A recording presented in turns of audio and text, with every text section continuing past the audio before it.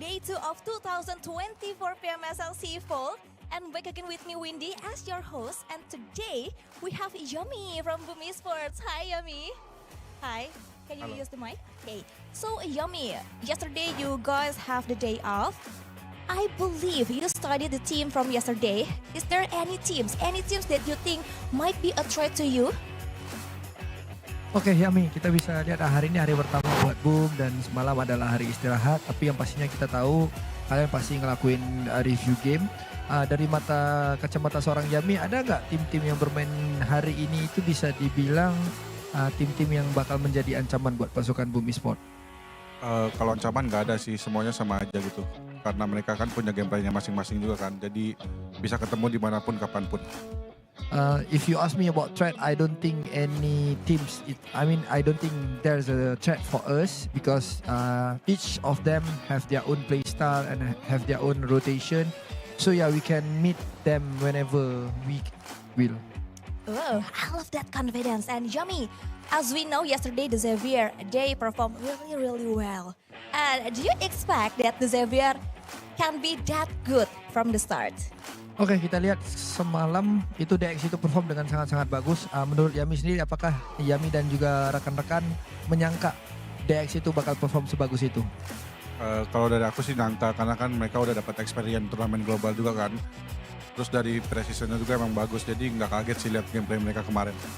Yeah, if you ask from me, I expect that DX gonna perform that well since they already have a lot of experience in a global tournament. And if we take a look back in the preseason PMSL, they perform really well. So yeah, it's obvious for them to perform in day one. Oh, wow, and 74 points is really high. And Yami, are you optimistic that you can reach more than 74 points for today? Oke Yami, 74 poin itu sangat banyak untuk satu hari. Menurut Yami sendiri, apakah Yami optimis bisa mendapatkan lebih daripada 74 poin tadi? Kita selalu optimis bisa lebih lah dari itu. Yeah, we always optimistic that we can get more than 74 points in a day. Oh, I can't wait to see the result. And Yami, as we know, your former coach now is with BTR. And do you think BTR is a threat to you? Oke, mantan pelatih BOOM ESPORTS itu ada di BTR, yaitu Coach Ken. Menurut Yami sendiri, apakah BTR itu bisa dibilang ancaman buat pasukan BOOM? Kalau bisa sih jadi ancaman ya. Yeah, I hope they can be a threat for us. Wow, okay. One last thing. Any words you want to say to BTR, Yami? Jadi ada nggak sedikit kata-kata yang mau sampaikan ke BTR? Untuk Coach Ken palingnya, semangat, semoga bisa ngangkat performa BTR. Yeah, I have a few words that I want to say to BTR, especially Coach Ken. I just wish you all the best. Keep fighting, and I hope that you can make BTR step up their gameplay. Oh, okay, good luck for your today's match, Yami, and thank you so much, Yami and Jungs, also for the translation. Now you guys can go back to your place, and good luck for today's match.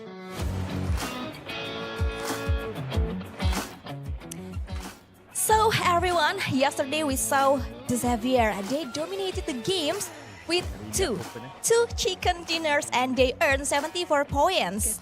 But today, they will be up against the tired opponents from Group B. And now, let's introduce the teams from Group B. From the first team, we have Alter Ego Aries with 1,132 of PMGC points. They are now in first place in Indonesia ranking. BOOM ESPORTS with 1,111 of PMGC points. They are now in second place in Indonesia ranking. Can BOOM ESPORTS defeat Alter Ego once again to not only claim the championship title but also the top of the leaderboards? Or will Alter Ego come prepared with new strategies for them to reclaim the glory?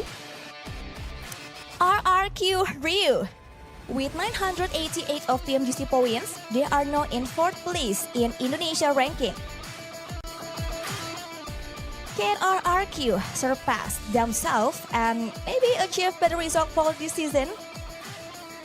GEEK Malaysia with 534 points, they are now in third place in Malaysia ranking.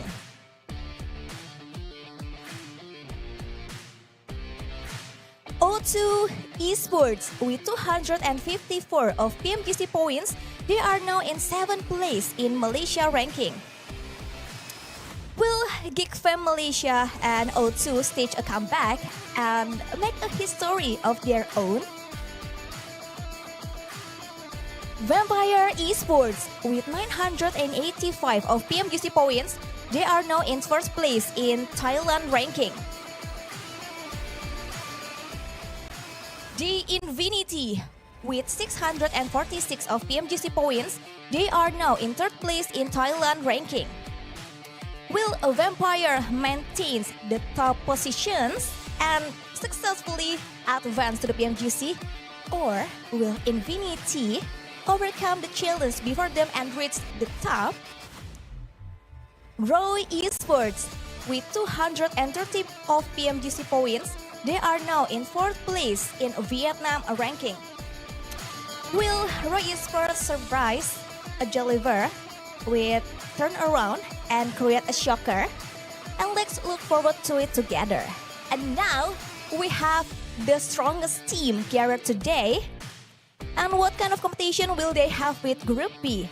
And will Alter Ego and Boom Esports outperform the Xavier? Or will the Xavier withstand the challenge from the powerhouse Indonesian teams? Let's find it out together, and now let's toss it to our casters for the very first time today.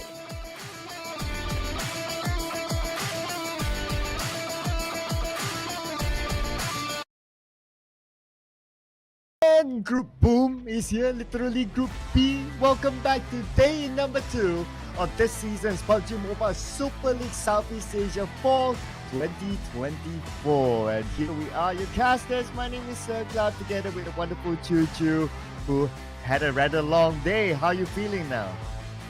I'm feeling great, excited, because right now we have the Heavy Hitters team, which coming up from Group B. Everybody's waiting for their performance here. Can they maintain? Can it be a hat-trick back-to-back 3 times champions? Will it be somebody else? Because we never had a triple back-to-back champion so far in PUBG Mobile Southeast Asia League. Yeah, at most we have a double back-to-back. Obviously, it's Boom Esports. So today will be the first day of their campaign. They will be looking forward to securing that 3rd title in a row. But of course, competition will be really, really tight, because I'm pretty sure other teams, especially teams like Alter Ego, who came really, really close with them, have worked out something. And we'll need to see if those things that they have worked out behind the scenes will happen in today's performance. That's kind of true, and especially we are looking forward for the Xavier's performance as well. Can they maintain? Will they start to drop or not? And we talked about this yesterday. The teams coming up from Group A, they will have to put a pause for the momentum since they're not playing here. We talked about the teams, major teams from Group A, the strong ones usually. They always have a bit of warming up to do compared to Group C. I think the Xaviers have no problem to go straight number 1 off the bat, like how they did yesterday. But Group A, like it or not, they have to sit and watch. While Group B, they studied Group C's performance yesterday. We get to see, is it fruitful enough for their revision based on yesterday's review. And here are the participating teams. Group A will be taking a break, so we'll be focusing on Group B and Group C. As Group B, we're introduced to Alter Ego, O2, Boom Esports, Vampire Esports, RRQ, Infinity, GEEK Fam, and Roy.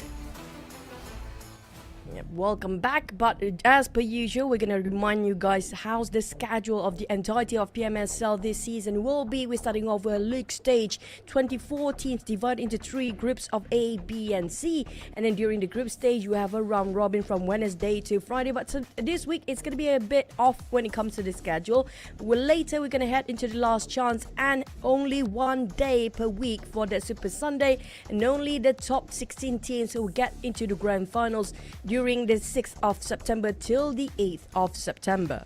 Yes, and all these teams will be looking forward to a round robin match within the 3 days of the start of the week. AC, BC, and also AB. And the bottom 16 will still have a second chance in the last chance qualifiers, and then we'll take the top 8 from each category to meet in a Super Sunday match. Just for the overview, when it comes to the grand final set start points, as per usual, the team that finish off the league stage the most points will have an extra advantage at 30 points as a head start points. But the least amount of it doesn't mean that they cannot come back. It's always a surprise when it comes to the grand finals. Oh, and this is what they will be eyeing for in the grand finals, especially the 200,000 US dollars moolah waiting for them. And of course, the point system, you guys are familiar with this. Winner chicken dinner will receive 10 points. It goes all the way down, and a 9th place onwards unfortunately will not receive any placement points. And so far we have the head-to-head between Group A and Group B yesterday's performance, but this is going to be mostly coming out from FaZe Clan and the Xaviers. When it comes to average elimination points, they play very patient on the side of the Xaviers. Seems to be very fruitful for their patience. They persevere. Patience do actually bear a lot of points on the side of the Xaviers by end of yesterday. Yeah, and here are top fraggers here from the Xavier. Levi's with a 2.7 average elimination. Paragon and also from the Xavier 2.3. Helton from Crit VIP 2.2 and Mela from FaZe Clan 1.8. So FaZe Clan is also playing today as well as Crit VIP. That's true. Now, it means that FaZe Clan and the Xaviers can gain for more points here today. When we look at the highlight yesterday, a lot of times where the Xaviers start to engage in fights and be actively moving about, it's going to be starting from stage 6 onwards, when there's going to be lesser teams to compete and lesser problem to give a headache for them. Yeah, and the Xavier, what a performance that they had yesterday. It was a very team-oriented show, and Levi's was one of the standout players. Even Paragon as well had his moments. And Lamborghini, earlier in the day, he went out fairly early, but then again, in the second half, he showed up for the team, and that's where they snatched away the top spot. Speaking of the top spot, can they still maintain themselves when it comes to day number 2 here? Because today will be the last day for Group C playing. Now, unfortunately, for tomorrow, they have to sit and wait and bite their nails. Hopefully, they won't be pushed down by the teams coming up from Group B here today as well. But FaZe Clan yesterday, Mela survived a lot by himself. Oh yeah, Mr. Survivor Mela always does the business for the team, and always coming up at the right moment. And with that, they managed to even score a chicken dinner for themselves yesterday. And this is the current overall rankings, in which D Xavier is leading the chart, not only with 2 chicken dinners, but also a whopping 74 points. 46 of eliminations across the board. They're one of the highest by far, but I'm looking forward for the big heavy hitters teams. The big guns are going to go for a show when it comes to Group B here today. But for FaZe Clan and the Xaviers, like it or not, they have to push their best, because today will be the last day to perform when it comes to week 1. Same goes for Lion, 79, Crit VIP, VOIN, Donkey, MORPH Team and Team Secret. Yeah, assuming that the cutoff point is about 81 points based on the data of last season, then the Xavier is not too far off. FaZe Clan, BTR, NKT, and so on and so forth will still need to work hard today. Of course, we're going to introduce, like what you said, some of the heavy hitters, so that could change some of the dynamics here. And some of the teams that you see here on screen on the overall rankings are not playing. So in case your favorite team, you don't see them playing here today, they will be back here tomorrow. They're probably in Group A. Yeah, for Group A, at least they get to change their fate, like we mentioned yesterday, Cloud, that they can sit for a bit when it comes to today, having a bit of a pause and review when it comes to Group B and C's performance, and what can they change when it comes to them facing Group B tomorrow as well. Starting off today, as per usual, we're going to go with Sanhok, our smallest map. Then we'll hop into Triple Erangel and end the day with a wrap of Double Mirama. Yeah, it's going to be the same format as yesterday if you joined us yesterday. But in case you just joined us today, then we will have an extended break after the second Erangel, which is also after match number 9. So mark your time there in case you want to go grab a snack. That will be the best time to do it before the show actually starts. Because when it starts, we're going to go straight into Sanhok, and it's going to be a hard and fast map, just like how we saw yesterday. Even though it's a kind circle in the main peninsula, but still, the game went really fast. how fast it will go today. Sometimes, we expected something more bombastic or something more chaotic with Group B. The heavy hitters coming in, or we might call it the Group of Death here today. But sometimes the unexpected turn will surprise us, where a lot of teams might be a bit more peaceful than we hope they'd be more active in the start of the game. Well, if we look at the teams in Group B, I would say personally for me, Group B is arguably the group that has the toughest teams, at least for this week, because we're going to reshuffle that next week based on the rankings of this week. So if we look at some of the big boys here, Boom Esports, Alter Ego, Vampire Esports, I mean, if you just put these three names together, they are arguably the richest clubs here in the PMSL. So Group B is basically the rich kids. The big bad wolf and the rich kids as well. I agree. I mean, this is going to be the most winning across almost 4 seasons in a row for Alter Ego and the side of Boom Esports. So imagine the amount of prize pool they actually managed to gather. The same goes for Vampire Esports, because they're always known for PMWI. But the rest of them, they might surprise us too. Don't underestimate any of the teams out there. But when it comes to the teams they focus by both of us, now, what do you have to say for yourself, Cloud? Well, what do I have to say? I mean, it's Boom Esports, right? Like, how can you ignore the team back-to-back champion and still sticking with the same lineup? If it's not broken, don't fix it. Vampire Esports, off seasons, they don't normally show, but when it comes to making the business, they always do. As for Alliance themselves, they never miss a Super Sunday even in the previous history. So I would expect them to put on the performance to allow them to be in Super Sunday, probably even directly.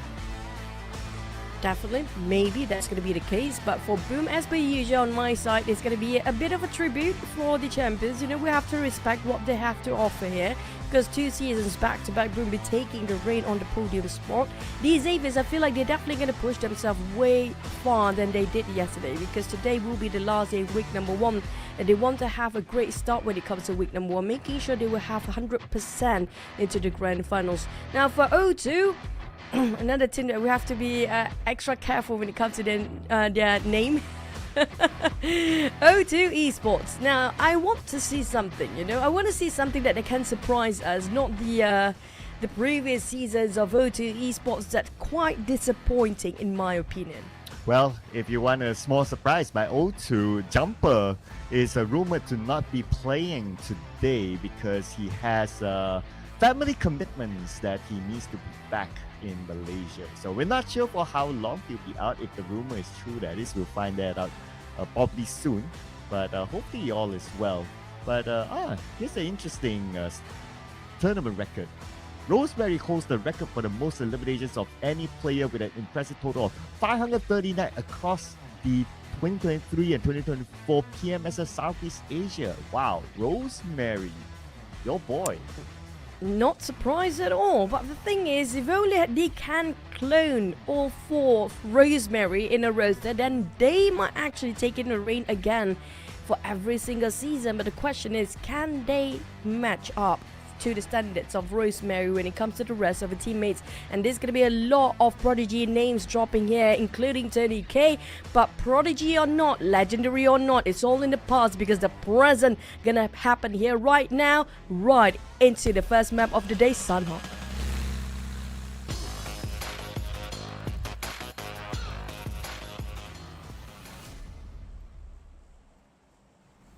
And here we go, Sanhok as game number 1 for today, and also for the teams in Group B. And the flight path will be up north, and we're going to start off in the left side of the Camp Alpha Island, up onto the right side of Mong Nai. Speaking of the northern side, we'll have Hartin Circle, or maybe we'll be having a bit of a Bantai Circle. Be fun too, just because we can. We want to challenge the players. Yesterday, Circle has been too generous with the gameplay, so we want to just twist something up when it comes to Group B playing, because Group B, definitely they want to go all in and just blazing out their firepower since the start. Yeah, let's see here whether we'll have a early encounter. But I'm looking on the middle of the map. Team Secret is overlapping with another team. Oh yeah, we'll definitely see an early encounter here, and it's up against a SEM9. So both teams are in the same group. Let's see who will take the most out of each other now. And SEM9, they changed their drop spot. Yesterday they took Ruins, but today there's Vampire Esports, so they switch over to Painan. Maybe due to the course of the flight path itself that forced them to actually go for the secondary drop spot. That might be the case here, but for the side of the circle, we have quite a difficult one as a start. 3 islands happen to be encircling around the centralizing of the circle as well, but Team Secret and also SEM9 so was going in for the fights, and Byron just now managed to escape by the nick of time. But we already got the first split here, and Byron gets the first one. So let's see if any one of these teams could get the second one. I know this one of the players of SEM9 pretty low as well. Probably one bullet onto him and he'll be down. And that's going to be Bobo, so he has to stay clear. He managed to heal up, so that's all good right now. They can continue on the fight with Team Secret. Byron trying to find his victim across his crosshair. But he knows he's going to be on second floor. He just have to be extra careful with the hand grenades here. Too many mannequins, sometimes quite confusing. But Byron, he doesn't have too much stashed up in his ammunition. His magazine's running pretty low, so you have to be a bit more conservative when it comes to dishing out those bullets towards the rest of Team Secret members. I'm looking at their ammunition as well. Even Drangzin, it's not really stocked up as well, even when it comes to utilities. So a bit of a stalemate, even though SEM9 they have the man advantage, but now the man advantage will be broken further by SEM9 by Piran, getting another one for himself. There's going to be a second elimination for SEM9. So far, Farron have been showing such a display as a team. Now it seems like UI, DAP and the rest of Team Secret having a great start, but not so much for Team Secret, buying out the first one, and they have the least amount of points across the team coming up from Group C, and not just that, ended up with 0 for their first map. Yeah, with last place at this moment with only 12 points. Now let's all remember, because the points will be carried over to the last chance, so even though they have they won't be able to qualify directly onto Super Sunday, they still need to collect as many points as possible to give them the best possible start for themselves in the last chance qualifiers. So they still need to work out something with their remaining 5 games, but Rosemary, as usual, has to show up. That was a crispy, beautiful spray by Rosemary. Absolutely did not whiff or did not waste any of his bullet at all. But comes to Aurora Q, they want to respond to it, but unfortunately a bit too late. Now Snape couldn't actually visualize on Rosemary. He already took himself a bit of a hike at the back and goes straight up the rooftop, but it's a bit daring for Rosemary just doing that by himself. The rest of Alter Ego's nowhere to be found. Yeah, that has been a Rosemary style even during the off-season tournament. He has been practicing playing by himself, so that will also test his survivability, but that also opens up a lot more space for Alter Ego. Now RRQ tries to fire back onto the members of Alter Ego, but not able to get a knockdown. So Snape now has to consider his position now that it's compromised. For the rest of Alter Ego, Rosemary did put up so much amount of work for the team here. I love the fact that, you know what, he wants to be better. He wants to focus on himself first. It's not about being selfish. It's not about, you know, I look down on you as my teammate. No, but he knows for a fact my teammate needs me to be strong. So I have to be stronger and better every single season. I love that mindset of his, and he keeps it going. And that was a huge drive that we can actually see by the side of Alter Ego. But next we do have the Xaviers, a team that have the same amount of standards on every single players in their lineup. These Xaviers, what are they planning to do? Oh, probably going to take the high ground and just going to chill here for now.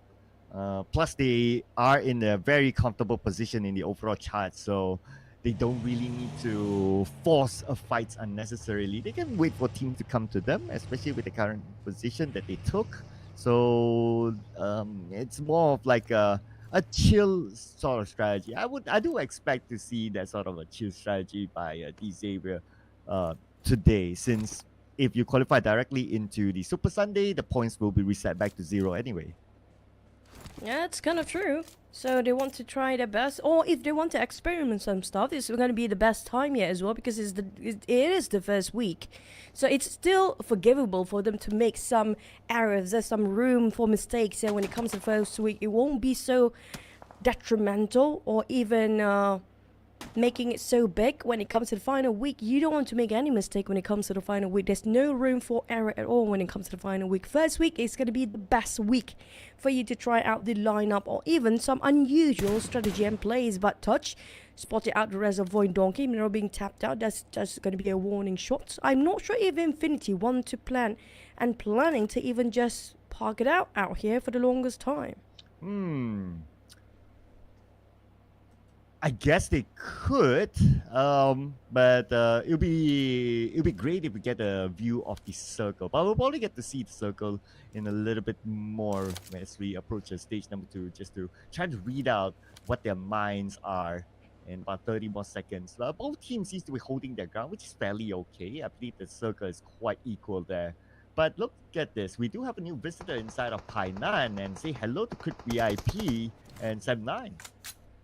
Now, Crit VIP definitely have such a boost yesterday's performance with Halton coming into the lineup as well. So we do know what he has to offer. One of the best players back in the days. And you talked about him yesterday quite some time where he actually hit rock bottom coming back this season and coming up strong at that. But for Sam9 with Bubu coming in as new IG, I do want to see the duo come out from Fire and UI. Can they work things out? But the circle, like I mentioned before, this is going to be super difficult. You have to decide which island you want to take. Well, that's where you start to roll the dice. But Sam9 is rolling the dice against Crit VIP. After getting the first knockdown, this is go time for them. Bobo is going to approach from the other side with this nade. They got the first knock, looking for a second knock, but not able to get it just yet. Bobo, nice evade of the counter nade. But Halton came in. Putra naded Halton. No, disaster. Not like that. That's your own teammate, Crit VIP. This is going down the drain. This is not going to be better anytime soon with Sam9 coming in around the corner as well. What a blunder. Crit VIP. They got punished in an instant the moment they make the biggest blunder that can happen within the team. Oh no. I mean, they could have had a fighting chance, but because of that, then, oh man. Boo Boo could have gone down. I mean, Halton, he had a full health and he was charging in, but that nade from the back, that was just hard to watch. There's gonna be difficult discussion coming up after the end of this map for the side of Crit VIP. Definitely they have to go back to the drawing board and refix regarding their communication between the team. But on the other hand, the Xaviers seems to be a bit busy themselves against the Lions. Oh wait, gotta shake that off for a bit there. So now focusing on to Alliance, a team that could use a good amount of points still. I mean, 33 points, still not on the clear yet based on the last season's data. So let's see what sort of play style they're going to play this time. Yesterday they played a lot from the outside in. So this time maybe they want to try playing in the middle. But with this kind of circle, I would expect Alliance to play more towards the middle, because you want to manage the circle when it shifts to any island, since it still has 3 islands within it. It's kind of true. Pick your poison and pick your place. For the teams, whether to go north, west or east, whichever the island they choose, that's where they have to deal with it. They have to deal with the chances. For VOIN, Donkey Potato spotted out, got Tony. Infinity just passing by. They definitely tried to bridge camp just now. It didn't work out well for them. But split it about. They have no clue VOIN Donkey is actually watching. This might be a surprise party coming up for Got Tony. Oh, Vexy, TBS, okay, waiting for the hit to pop. Oh, okay, missed that shot, but he won't miss the second shot, and got Tooney goes down immediately. Teammates nowhere to be found.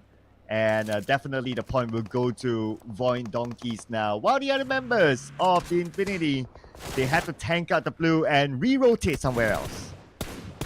Touch giving a bit of a tap to the side of Zeta from afar, but the Blues then start giving them pressure on the side of Infinity. They have to just decide whether it's to stay in or just stay out of a fight here right now. With Got Tony bleeding out, I don't think Touch can actually do anything about this, as VOIN Donkey easily finished off and translate it into one execution point.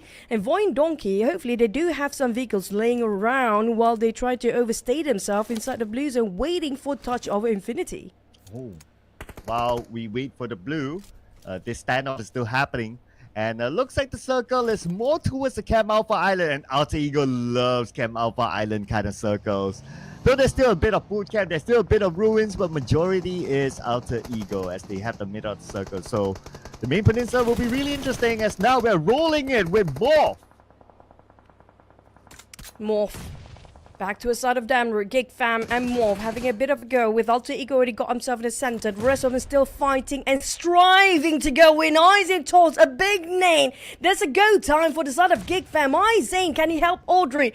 Oh, we actually let the lead taken by Damroot. Now Izane will try to revive his teammate while Damroot open up the space and charging forward alongside with Mika. Oh, here we go! Mika! Splat onto the floor. Hazel goes down. Flippy as well as Zero. GEEK fam.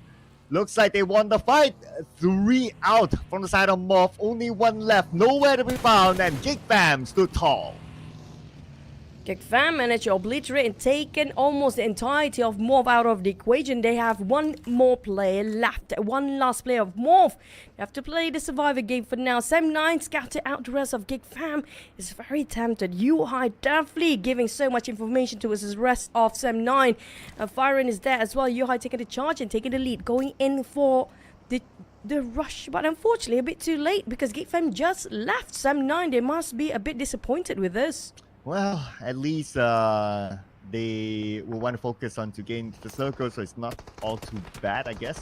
But for GEEK fam, well, it looks like they're probably another team. But speaking about another team, Roy and boom, eSports, boom! Lost 2 players, now down onto the ground, and the points will go towards Roy.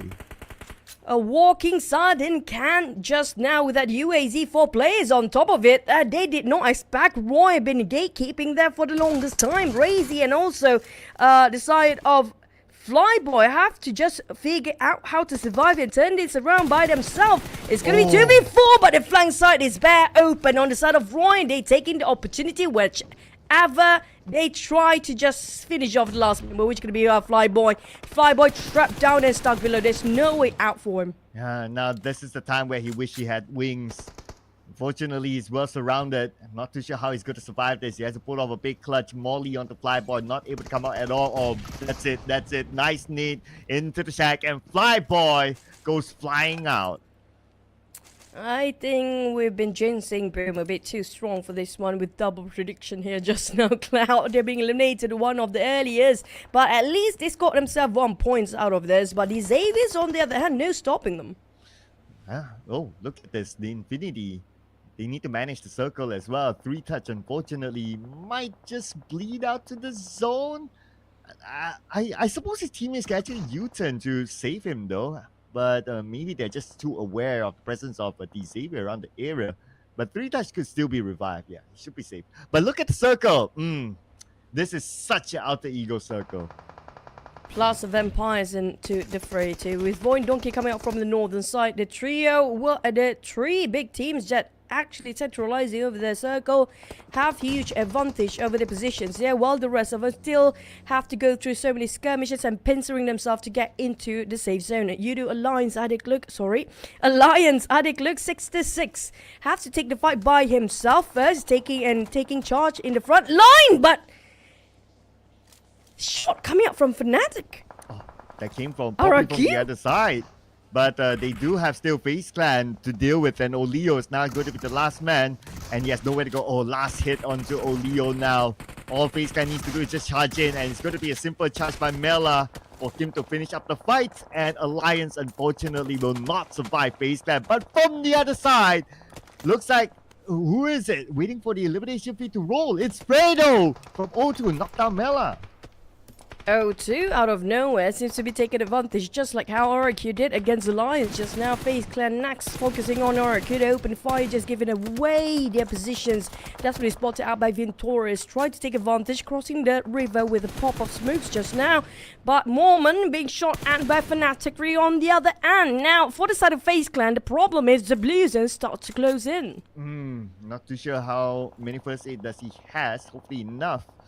Okay, definitely used one, and so far so good, but looking for an exit point. Pop up the smoke, hoping not to be spotted out by Fnatic. But we're looking at the elimination feed. A few other players have been eliminated by the zone, it seems. As for GEEK, now with O2, and hit on the other side is pretty low. Eye shots. Maisel. Back to the side of Damroot. Damroot tried to go for the flank side here. They're going for 3-1 formation with one at the back line. Mika will give him the support fire from the back all the way.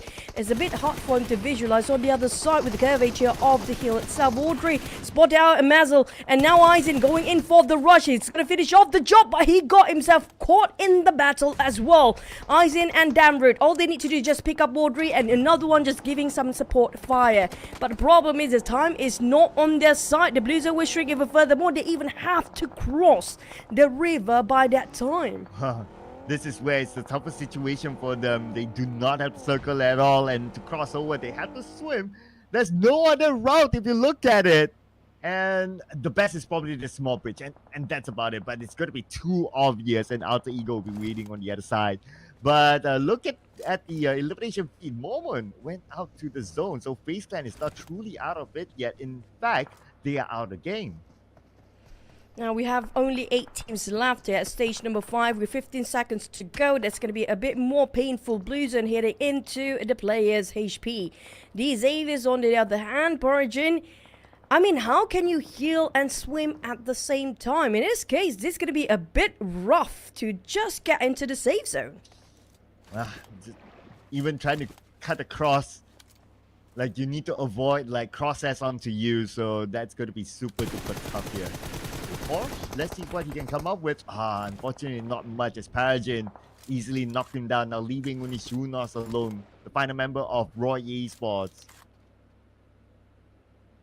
Paragin just going to play the healing games.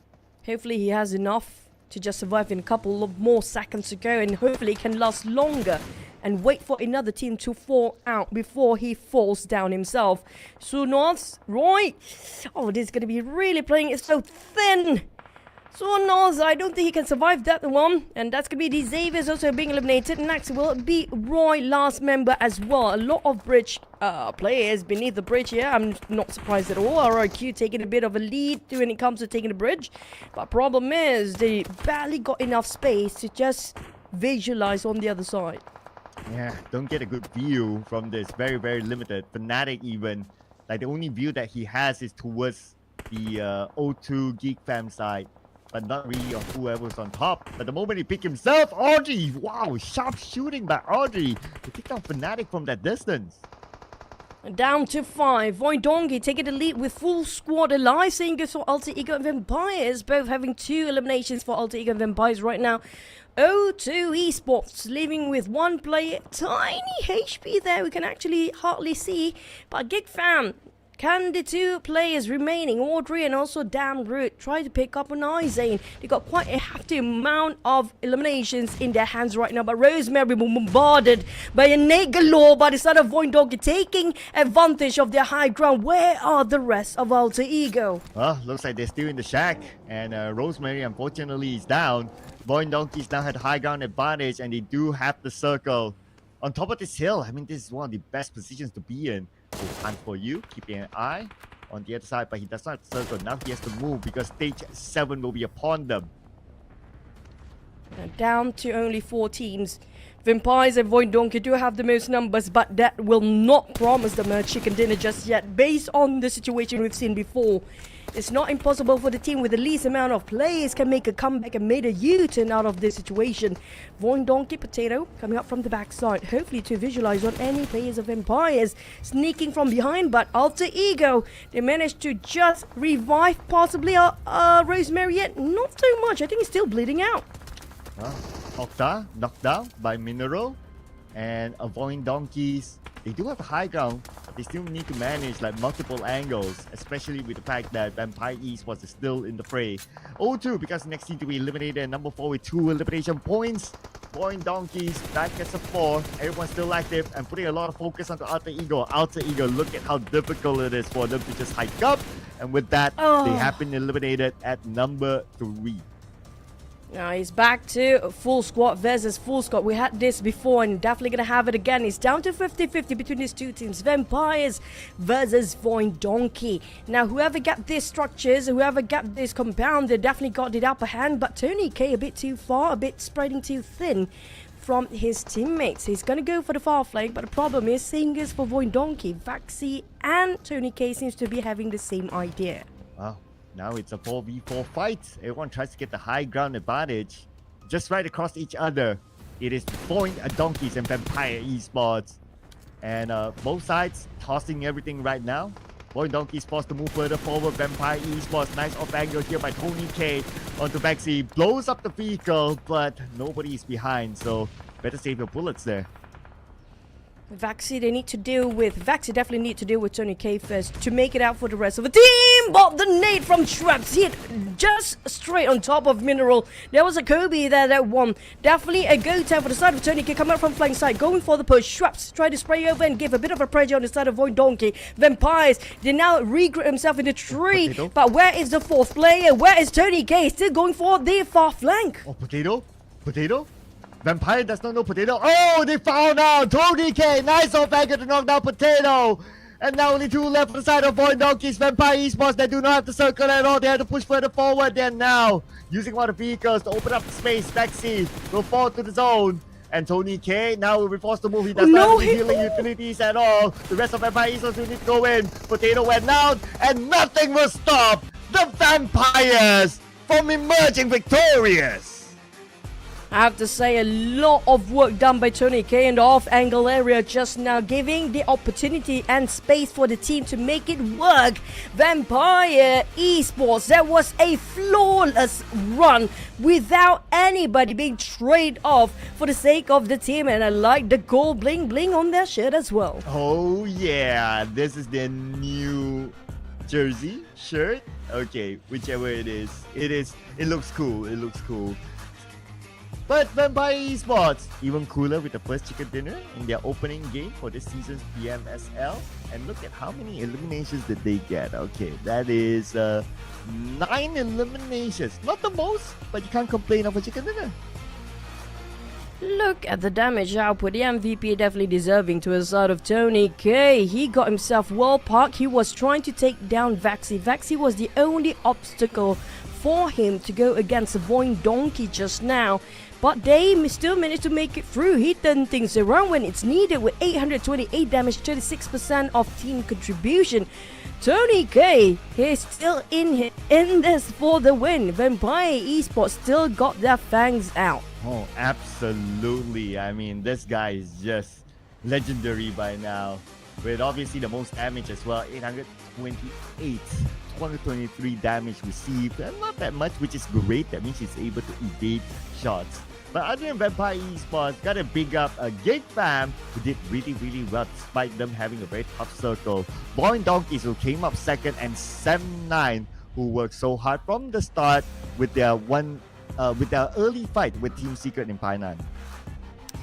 Vampire, GEEK fam, VOIN Donkey, and especially GEEK fam, I say this season they are coming back, because usually we don't see a lot of GEEK fam until like maybe in the middle of the week. But let's rewatch the highlight and relive the moment of the chicken dinner, brought to you by Vampire Esports.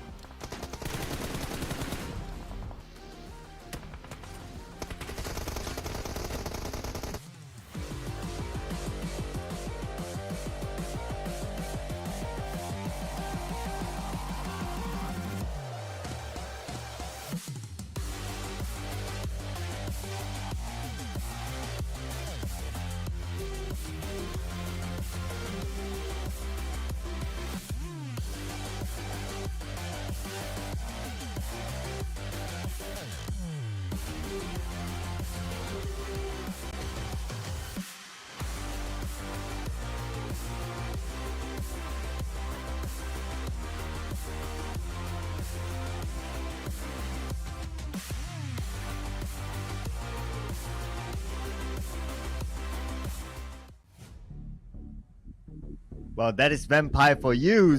Move quickly when the close is clear. The moment they kind of have that indication that the zone will go towards Camp Alpha Island. And that's how they secured their chicken dinner with 19 points collected in game number 1 today. Other than that, GEEK Fam came out with 8 eliminations, brought them 11 points in total. And VOIN Donkey with 10 points, who came in at 2nd place. But look at 7-9. No place on points, but 9 eliminations brought them at 4th place in this match. I love how Sem9 plays this season. They are flourishing with the duo of Firan and as well as UI. I'm loving that deadly duo for now, but when it comes to the second page, we have 4 teams with a lot of zeros down there, including Alliance, MORPH, Griff VIP and Team Secret. Especially Team Secret, they are the last one at the very bottom at the start of our day here, with the adding of Group B into the fray. Now, Team Secret definitely cannot afford to lose another round with another 0. Yeah, I mean, they're definitely still at the last place in the overalls now. But speaking about the overalls, so checking this out, the Xavier now 79 points, 1 point away from that 80-point mark. Followed by FaZe Clan, 55 points, so that's quite a significant gap there, even since yesterday. But VOIN Donkey is now climbing up to 3rd place with 46 points, equalizing with BTR, who is not playing today, by the way, as well as NKG. So they'll be able to pull away from their closest contenders in the overall charts, as of now, that is. But of course, again, the objective is to be in the top 8 by the end of tomorrow. That's kind of true. It's all about the Super Sunday for the team. So for the Xaviers, I mean, like, all they need to do is just maintaining the position. That's it. But the rest of the team, when it comes to the team they're just adding into and being reintroduced here today, they're still on the page 2. So we're just going to give them a bit more time. But keep your eye out towards the teams that already finished off 7 matches here. Team Secret slowly being pushed down, and they are definitely not safe when it comes to the 17th place. Not at all. I mean, with 12 points, it's tough. Even GEEK Fam, who just started the campaign today, is already at 11 points. Looking at our individual top 4 fraggers, Tony K, definitely 5 eliminations, and Viren, the latest signing of Sem9. Man, this guy came in as a surprise. He came after Bobo Hu, and he's gelling really well with Sem9. I absolutely agree with you that this guy is a revolution for Sem9 with 4 eliminations. Parajin by DZaver is still there as well as Audrey by GEEK Fam.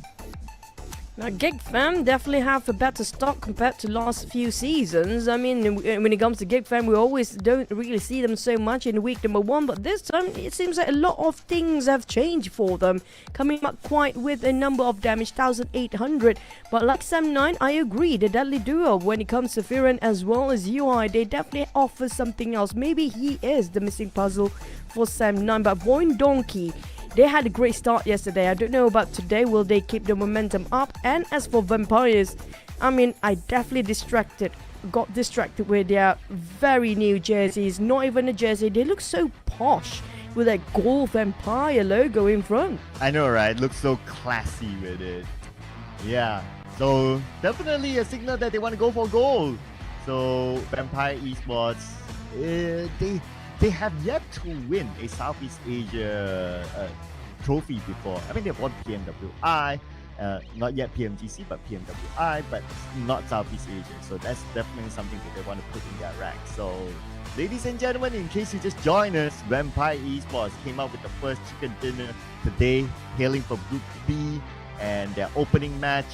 So, great work there by Vampire Esports. But we're done with Sanhok, as we're going to move on to the OG map of Erangel after this, so it'll be exciting to see what sort of circle that we get, because yesterday's circle was all kind of nice. Too nice, but a bit too spicy today, hopefully. But on the side of Vampires, I assure you, Cloud, a lot of the fans are shouting and cheering right now, because we do know how big their fan base is for Vampire Esports. And every single time they're not playing, there'll be somebody asking, where is Vampires? We don't see them.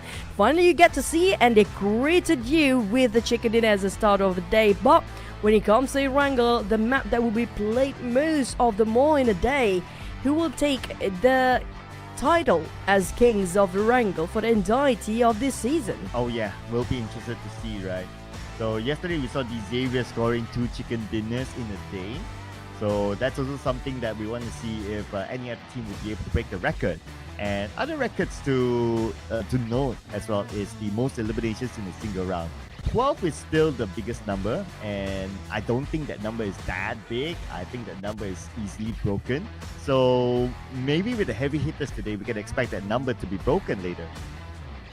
Yeah, that 12 eliminations is the number. The 2 chickens in a day is also another golden number. But for the side of the Xaviers, how they actually scored themselves the double chicken in a day yesterday, it wasn't actually in the same map.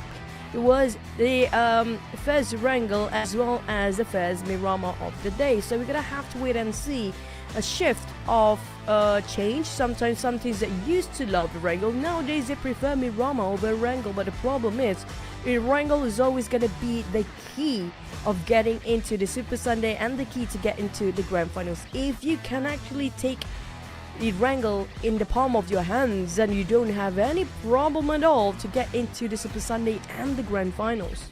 Yeah, because logically, that is the most played map in a day, right? So it's played 50% of the time. That's 3 times a day as compared to like other maps, Sanhok once and then Miramar twice. So Erangel has to be the map that they do really, really well.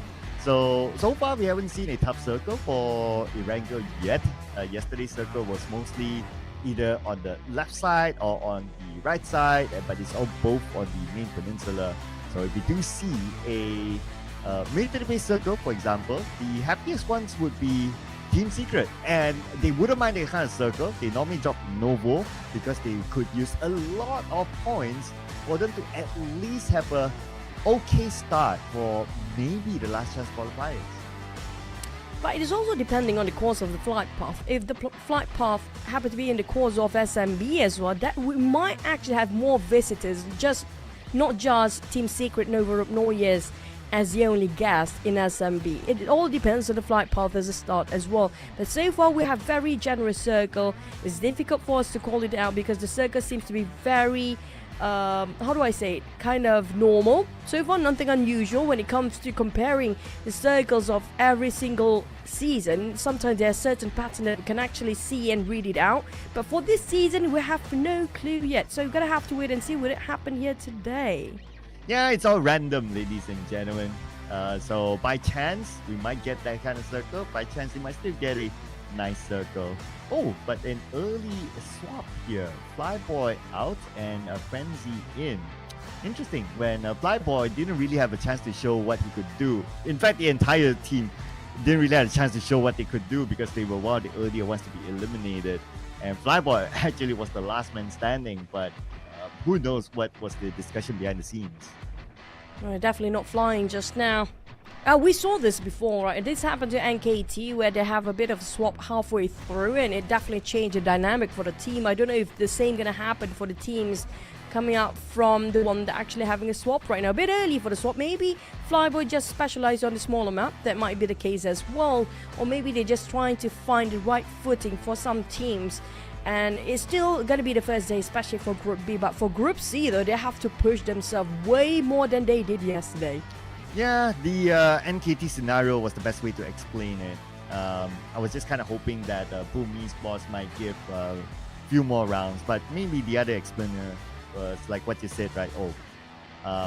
Flyboy was meant to play Sanhok, and then when it comes to Erangel, like there's a different composition that they would prefer to go for. So let's see if it actually plays out here in the game coming up later on.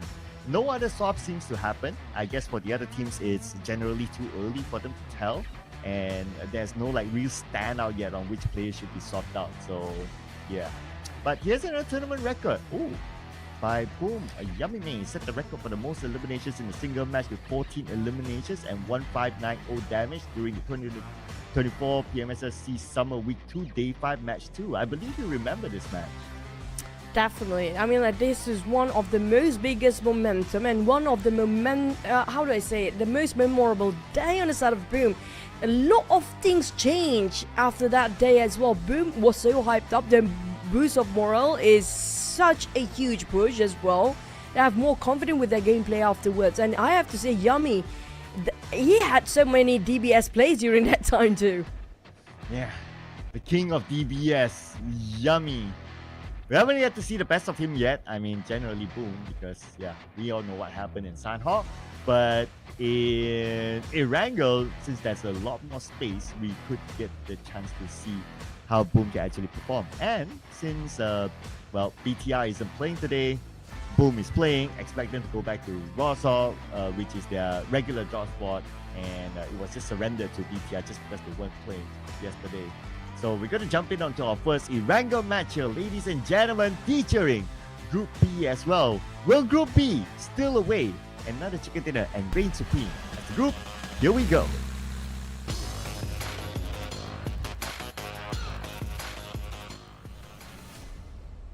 And it's back to Erangel, ladies and gents. We can wait and see what they have to offer when it comes to Group B versus Group C. And coming up for the flight path, we do have a very starting off from the southern side, northern side, going down all the way to the south, but not too much crossing towards SMB here. Savani down to Primorsk, a bit more skewed towards the west side of the map. The teams that want to drop around Milta or Lipovka, even Kameshki, will have a bit of a long journey. Except if they drop early, then it won't be a problem, as Team Secret, Sam9, even OTWO eSport drop quite early head on. Yeah, Team Secret changing their drop spot, dropping into Stalber Kameshki instead this time. So taking that very safe starting point for themselves. Boom eSports expected to drop in Rosal, and looks like it's going to be there. Sam9, quite a nomad it seems, and they seem to be dropping above Rosal into the smaller compounds instead of a big regular compound. Or maybe do they want to go to school today?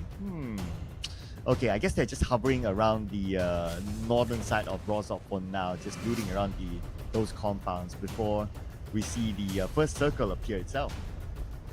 Usually school will be taken by RRQ, so we're gonna have to wait and see if there's new contender coming up. But the circle might ended up on top of the Medusa intersection, where we do know it's gonna be in between SPM, the shelter prison mansion area around that junction just now.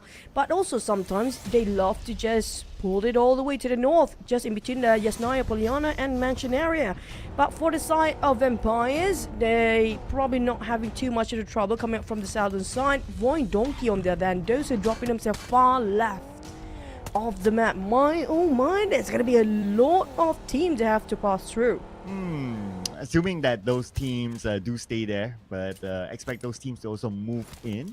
I like to see the trend as well. So yesterday's trend, we saw a lot of teams like to play in the middle of the circle, a majority of them at least. So let's see with the mix of Group B, is that going to be the trend or not? And if that's going to be the trend, then even if you're far, you're coming a little bit later, you should have an okay entry into the circle. But you might not be able to find opportunities to take fights and probably get eliminations, which is well, it depends on how you look at it. You can play safe, you can play for placement, and that's absolutely okay, especially if today is your first day being in Group B.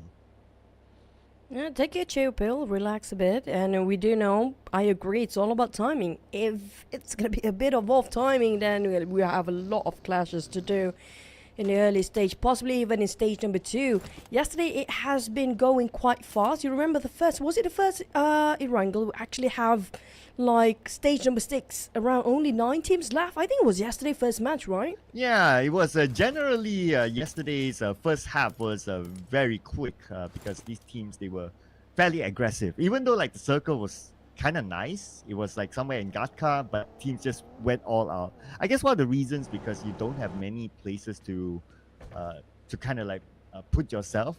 So that's why, like, okay, whichever places there are, you just go for it. Especially that one house just below the Gatka mountain, I remember, where Sam9 was up against FAZE Clan. Yeah, that became a big focal point, and a lot of teams seems to be around that area. So I guess it also that's what happens like if you had that sort of Gatka sort of area where you don't have many compounds, so you take whatever that you have. And speaking of Gatka, yesterday I have to bring it up because even though they're not playing, I don't think they are playing, which gonna be a Mega Earth. You remember how he played so well with the compound, a small shack that around the Gatka field there, was just holding it by himself. He got one of the best number of eliminations yesterday as well. When it comes to playing a trick and playing as a bait, hit it so well on the side of Mega Earth. Oh yeah, he definitely deserves a honorable mention yesterday. If only overall team did better than Dzera, he would probably be the MVP of yesterday. But probably like the slight tiebreaker was like, oh, Dzera as a whole team, and of course individual stats involved. So the MVP was given to the player from Dzera, Paragin, I think. Paragin. Yeah. Yeah. So, but anyway, he's not playing today. But that, at least by looking at how he played yesterday, maybe that could inspire some other teams. Like, okay, if it's that kind of circle again, then they'll probably play that kind play style that he plays because it looks kind of nice. But we're not going to get that kind of circle for game 1. So we'll need to see if that happens for game 2 or 3 of the Erangel match. Yeah, you guys have no clue what we're talking about. It was going to be XERXIA's eSport gameplay by Mega Earth yesterday, how he actually just utilized a very small shack, but pretty much turned things around, and there's a huge turn of events multiple times. So many teams tried to take him down, but he actually baited both teams to fight each other at the same time. He's the one actually watching and just take the points away in the very last minute. So that's high level individual skills at the best performance as well. But today we get to see just now, speaking of individual skills, right? We saw how great Rosemary as per usual. Now, are we looking at Alter Ego that's really depending 100% heavily on Rosemary again? It's still very hard to tell. I mean, it's only game number 1. If we were to base on like last season, one of the things that Alter Ego did fix is that with the absence of Rosemary, even though he's been knocked out early, they're still able to manage. So that's something that they already worked out last season. So this season is only game 1. It's, well, assuming that they do carry forward that sort of learning, then great. Then maybe Rosemary is not like the main focal point, but he's still an important player nonetheless. But if they fall back to like, oh, Rosemary esports, then it will get a bit difficult. Feel like Rosemary, if you put him in a vehicle as a metaphor, he's like the spark plug for the team. Without the spark plug of a motorbike, you can actually start the bike, right? So it feels like he needs to start off the spark for the team to keep the engine running. If you never spark for the teams, then they will never start to run the engines and nothing coming out from side of Alter Ego. It feels like they need to build up some of the momentum, but we do see Alter Ego taking a bit of a blue zone while FaZe Clan spotted out Roy just now. I think Ventura is definitely going to commit to this fight. Yeah, looks like he's not going to stop. He knew he landed a couple of shots onto Shunos, so he wants to finish up the job. Shunos immediately dive into the river, out of the sight of Ventores, but that's where he called for backup. Guys, I know you guys love fishing. Let's go, boys. Bring out your rod. Pull up your hats. Here we go. I've seen this bridge fight too many times. I remember TODAK used to love this kind of fight so much, including BTR as well. But I'm not sure where are the rest of Roy. Will they leave him to dry, or the rest of the team will start to use him as a bait and slowly try to backstab the rest of FaZe Clan? I don't see any of the members of Roy reaching out to a side of Shunal, so he'll probably just gonna have to, you know, decide his own fate here, whether to still try to swim and run or just face his death slowly by the hands of Ventores. Yeah, I guess the best he could do right now is just to wear down FaZe Clan's time. Not like it matters that much, I guess, but you know, whatever little bits that you can still contribute to the game, you kind of still do it. And see Ventura is really going for it. Okay, Olympics time, ladies and gentlemen. But Junos, okay, it still counted as a FaZe Clan's elimination, so it wasn't denied by drowning. Circle just shifted away towards the left side, so it's going to be RRQ if they're not leaving school yet. But instead of Roy, they're quite close by as well. We saw the bridge early on. Infinity coming up from the north, VOIN Donkey as well. But look how crowded it is, the center of the circle. 16 teams still alive. We have a smaller circle in stage number 2 now. So 100% land and a lot of teams somewhat in the middle of the circle.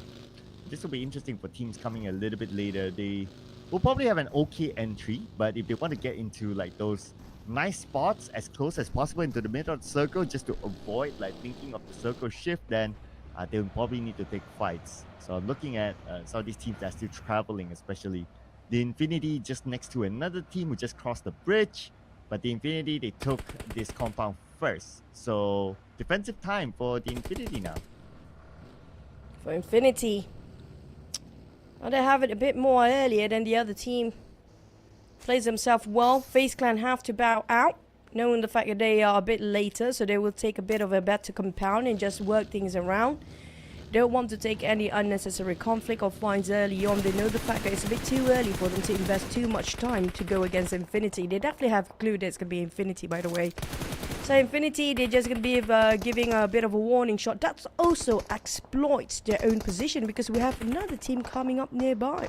Yeah, but I guess for FaZe Clan, they'll be like, okay, if we don't get the compound, then it's fine. There's still another area. This is just right beside of Yasnaya, and there's a decent amount of places for them to park themselves here too. So probably they wouldn't be too worried about that. But for Crit VIP, again, they need to be worried with the presence of Team Secret. As Team Secret circling around, gathering information, and Break gets hit.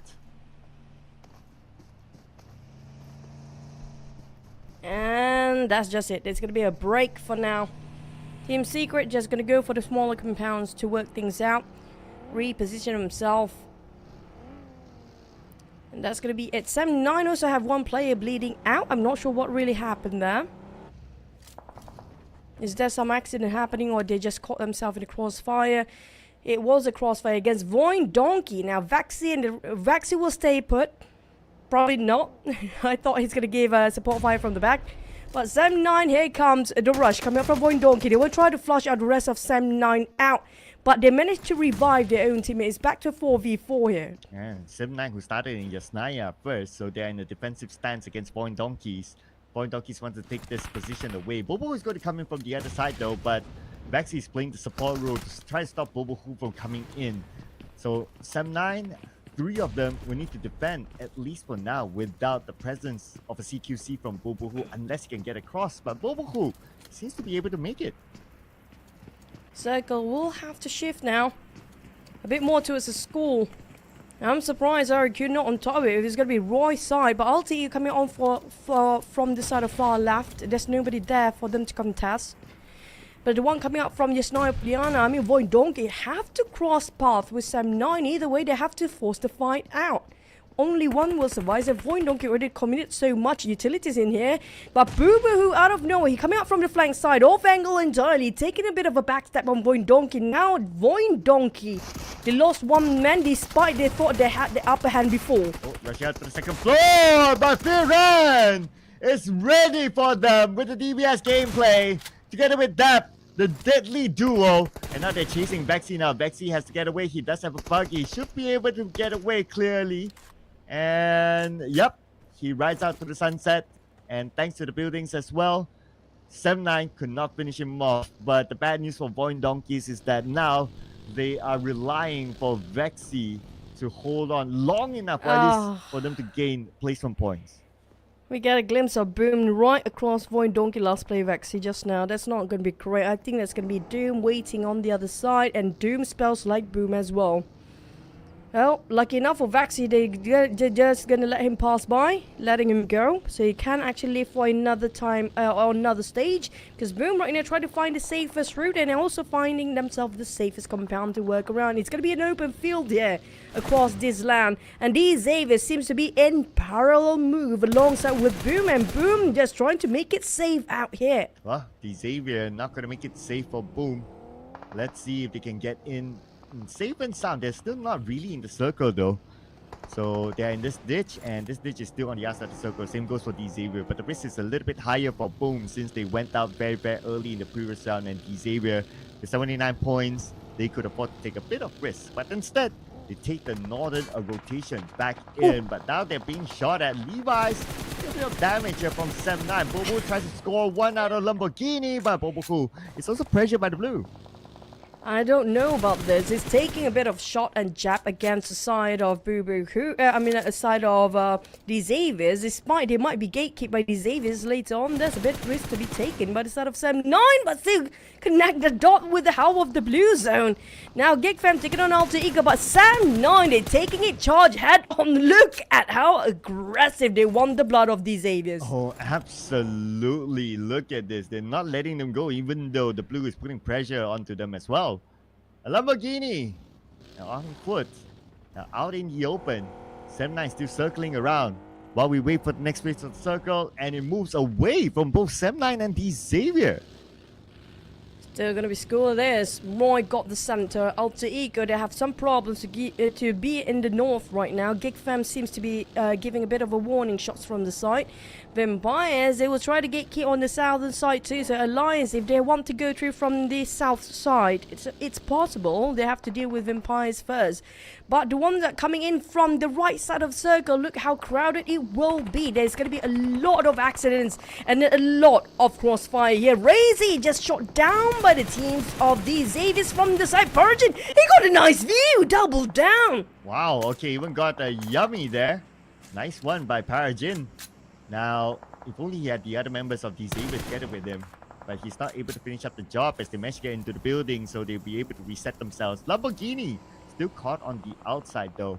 O2 now making their way into the circle way before other teams around them. But hey, say hello to MORPH and boom! Oh, O2, why did you get yourself entrapped and ensnared in between two teams? It's a full squad as well, and it's going to be only two of O2 remainings to get themselves into the grounds. And straight away, MORPH and boom, skirmish and sandwich them down. They walked themselves in this situation. They are digging their own grave here. There's nobody else to blame. Oh, okay. I mean, this seems... yeah, I mean, that's one of the supposedly best spots, but they probably don't know that there's so many teams just like how we do, so it is what it is. Decision has been made, and now they have to deal with it as the members of O2 are falling apart. 7-9 as well, they lost Baron. Amazel eliminated by 0, and this is going to be quite a disaster for O2, unfortunately. 7-9, however, they still have 2 players active. Oh man, the moment you know this type of circle, all the buildings definitely will be occupied by somebody else by now. But inside of FaZe Clan, exchanging hands of Nate with Infinity. And FaZe and Infinity has been going on since the start of the game here. FaZe Clan seems to be tailing Infinity a lot of times. And it's going to be an exchange of nades between the warehouse and the compounds on the higher ground. But Team Secret, they just spotted out the rest of Crate VIP. Ooh. Here comes another shot from GK. Well, open the door and be surprised. Putra knockdown. Nice nade by Soas. From the other end, Crit VIP loses another player. Now down to our boy. Here we go. Can he pull off a big clutch here? Can he pull off an MVP performance? He gets one. Can he get a second one? He's down to 40% of health. He needs to reload as well. Switches his weapon. And GK will punish him during the swap. What a punishment on the side of Crate VIP with 0 elimination score as well. Ended up with 0 points for the entirety after such an aggressive and proactive search for points. Unfortunately, they are bowing out with a 0. Alliance, on the other hand, can they make it up for the damage and the loss before? They got themselves quite a small shack and just covered himself a bit from against the Vampire Esports. But Jimmy, he got himself the smoke, so they will be covered for now. But how to exit out? All eyes onto Alliance with one player of... I don't know which team is it. It's going to be a dark grey. So it's definitely... Yeah, well, there you go. It's going to be a GEEK Fan, possibly. Just eyeing out Alliance. Alliance have to deal with 2 teams at the same time. Wow. I'm just looking at the amount of colors here on the minimap itself. As for Bubuhu, looks like he's knocked somewhere else. Still not out yet. 7-9 with 1 active player. They could possibly save him depending on the position. Vampire Esports taking care of their backs where Alliance is at. Both teams could use a couple more points. Bubuhu goes out to the zone. And now 7-9 only has 1 player left. Now we have visual on the 2 Thai teams, FaZe Clan and the Infinity. FaZe Clan bombarded on Infinity. Didn't clip any. Nothing seems to be connecting. Got Tunny and Turny K. Hoping to hold their grounds. FaZe Clan, they slowly try to search one building to the other. The corner is trying to be cleaned up by Venturis, but the problem is just missed one corner just now. I think he heard the pin being taken out, so he knows exactly where they're at, hoping it will somehow drop there. It was right in front of him. God, Tony was in between the buildings. Well, now FaZe Clan charging in onto the final member. Okay, Mela knocked, but that could be a worthwhile trade for them, and yes, it will be as the Infinity gets eliminated. Number 13, no points at all. FaZe Clan, now they're back in business. Speaking of business, Ingers, for Boom, they have not taken any sort of damage when they got themselves inside of this compound. Their business running great because nobody seems to be noticing them at all. Lions here, on the other hand, still dealing with the long shots and long nade being lopped down by the side of Empires and also GEEK Fam watching from behind. They kind of stuck themselves in a rut and it's difficult to come out. Oh, GEEK Fam rushing in onto Alliance. Here we go. Smoke popped up by Alliance just to buy more time against GEEK Fam. Aizain goes down to come from Roy Esports, who shot from who knows where. As Alliance now is still the focal point for GEEK Fam. Twin Taurus gets knocked down by Yummy May somewhere else. Same goes for Onzens. Oh, multiple fights happening right now. Audrey comes in. Aizain is just right in front of him, but Audrey cannot pick him up unless they win this fight. And now Mika is going to come in as well from behind. Audrey's going to lead the charge, but Audrey gets knocked down by Kara as well. Damru's going to follow up. It's going to be Mika and Damru, the duo that has to do it for GEEK Fam. But on the other side, we got Vampire Esports. Tony K is just so good at picking these people up. But on the side of Lions, didn't make it through. Mika coming in with the DBS finish off right in front of their faces. But we're talking about Vampires cleaning up the crew of GEEK Fam. The housekeeping team is here. And Tony K trying to open up as much flank as possible. He knows exactly what he's doing. He's going to open up the space for the rest of Vampires. But the problem is, they will not just between these two teams. They're going to have another visitor coming up soon. And I think that's going to be probably Sam9 and Roy. Whew, after such a hard defense and some help from Roy, unfortunately Alliance will not take home any points in this round. Well, on top of the hill, there's a lot of fights happening. We got Vampire Esports now knocking down the POCO. That could be a long-range shot there onto the member of RRQ. Yuhai is going to put the final member of Semna. He's going to stay put on that one building in the school apartment. Ooh. As for Porsche, beautiful spray, but just a little bit off the angle. Seems like he had the idea, but nothing seems to be connecting. Maybe due to the structures in between and the fences too seems to be blocking those bullets. But GEEK Fam, I'm surprised they are still alive. And I'm surprised if the Vampires didn't take any actions. That's because Roy been stopping them from afar. But Hans for you is for Levi. And it's going to be an end for his life for now. Alter Ego are in shambles, one by one dropping like flies. Well, let's see who's going to drop like flies right now between GEEK Fam and Vampire Esports. Audrey will be the next one to drop now, leaving only Damrud alone, the captain of GEEK Fam himself. 3 members, but hey, Vampire Esports have been eliminated. Did Damrud do it? Man, I gotta see the elimination feed right now, but the main point is that GEEK Fam will be able to save every one of their teammates. All he needs to do is just keep kneeling down and picking his members up. But GEEK Fam definitely wiped out Vampires just now, despite they got himself the chicken in previous map.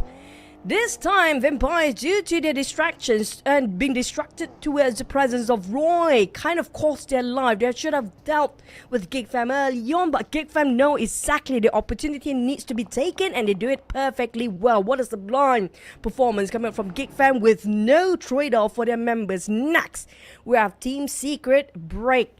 Seems to be breaking down by himself and a bit too far from the rest of the party. Whew, GEEK Fam.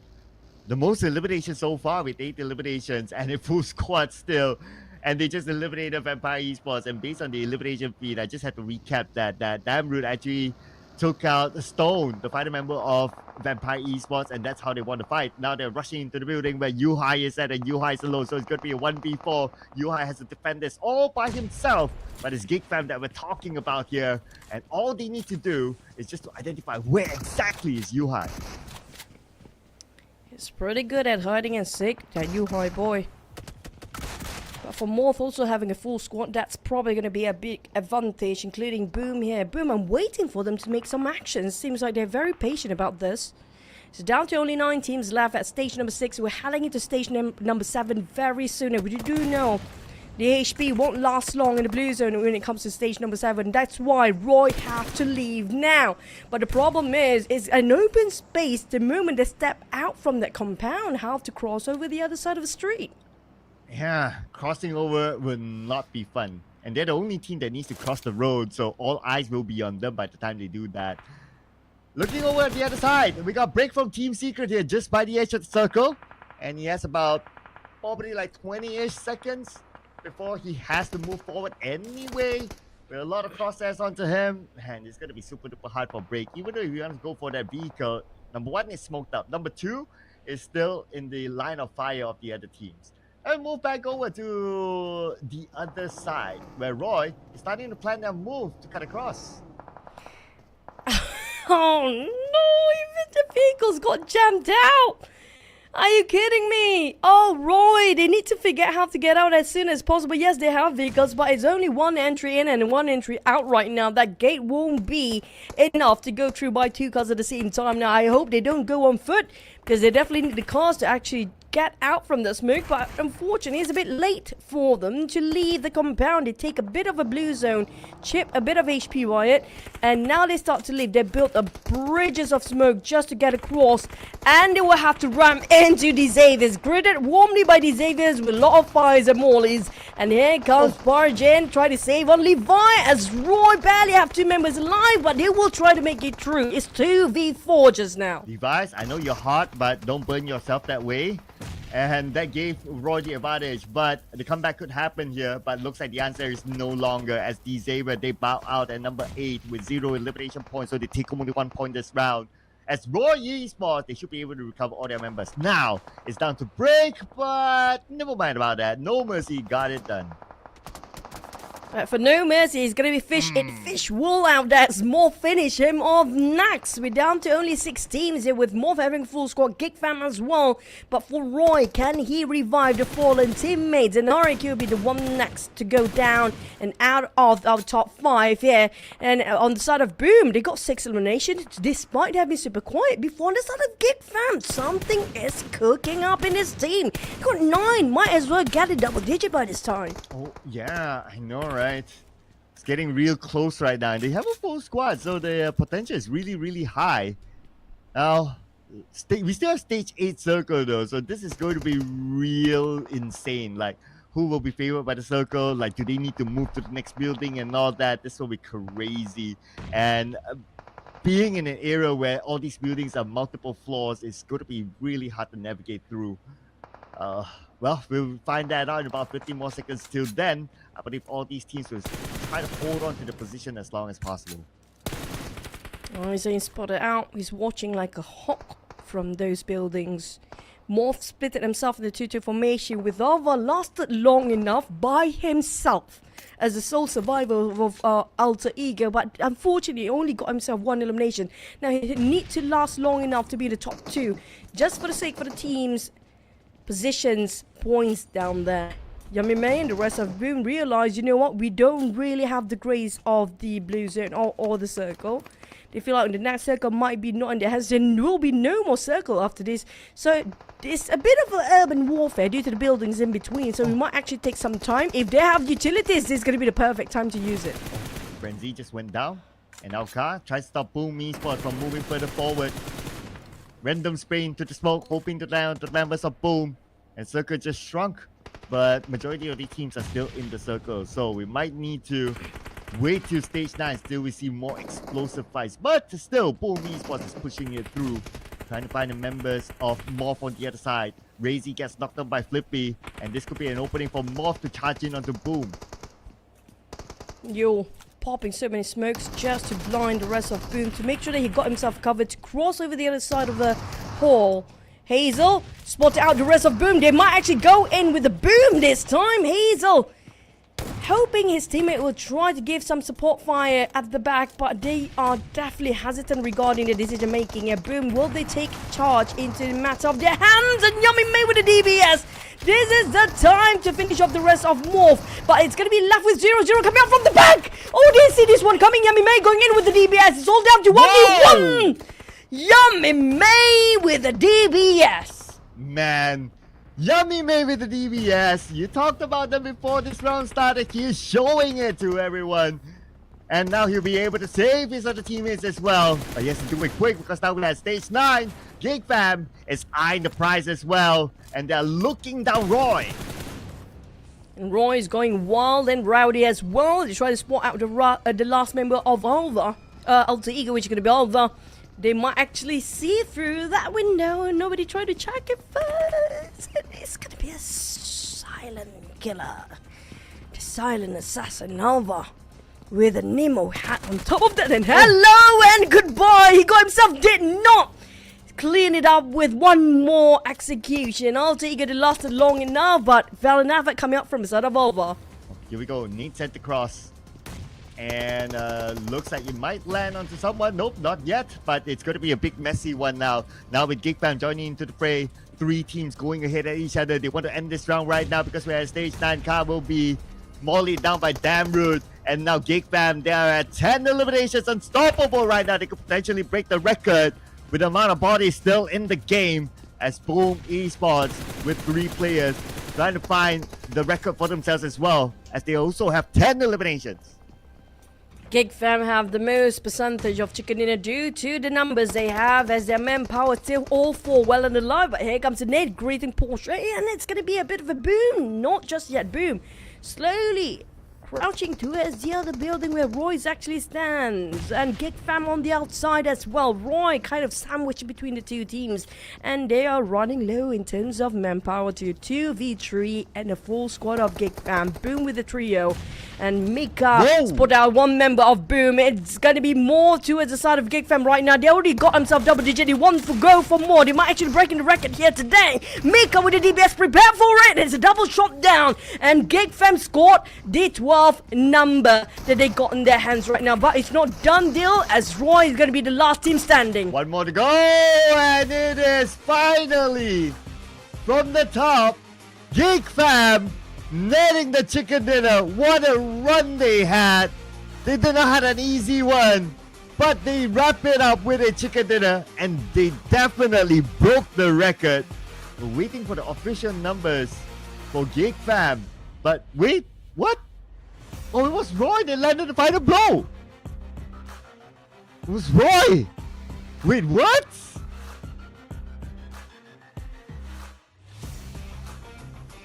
Am I seeing things?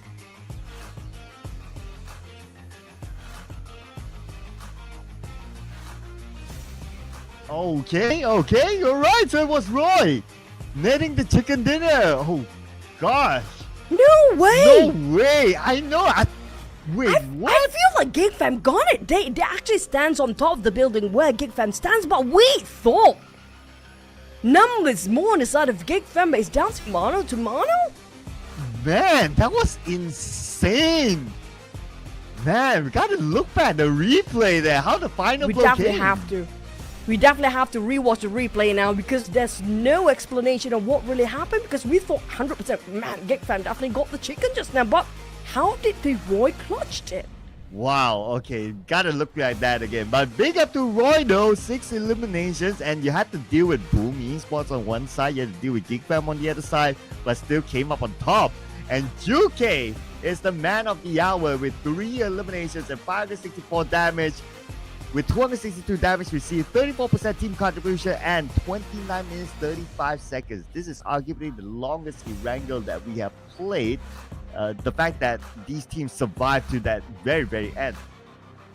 That's good of true, thanks to the many buildings that actually exist in the last few circles. But my oh my, we still need to wait for the highlight and the replay later on. GEEK, Roy, Boom, and MORPH with the least amount of full squad time going towards the side of Roy. They even scored that chicken, and that speaks something else. It was a 2v4 just now. Let's check out the highlights again just to see what happened here by Roy.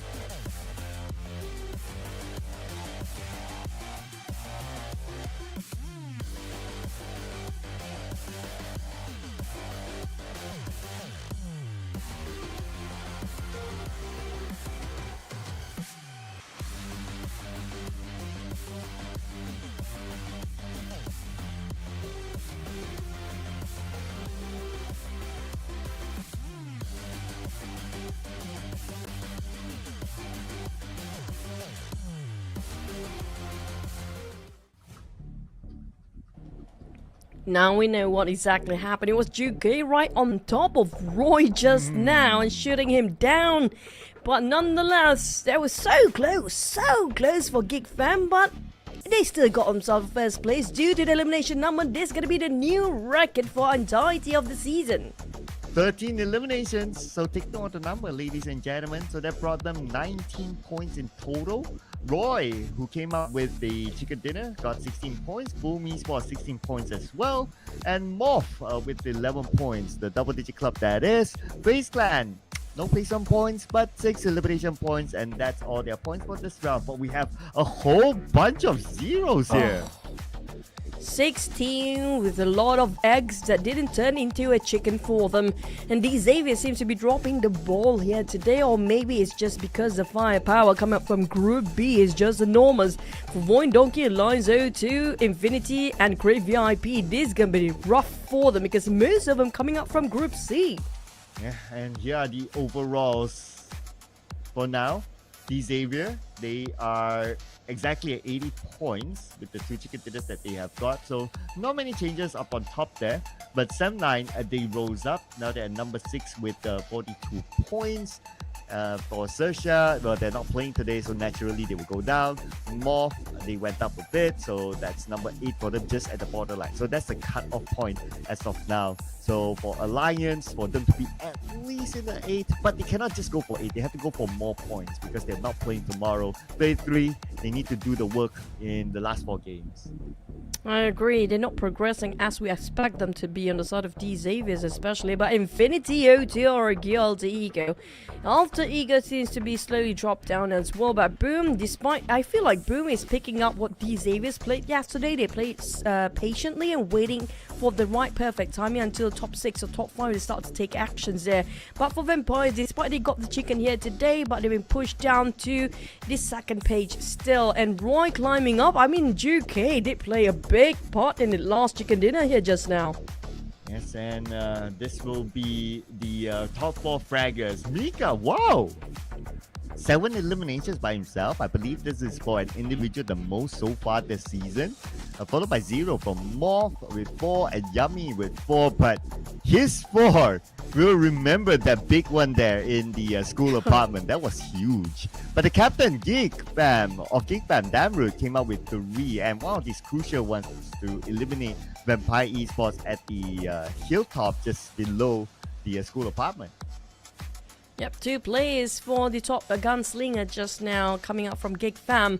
But MORPH when it comes to the top 4 gunslinger as a team, 2,424, 2424. Remember that number right now for Chinese. I don't think that's a good sign.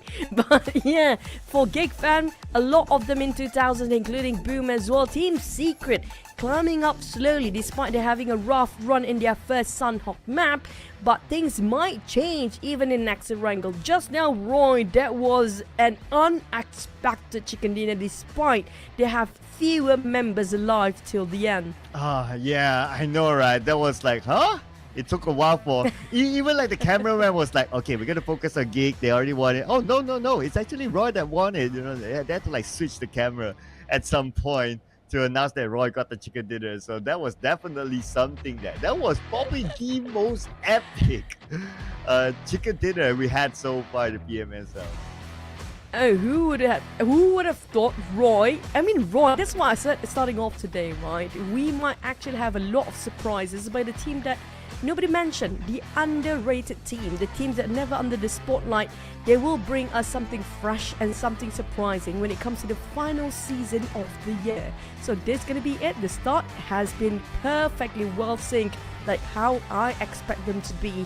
And it's just going to be explosive throughout the entirety of the league, I hope. Yeah, we like that kind of surprises, not gonna lie. We like the kind of surprises. So who knows, they can continue to surprise us coming forward. Because this round itself, wow, tons of surprises. Every move there is a surprise, I must say. From the start to the end, it was an amazing round. And I guess that's what happens if you put Group B, who has all those giants in this round. You get all these explosive moves. I agree, Group B definitely is something else, changed the dynamic of the game entirely and making a ripple for all the teams that you want to stay quiet. We will not allow you to do so, and things have been really crazy just now. we had so many unusual plays. Sometimes there's some individuals, like example in the case of I think it was, who was it again? That one player early on being picked up. Was it by FAZE or MORPH just now? A lot of player that try to find vehicles as a start, but being caught off in a trap by a different team internally and just, you know, kind of stuck there as a start. And some teams have to starting off with a lot of trios as the result of it. So it will be the same case when it comes to this next Erangel. And just now the circle was quite unpredictable. It goes all the way to school despite it centralizing around prison, even Yasnaya area just now. Yeah, it was a pretty interesting circle, so to speak. And at some point, like all the teams, they were like so focused onto the school apartment that they just like, okay, it doesn't matter we have the information or not, we just go in because that's probably still the only or best place possible that they have scouted. O2 especially, who just went in. But I could understand as well because they probably got information that, oh, Hilltop, too many teams, you don't want to be there. So try to take some risk and go to the school apartment. You still have some walls to kind of protect you. But yeah, it was just too crowded. But yeah, that was what made the round fun. One of the moments, of course. And look forward to seeing more after this with what sort of circle that could come. But so far in general, we still have been getting all those middle-ish sort of circles, whether it's on the right or on the left, but it's still on the main peninsula. So let's see if we'll get something different next. And speaking of different, the only team that actually played differently when it comes to every single season so far is going to be PA, which they are not playing yet today. They are the only teams, I assume, that actually play around the outskirts, like at the edge of the circle. And the rest of the teams here these days, everybody try to rush themselves to be in the center of the circle just to be safe and just to make sure that they got themselves the best compound to work with. And most of the teams that coming in late, well, we do know the results is going to be tough, like the case of O2 ESPORTS, where they put themselves in between and sandwich themselves between MORPH and also BARUZ. Now, definitely not the best case scenario. If you come in late and you have no information regarding all the other building, you park yourself in the center. That's pretty much a graveyard by itself.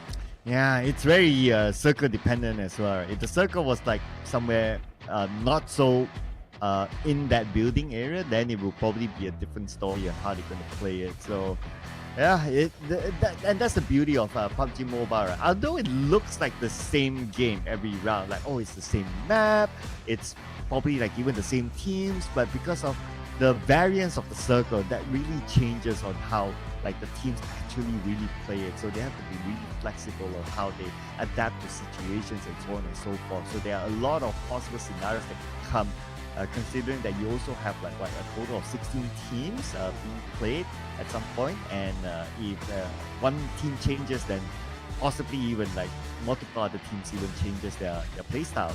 So that is the beauty of PUBG Mobile. It's just, it gets so unpredictable at some point. So the only thing that I hope that we will get as an unpredictable thing is going to be the circle next, since we have been getting quite a few. Still, I'm pleading for the circle god to give us an unpredictable circle. Yes, I've said it multiple times now. Extreme circle will be the best case scenario to see how much play is being thrown when it comes to the off season, now to the final season of the year. But I agree, so far the circle has been too generous and too kind. But speaking of dynamics that can be changed, right? I love the fact we can see so much, even though it's just one player change of Team NKT yesterday. It changed so much of the entire dynamic of 16 team as well. So imagine if you actually have the entire group coming in for Group C. Now that's going to be a different ripple and maybe a tsunami hitting them right now, because Group C, like it or not, they have to chew the truthful bitterness that they need to push the numbers up. We're almost halfway through for the day, and there's only 4 more maps to go for them to rack the numbers up. Yeah, so 4 more games to go, especially for the groups that will not be playing tomorrow. Looking at you guys from Group C, and looking at you guys, the Lions, because if they don't make it directly onto Super Sunday, well, they still have a second chance onto the last chance qualifiers. They are definitely no stranger to the Super Sunday, so but of course they cannot let their guard down, and every team will possibly want to just directly qualify into Super Sunday and not risk themselves playing in the last chance qualifiers and may not make it there. So yeah, 4 more rounds to go. It is down to teams from Group C to really pump in the numbers and let bygones be bygones by tomorrow. I think this week, Cloud, is going to be the most crucial one because we all know there's a bit of change of schedule when it comes to week number 1, right? So if they have to play the last chance, there's going to be no break for any team at all. They have to play every single day almost. So it's definitely very crucial at this point for them to just skip the last chance. But we do have a bit of a change of win for Alter Ego. Hans, for you, will be swapped in and out with Boychil, and that's going to be probably the change that they need at the current time. And swap for them. I mean, Alter Ego, we haven't seen like the Alter Ego that we have seen before. So I guess after 2 rounds, they evaluate. I think it's cool. Okay, you think there's a change that needs to be made? I think that's absolutely fine. So 2 rounds should be good enough for them to evaluate. Though overall, Alter Ego, they still have tomorrow to play for. But being a championship winning team, I guess they do have enough data after 2 rounds to kind of decide on what needs to be changed. So I guess that's kind of okay. But at the end of the day, it's all about the end result that will be shown in the next round. It's gonna true. Next round really determine whether they need to change their lineup for the second half of the day or not for most of the team, especially the ones in Group C. It's gonna be the second to last Erangel map for them here for the first week as well. So for the teams actually coming up from Group B, hey, they still have tomorrow to play, so it's gonna be still okay, another chance for tomorrow. But Group C, and this can be rough and tough. I mean, we do know that Xavier is taking the reign at number 1 spot here right now, but they need to have progress, and the progress has not been great so far. But 10 more seconds to go. We don't want to waste any more time. Let's head into Erangel, who will take the chicken away. Do tell us in the comment section, who do you think will take this chicken of Erangel?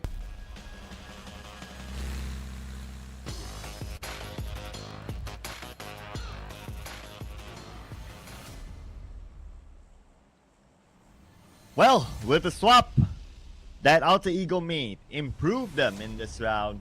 Let's check out the flight path here, as we're going to start off the flight path in the area of Starver.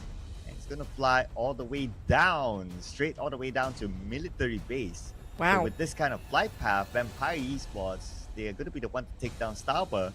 Team Seeker is going to go back to Novo instead. One of the straightest flight path I ever seen in this tournament.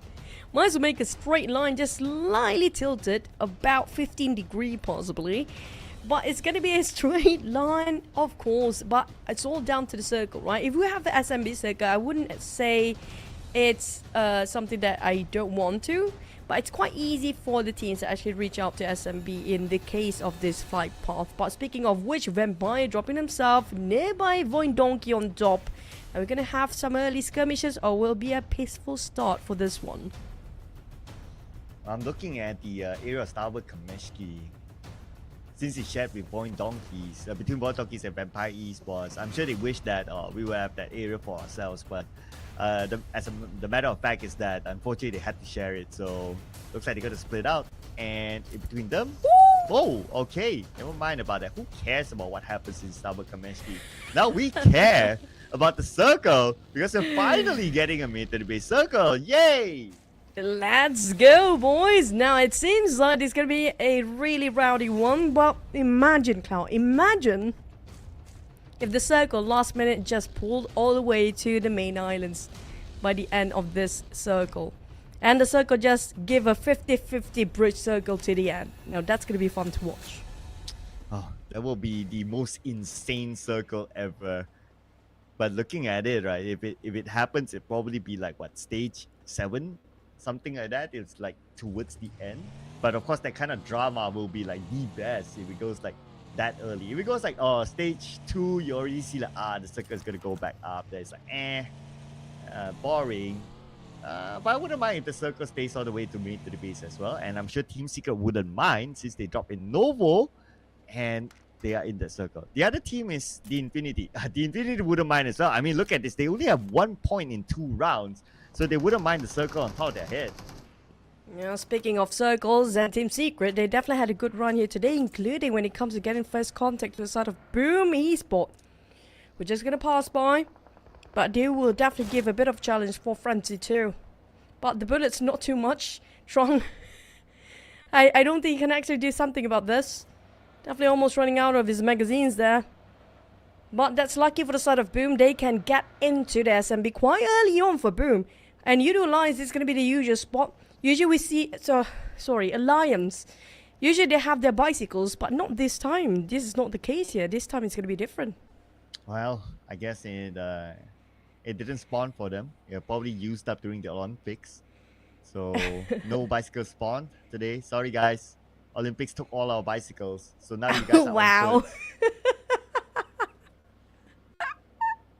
Touche. I love that. I know Olympics is still ongoing, by the way, guys. And next is gonna be GEEK Fam. Now, this is definitely gonna be a bridge camp for GEEK Fam, but the problem is, do they have enough to actually do the camping here? I think it will be their own reverse and backlash and the double-edged sword if they don't have those equipments ready before their bridge camp. That is something that I want to see as well. Like, how many teams would be bridge camping there? Okay, we're going to see the next bridge crosser. Any team? Hello? Okay, so far clear. On the other end, RRQ passing by. Nino. Okay, nobody there. So no bridge campers. No bridge campers as of now. Okay, still very nice and peaceful. Yep, I think everybody still feels like there's a slight chance of that very small percentage of main peninsula is going to go back there for the circle. So they don't want to bet everything on SMB. But, well, never mind that. This Ave is also taking a bit of a ride towards SMB. They just missed them for RQ. And never mind, RQ. Oh, wait, Snake want to go, but never mind. He got shot down. He got Nate. He ain't got two. Okay, but he got shot from behind though. Lamborghini managed to make it through, and now he tries to seek revenge. Okay, the rest of RRQ now needs to pick up Snape. Oh, Lamborghini's still at the bridge, but they'll finish off Nate, and Snape should be able to be saved. Lamborghini, together with his other teammate Levi's, still have yet to cross over. Now they need to plan how to. Lucky enough, they do have the circle. I mean, they are within the circle now, so they can kind of take their time. For these Avies, on the other hand, they need to figure out how to get out from this bridge unscathed, unharmed, because RRQ is not going to give them any free entry in. And the worst part is, they don't have that much utility to try to push back RRQ back to its where they should be in the island. Look at the attack coming from the POCO. This guy with a Mini 14 will never stop unless he sees some blood shedding over across the bridge area. And he forced these Avies to make a U-turn back. Never mind. Okay, take the bridge, but he still got Paragin anyways. How? Okay. Paragin was the one that got knocked when the first vehicle was traveling. So, yeah. So the ones that was survived a replay. is I guess they ended Paragin's life a little bit later, hoping to use him as a hostage. But yeah, Lamborghini and Levi's didn't really take the bait, so they went on to the other side. Oh man, feels bad for these Avies. We were talking about how they need to progress. Now, 80 is a great number, yes, but you want to solidify your statue when it comes to getting into the Super Sunday straight away. I think like around 85 marks, we mentioned, is going to be the safest bet there is. And if they can actually get another 10 or 20 points by end of today, around hitting the hundreds, I think it's more than enough. They can be safe, but at the same time, they don't want to drop the ball here for these Avies. There's so many chances given, and it's going to be less opportunities for the next 3 maps later on today. Well, at least for the Xavier, wouldn't be too worried about them. I mean, they're already at 80 points, so they should be pretty fine. Again, these are based on stats from the last season. So, yeah, they should be still pretty okay. And they still have 3 more rounds to go. The one that we need to look out for are teams like O2, who's still at 6 points after 2 rounds. So that's an average of 3 points per round. Taking the boat ride instead. So the road less traveled. If anyone knows that that literature, the last I think we it's checked, it's different, right? the road less traveled. Why? Oh, I thought you said the boat less traveled, but Oh, okay. okay. The boat less traveled then. The boat less traveled. Yeah, I lost my train of thought. But anyway, the boat less traveled. So I mean, last we checked, I don't think there were any other teams by the shore, so they should have a clear entry. Yeah, the one that actually liked the shoreline is always the Lions. They already put themselves quite early in SMB. But we did have a bit of achievement yesterday. Nobody ended up with not a double digit by end of day number 1. So hopefully the case of O2, they can actually finish off with a double digit. But on the side of MORPH, you talked about how many teams are there actually bridge camping. And there's going to be another 2 teams. And RRQ still stands strong at the end of that bridge. If it works for them, why not just stay there? And let's see. Ooh, Left a 100%. bridge circle. So maybe more teams will go there now. So more possible food for RRQ as now they try to take out the members of MORPH. Okay, one of them managed to escape. Or maybe not. Or maybe yes. Or maybe not. No mercies there. No mercy tries. Here we go. Escape. Wait for it. It's still going to be a bit of... he can actually see... Oh, no. He's not going to see them through. He actually plays so well flippy with the terrain just now. But RRQ, like you mentioned, I think it's best for them to just camp it out. Why not? Because there's going to be a lot of teams passing by. And there's still a couple of teams right in the main peninsula as well. I think around 3 or 4 teams. And question is, do they have enough to withstand themselves that long? Because we see a lot of level 1 shredded entirely... vast helmets down there. They definitely need an upgrade for their equipment. Look at the elimination feed. Rosemary actually got eliminated. So Alter Ego will be playing the rest of the round without him. Now Stone seems to be in trouble. Alter Ego surrounding him. He needs to defend his ground. Goes down immediately. The other members of Empire Esports still around the area. Alter Ego not willing to cross the bridge unless they take out Vampire Esports. And Boychill's fighting back, trying to have a revenge against his fallen comrade.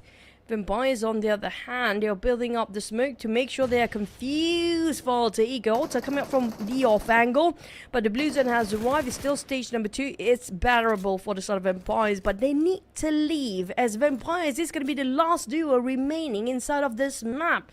After they got themselves the chicken dinner, it feels like they just dropped the ball if they're just going to go down here easily. Alter Ego Boychill will not willing to give up yet, as Alva coming in from the flank. Boychill just go up front and straps down on his knees, left with Newsy at the back. Yeah, now Newsy's on the Wonder poster. So here we go, Alter Ego to find the final member of Vampire Esports. And Newsy dancing around with S12K. Can he pull off a big clutch here? I mean, it's an S12K with this distance. There's a possibility. Voice is bleeding out as well. But Newsy will not win the fight, and Vampire Esports goes out at number 16. But they still bring home 2 eliminations. Not so bad. Still got himself 2 points out there. But for Alter Ego, they will share the same fate as Vampires because they scored 4, but at least slightly better. But the problem is they're a bit far now from SMB. They have to just get the buggy up and just try to get himself as much first aids as possible, because don't forget there's going to be a lot of bridge campers waiting at the other end. Another team that's actually willing to take the fight in the blues. And hey, surprise, surprise, 7-9 and Crate VIP. Still spending time in the blue. Okay, this is where I want to see their utilities. Oh, but we move over to Team Secret now. Looks like they're busy with O2. Amazal in the water and he should be eliminated soon. But between 7-9 and Crit VIP, Putra went down. So that's going to be a good start there for 7-9. But not a good start for Amazal though. But Kid from O2 still survives. Yeah, we're trying to climb up, but Team Secret, despite they actually managed to get away after punishing O2 just now, but Amazon probably going to get picked up by his members if Team Secret not commit to this fight.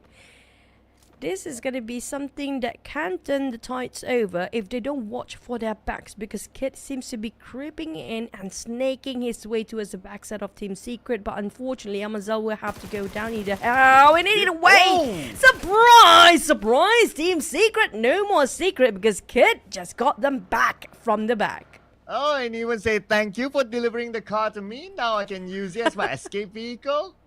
That's a package there. Oh, but Helton, look at this. Backstab Firen? Oh, not really a backstab though. Firen popping out the smoke. Okay, gets into the vehicle. Helton looking for a revenge. Okay, sprays on the Firen, but it's not going to be a good clear spray thanks to the smoke. Now Firen is actually made a U-turn, and that's a done deal with U-High as well. I love this duo though. They really play so well for a tag team between Firen and also U-High so far. But U-High need a bit of replenishing of HP. Next is gonna be the Xaviers from Pam to the fire, and now they have to face the wrath of Boom. They just arrived. They're being greeted with bombardments coming out from Boom, and here comes Levi screaming for help, but nobody will be there for him.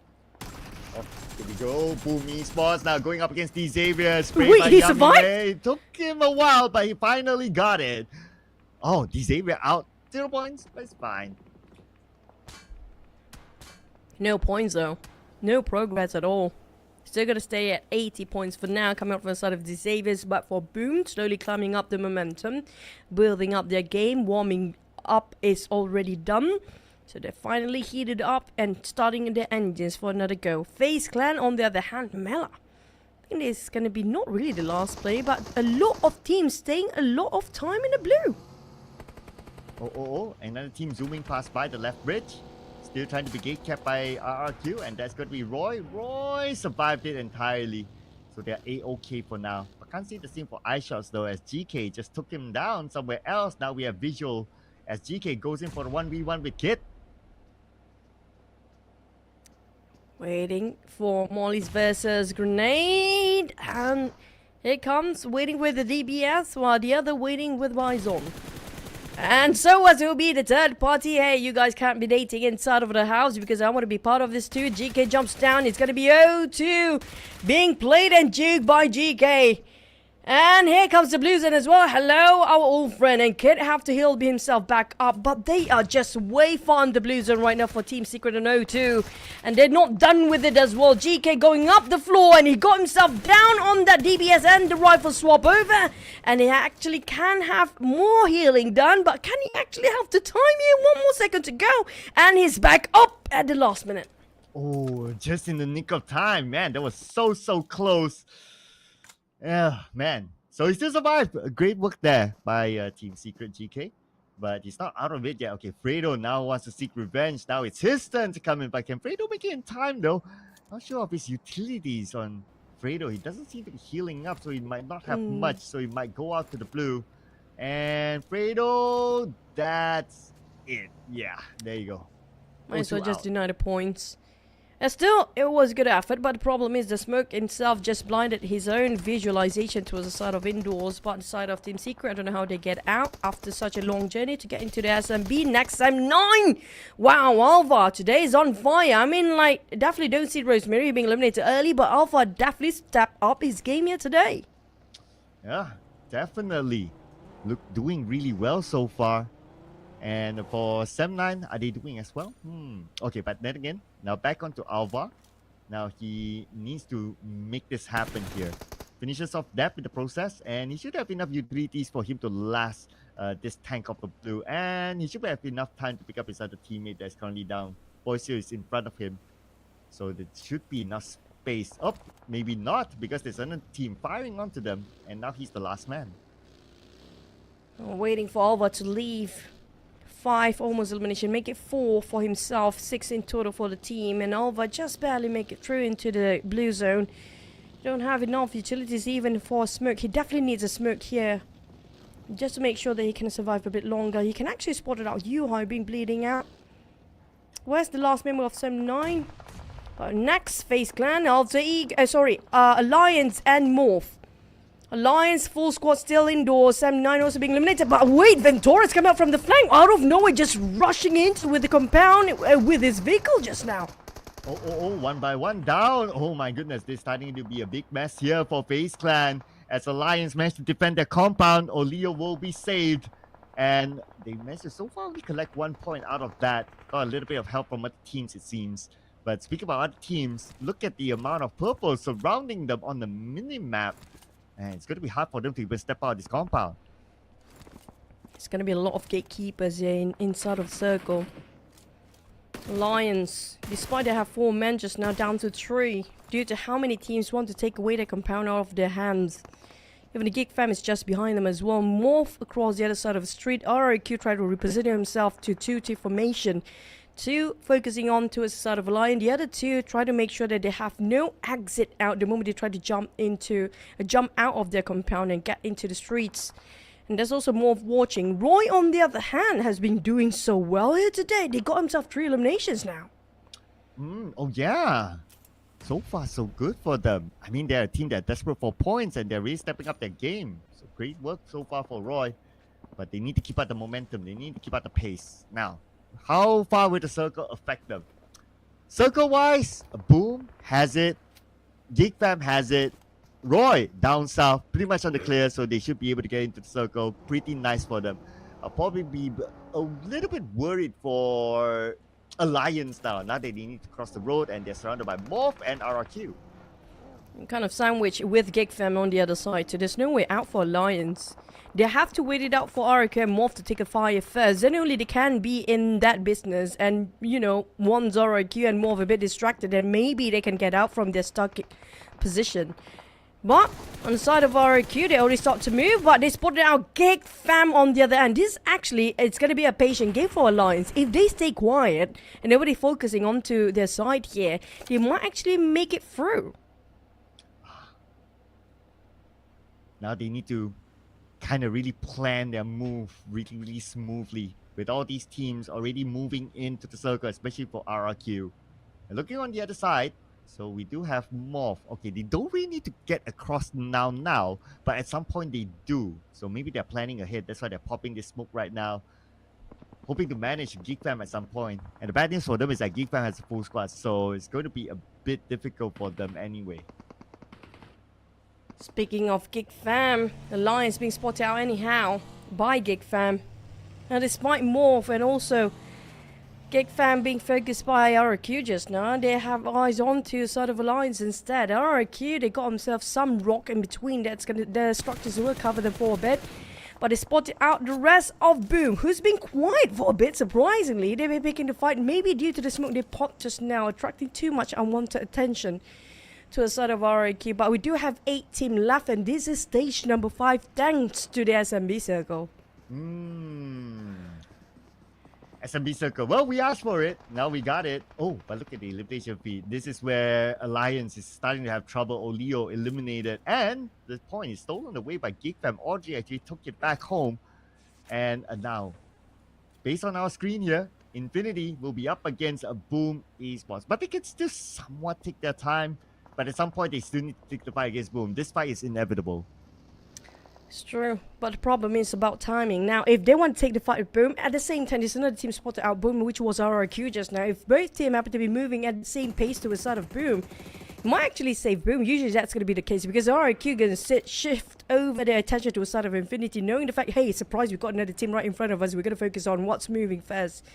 For Boom, it's okay for them to play the patience game, but Infinity just closing the gap way too fast now. They're too close for comfort.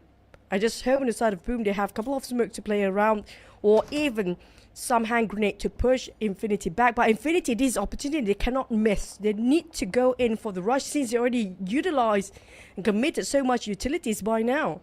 Yeah, it's now Infinity's gameplay, right? So Boom Esports, you just need to wait and just take care of certain angles. So we can see exactly that's what they're doing right now. They are anticipating the move from Infinity. Oh, nice angle here by Pombit. Look at this. He'll be able to get a pretty decent shot onto the member of Infinity. He's waiting for the right moment, waiting for them to all reveal themselves so that they have the information. And even now that Circle have shifted, it still favors towards Boom. They're playing on the inner side. And there you go. Razy gets the first one to got to the Sharp one at Razy spray. Pombit, can they spot another one?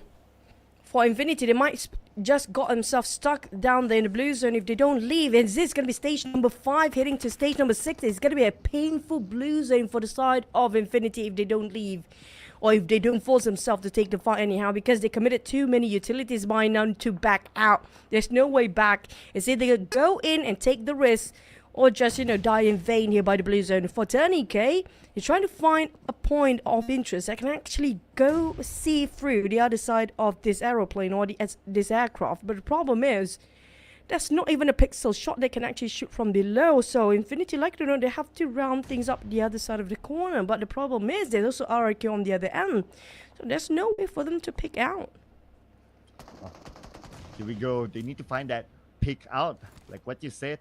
But look at how difficult it is for the Infinity trying to find that for themselves. They don't have a good clear vision of where the members of POCO Esports are at, but they'll be forced to move anyway. So they need to find their way through.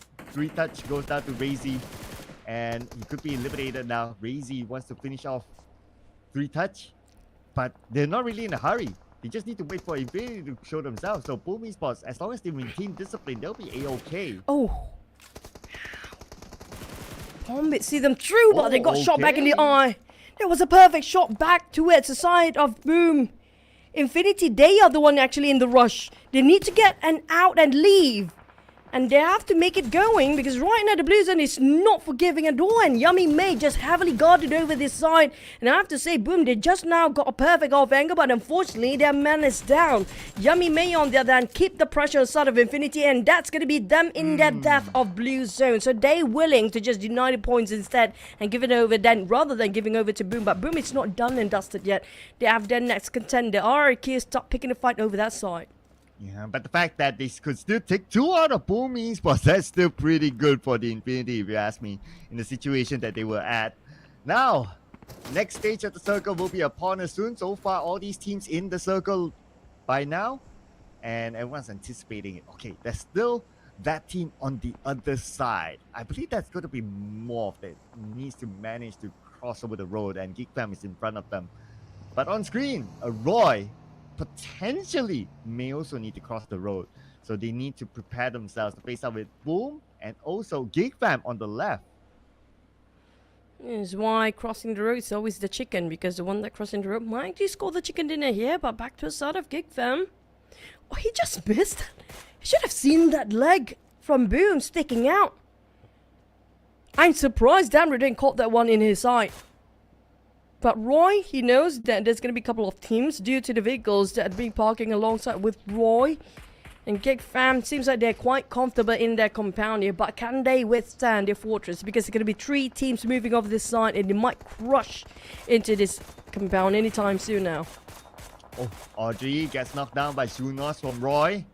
And Damroot tries to get one out of Roy. A little bit of a revenge here to knock down Car. Hopefully it's not going to be stolen away by anyone else, as Circle do favor GEEK Fam. It shifts all the way down south of this area as Damroot tries to get an elimination point, but not able to land that shot just yet. And he could be saved by Posh. So, okay, let's see how far are they. Okay, not too far. They pop a smoke, they could still save Car. How? The problem is if they don't have any smoke, there's no structures in between, just next to Car. If there's another rock next to Car, probably they will try to hop from one structure to the other, but there's nothing in between them and Car except for that one tree right behind Car as well. But it's gonna be a long shot coming up from Alliance. Here comes the rumble between Oregon and Lions. It's gonna be one more biting the dust. We're down to 5 teams here. We're getting our top 4 anytime soon, but everybody kind of stuck at a standstill. Finally the silence been broken. Here we go, RRQ making their move as well, further into the circle. And on the outside, there's still team stuck. And that's going to be MORPH, as MORPH got eliminated at number 5. Bowing out with only 1 elimination. GEEK Fam, now 6 eliminations in the pocket. Still a full team. RRQ on the northern side will be unchallenged by the teams. There will be more teams on the southern side now. This is going to be stage 8 is going to be super interesting. But my gut feeling is that, and I've seen this time and time again, stage 8 with this kind of circle is going to go in the middle. Now, I thought it's going to be another second round of Roy versus GEEK Fam, like how we saw in the last round. Unfortunately, Roy lost another member here just now, with Boom leaving with 1 player left. It's going to be RRQ versus GEEK, possibly, but never mind. That damn rude. That's rude. Straight in the eye of the tiger. Giving a bit of a tap, and that's straight away headshot. In RRQ, they need to have a bit of a forward move, because right now the Blues are shrinking. This is going to be the last stage, heading into stage number 9. And GEEK Fam, can they finally secure that chicken dinner they lost last one? Okay, right now, probably the biggest challenge is going to be RRQ, since they're pretty comfortable in circle. Audrey gets knocked down by a member of RRQ. They're out in the open, and Audrey will be eliminated by Fnatic. Snake looking for his next target while they reposition themselves. Now the biggest challenge, if they can eliminate GEEK Fam, pretty much RRQ is in the driver's seat. RRQ and POCO tried to lead for the team. Fnatic got himself 4 eliminations, 8 in total on the side of the GEEK fam. They're having quite a hefty amount of eliminations too. And POCO, Sportel Mika, they need to take out the flanker first on the side of GEEK fam to make it through and try to just push themselves forward. But Roy is also another factor that everybody always underestimate their positions and also underestimate their firepower here. If Roy can change things, it might be this time again like how they did in the last game. And don't forget that one last boom player. They're just waiting for the right turn to pick out. It's all about timing now, especially for the teams that do not really have the circle. For RRQ, they are pretty okay. So it's them waiting for other teams to approach them. So right now, 2K will be finished off by Mika, and that is the end of Roy. They take off 5 eliminations this time around. Top 3 now in our match at stage 8. RRQ full squad have the numbers, but problem is no infos regarding Boom's position. They have some glimpse on GEEK fam. Slowly Snape tried to just close the distance and get themselves quite nearby to the side of GEEK fam so they can just stab them away. The problem is they're not making it easy for GEEK fam. They're just so close towards the blues, and then Mika have to leave. The problem with Mika right now, he's a bit too far apart from the rest of the team. Aizen and Damroot is just across the other side of the street. He will try to regroup and popping smoke to cross over the other side. But Fnatic caught Damroot in the process, and that's all finished. Another one bites the dust. GEEK fam down to only 2 players now. Oh, Aizen pretty low as well. Last hit onto Aizen. Almost went down to Napeko. Now we have Mika still from GEEK fam, still behind. But I doubt he'll be able to get across right now. It's going to be super duper hard. No Mercy went down, so a little bit of a trade there, but No Mercy could still be picked up. Aizen, one last tick of health still. Not healing up. He's probably out of healing utilities. Now nades exchange between GEEK fam as well as RRQ, especially Mika tossing all those nades, hoping to secure the elimination point out of No Mercy. But none of them did really connect, as Aizen will be eliminated. Now it's down to Mika for GEEK fam, but let's not forget about Razy, who will show up anytime soon. But Napeko is going to be the one to land that blow, but Razy shows up. It's gonna be the Indonesia finale between Razy. Can he actually go for the chicken? Wait! No way! Close enough for Razy, but RQ still sealed the deal by end of the day, but he was so close for Solo Chicken himself just now coming up from Boom. What a chicken. RRQ, they fought themselves all the way till the end. Oh man, if Razy actually pulled off a chicken dinner there, that would be insane. That would be arguably the chicken dinner of the season. But then again, yeah, it was pretty hard to stop RRQ with their position, where they cut a circle, and the amount of manpower that they still had. So great work here for RRQ. The amount of eliminations that they got this round is 10 eliminations with a chicken dinner, so that's 20 points taken, and another chicken dinner by a Group B team. It seems like Group B is on fire here today, while Group C is slowly diminishing their light of hope when it comes to the last day of week number 1. That's quite troubling. It's quite a concern here for Group C especially. But let's take a look for our MVP Fnatic coming out from RRQ. RRQ, I have to say, they've been playing a patient game and they were slow and steady to get themselves until the very last circle. It was hard to pick and choose which team they want to fight again. 992 damage coming out from the side of Fnatic, 4 eliminations, 34% of contribution, 18% of headshot despite SMB was overly crowded. RQ from that bridge campaign till the very end, they did it well. And the former Alter Ego man came in as the MVP. And here are the top teams that made it into our top 4 here. GEEK fam, we got Boom Esports thanks to Razy, and we got Roy as well. So out of these 4, 3 of them, no, all 4 of them are from Group P. I mean, it's just showing again that Group B is just the best group for this week. Looking at all these teams keep popping up again and again and again and again on our charts.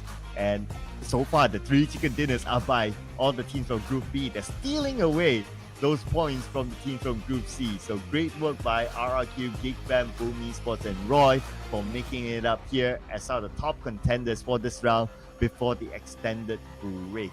So yeah, speaking about the break, we're going to head on to a break after this, ladies and gentlemen. So that will be a time for you to take that break.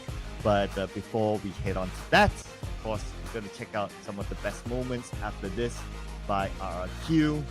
So I would say that this round is almost as good as the previous round, but we'll let you judge that.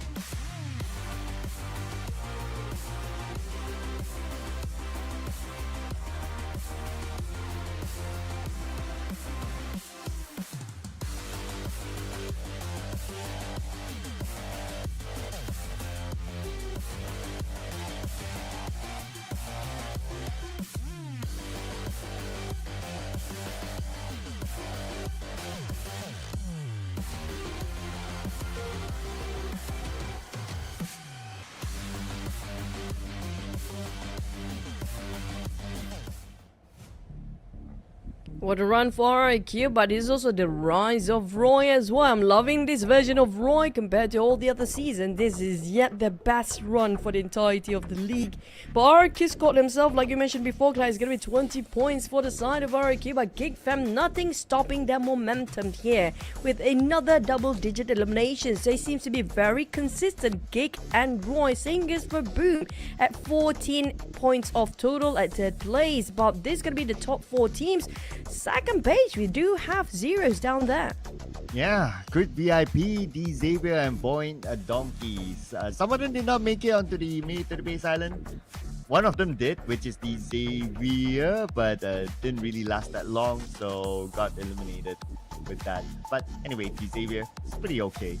But let's check out the overall. So no change at the top since 0 points for the Xavier, but they're okay. SO79, 47 points. And they have 3 more games to go. Some of the other significant movers, I would say GEEK fam. GEEK fam have been playing very, very well today. Very consistent if you kind of think about it. There's only 3 matches for them. They push all the way up to 7th place. I'm not surprised they get to push up to the first page if they keep this consistency going. And also for Roy as well. This is a different Roy entirely. What happened? I want to know what the turn-off events for Roy making them so good this season. I know, right? It's like, wow, significant improvement by teams that are probably not at the top of the list. But yeah, it's a good surprise. But on the second page, so some of the teams just started their campaign today, so that's absolutely fine. But those teams who have played a lot of games, like Team Secret, still at that pretty much end. So I guess for them, it's more of like collecting as many points as possible so that they'll be getting the best start possible for them in the last chance qualifiers by now. But at the same time today, I feel like Group C teams start to lose their steam here. When it comes to Group C, we don't see them as fiery as yesterday, not as explosive as wow as they were yesterday against Group A. I don't know whether it's because the stamina problem or it's just because Group B is just so good right now. Yeah, well, I would think that it's Group B that is just the powerhouse group there, so it kind of affects the teams in Group C. So I guess looking at this, right, so teams of Group A who's looking at this today will be thinking to themselves like, what's going to happen tomorrow? Because they will be playing with teams from Group B, so they will need to be absolutely prepared for this. I agree, and they're definitely going to review when it comes to the drop spot, when it comes to even the pattern of circles and flight path, what's going to happen for them tomorrow. They're definitely going to see a bit of the future when they're looking at Group C. Are we going to go like how they did? Because Group C right now, they don't get to change anything when it comes to the last day tomorrow. They have to push everything for the next 3 maps, or they're going to be done when it comes to week number 1. Yeah, I know, right? So it's going to be the last push here for also Group C, and of course Group A will be tomorrow. Then, as for Group B, they'll be playing today, tomorrow. They'll have the opportunity to also control their destiny tomorrow. So that's a huge advantage for being in Group B. We gotta think about it.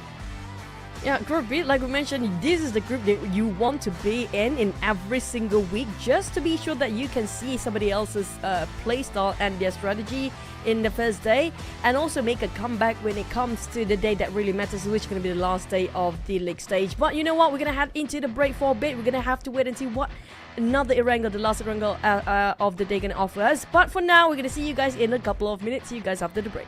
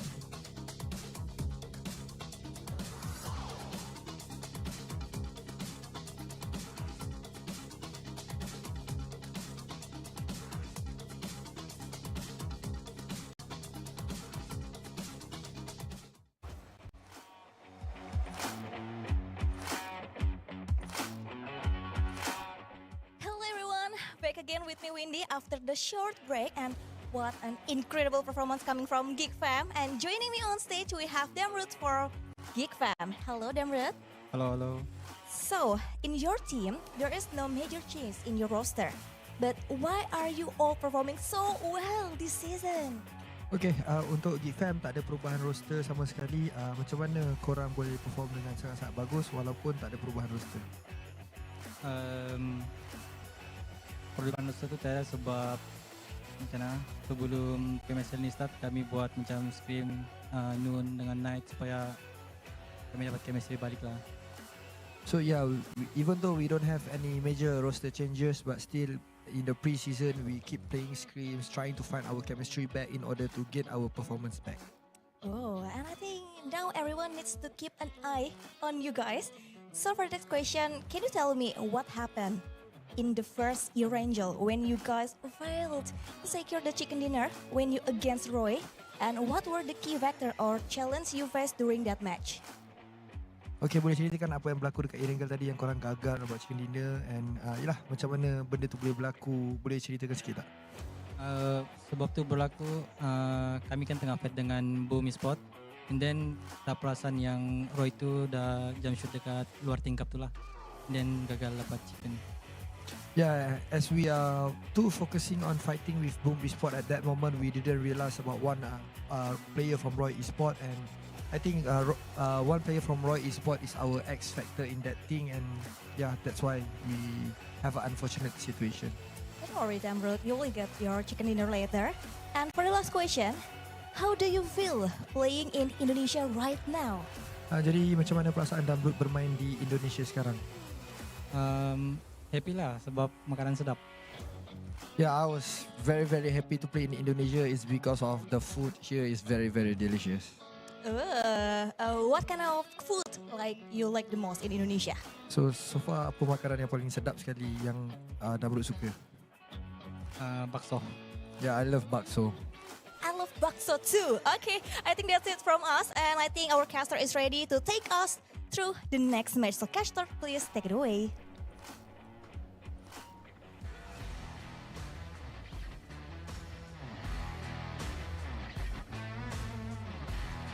Now that's going to be Bakso time for the side of GEEK Fam, but when it comes to the numbers, they did not drop anything yet. Despite no chicken, it's still going to be no problem. And they are one of the top Erangel performers up here. And who would have thought Roy will be one of the top 4 teams in Erangel here today?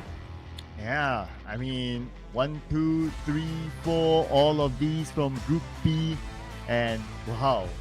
GEEK Fam, I have to totally agree with the interview. They are doing very well, and this is a very significant improvement by them as compared to last season. Same goes for Roy as well, and you shouted out it right. These two teams, I think they have been amazing. Boom Esports and RRQ, yep, they are great, and I think fans already expect them to be great. So they have been doing good work so far. But of course, it's all about keeping up with the pace coming up. But since they're the top Erangel performers, and we got one more Erangel to go, so we can expect a good showing by these teams. Yeah, but speaking of the last Erangel, will it be the same name or will it be a different team entirely? Because so far the team started with an R, always going to take Erangel away. But when it comes to the last one, and can finally GEEK Fam land that chicken dinner after 2 times in a row. They just slip it through their fingers. Close enough again. They got themselves top 4 in the second Erangel of the day. But can they finally close it off with that chicken dinner and just give them that once, please? Yeah, I know, right? But if your theory is the R teams getting the chicken dinner in Erangel, there's no other R teams. So it's either a repeat. So maybe a repeat. I don't know. If it's a repeat, then Xavier would have a challenge up their sleeve. I agree. When it comes to repeat, probably Xavier is the one that needed the most. They needed like just to budge from their first place to another first place. But speaking of the teams, definitely the teams coming up from Group C needed more than the rest of the others, and especially Team Secret. I mean, Team Secret, is it still within their reach to get straight into Super Sunday? I personally feel like it's gonna be impossible. It's already impossible by now. Yeah, plus they only have 3 more games to go. Unless they come up with 3 rounds big ones, then maybe. But if looking at the current scenario, realistically, I think they're now planning for their last chance qualifiers, and the points do carry over, so they still need to collect as many points as possible in order for them to have the best start possible in last chance qualifiers. So every game still counts for them. That's kind of true. As long as they can actually bring forward a better point when it comes to the last chance, I agree. Nobody should just spell out quit just yet. And when it comes to Group C, also MORPH is not really an easy task. It's doable for them to be in the top 8 because right now the bar for top 8 is not that too high yet, but we talked about this before. 80 points and above is always going to be the safest bet for them to be straight into Super Sunday. I think the Xavier's pretty much parked themselves quite at the high end there, but the rest of Group C teams, including Alliance, 7-9, they are at the brink because right now Group A is definitely watching. We do know when it comes to the top teams up there, there's still some of Group A stands strong in the first page. Yeah, like Alliance, 7-9, if they can just do really well in the final 3 rounds, then maybe they could like hit that 80 point mark because they're like what 40-ish points away, close to 50 points away. So 3 rounds they have to come out with chicken dinners, basically back-to-back chicken dinners or 2 chicken dinners. Overall, they will be ideal for them with the standard amount of elimination points that come along with it. If not, then I'm afraid that we might see them in the last chance qualifiers. But even if they go to the last chance qualifiers, they would start off they could potentially start off generally very well. That they just need to do a little bit more work and they will be through. Now, the thing is, everybody wants to dodge this last chance when it comes to the first week. Like I mentioned before, there's not going to be any break. Usually we have our off days during our Mondays and Tuesdays, right? But due to circumstances, that's unavoidable. Everything being crammed down into like 2 weeks in a row now. It's going to be total 10 days back to back. So definitely they need the off days for the teams. And the best part is going to be not playing the last chance stage. But it's not too wrong. I mean, if they can actually have a bit of extra training, some teams actually don't mind playing the extra day of last chance stage because they get to, scream more, familiarize themselves with the other team's rotation too. Well, I guess if you're pretty comfortable with the starting points, then yeah, you'll be like, oh, okay, we'll take this as a serious scrim. But if like your points are like really low, then it's a risk that you might miss. Oh, excuse Bless you. Yeah, there you go. I had to end there. We see that one coming. But I agree. When it comes to starting points, yes, of course, on the side of Team Secret, definitely they need to jump up when it comes to the numbers because right now the rest of team in Group C, at least, most of them actually have even though they are on the second page, but they are on the upper half of it, not really at the bottom below, because the team that just starting off today, Group B, has been crazy good, including VOIN Esports. I feel like maybe VOIN Esports, the one that actually pushed them, is because they are in Group B. You have to survive, so you have to push your performance forward.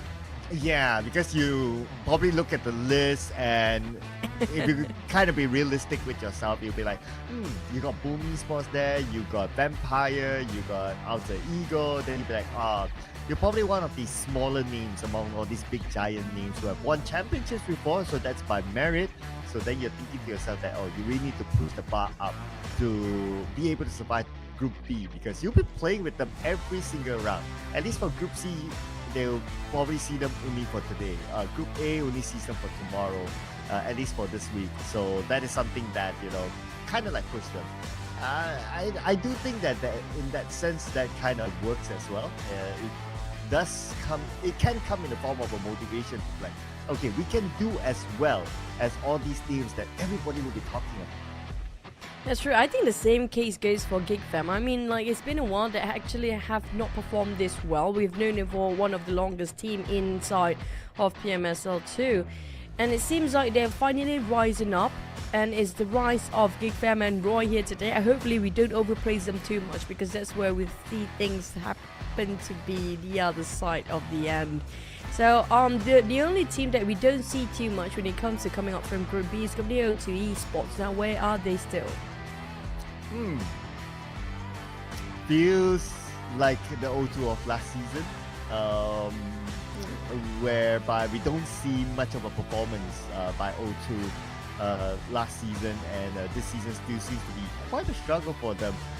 We do see glimpses of them in game, but in general, we don't get to see much of a performance by O2 Esports. Something they need to really go back to the drawing board. I feel like everything seems to be not working out for O2. I don't know, are they just having fun? They're probably just gonna, it's a group of dad playing PUBG Mobile. For most players of O2, of course, but when it comes to the rest of the teams in Group B, I have to agree, aside for the Infinity, which we see some fight in them, but it's just timing-wise, it didn't sync well for them. But the rest of the other teams in Group B definitely have a pretty high standard at that compared to the other two groups, which is going to be A and Z. Yeah. Well, I want to be fair to O2, right? So, only Fredo is the only dad there now. Unless you want to consider like Aisha's sister mommy, then that would count as well. Yeah, and the rest But of them Jumper are is not kids. playing, right? Yeah. So I guess the rumor seems to be true that Jumper is not available for now. Until when we're not sure, but he's not available for now because he has to be back for family matters.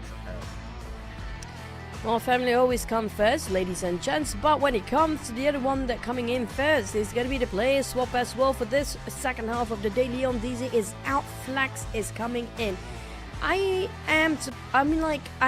We saw how great Leon DZ yesterday. I'm surprised he actually got swapped out this time. Yeah, I guess maybe yesterday wasn't the kind of performance that they would have expected, so they needed to do a change, and I'm sure they would have evaluated. Hence, the change happened. So, yeah, now they're creating another change again, which they need to put in everything in their last 3 rounds. They still have that chance of going straight onto the Super Sunday, but they need to put in a big performance in their final 3 rounds. Chicken dinner is pretty much a must now for Alliance.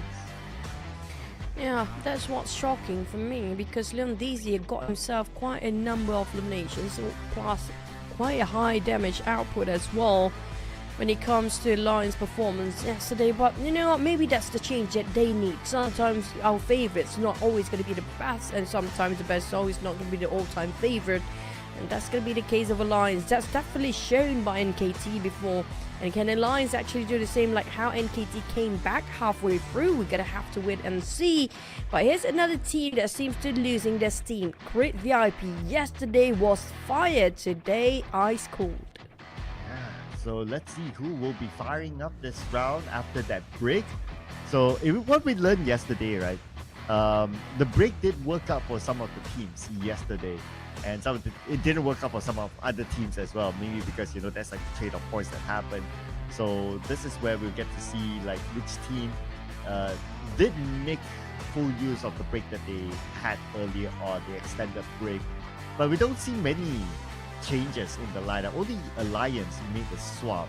Other than that, everyone else is still sticking to their lineup, the ones that is before the break till now. I'm gonna have to wait for RIQ as well. So far, RIQ is quite flying over that side. I have to say, they're slowly building up the momentum. We can see a bit of a comeback here, and slowly just building up their game as well. Cylinders start to coming out when it comes to second half of the day, but can they bring the momentum into the last Erangel? Just now, was it because of a circle? Was it because of the players? It's down to SMB circle, the last one. We finally got our first SMB circle in this tournament, but will be a same sort of circle, or different entirely, because today and yesterday's games, circles has been never repeat itself twice so far. Yep. So far we haven't seen a same sort of circle. So mid to the base again. Okay, since we already got it, I'm fine. But the one that we haven't got inside Erangel is the northern circle, the Suburni, the shooting range circle. So if it goes there, it'll be something refreshing for us. If not, if it goes to like North Yogopu, that would be pretty okay as well, or even Stauber. Somewhere up north, that would be pretty nice. I would say that if I were to get a pick, I would like to see which hardly would happen, a Zarki circle, like Zaki all the way, like No. Zaki town straight up. We had once first circle, that's it. That's as much as you get from Zaki. That's the most of it. At least we get a glimpse of Zaki. But I love this lineup, 7-9. It seems like we're fitting so well towards the team, and they are synchronizing well when it comes to the chemistry. Everybody laughing at the same joke. But I agree, when it comes to the Northern Circle, we might actually land us ourselves one here, because we never, like I mentioned just now, no circle repeat itself yet. So it feels like the trend of this season, every single map will have different circles rotation. Then we get to see the repeat, whether it's gonna happen tomorrow or not. Yeah. You mentioned on the point of Boboku, right? So I also want to highlight on Viren that came in. I think Viren has been doing very well for Sem9. I mean, just look at his fragging ability. He's doing very well. In fact, if you look at some of the performances that he put out, arguably he shines even more than Yuhai. I agree. I feel like that's the missing piece, you know, something that, or someone that have the confidence level of the dinosaur, which he doesn't think twice, just gonna go for it and just gonna go well with whatever he plans to do. And the best part is Sam9 can match up to his pace, and that's what's most important here. It's pointless if, hi Mormon, well, we love Mormon, camera love Mormon as always.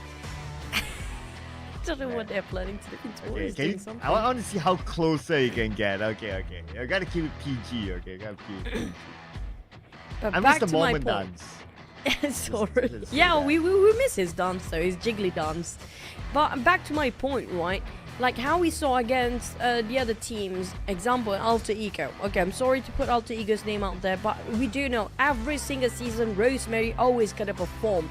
But he needs somebody that can match up to his pace ASAP, and that's what Firen has. Firen is like that kind of momentum for the side of Sam9. He's like the Rosemary of Sam9 right now.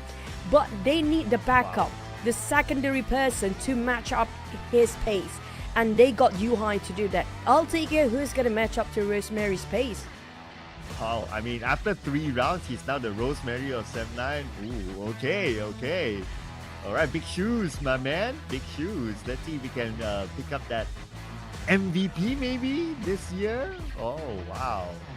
Just after 3 rounds, you're already like, okay, maybe this guy, we can look at it as a potential MVP for the season. Who knows? Yeah, I think he's pretty new to the scene as well. Maybe he got a lot more to offer after a couple of seasons. Who knows, right? Because right now it's just the start of everything.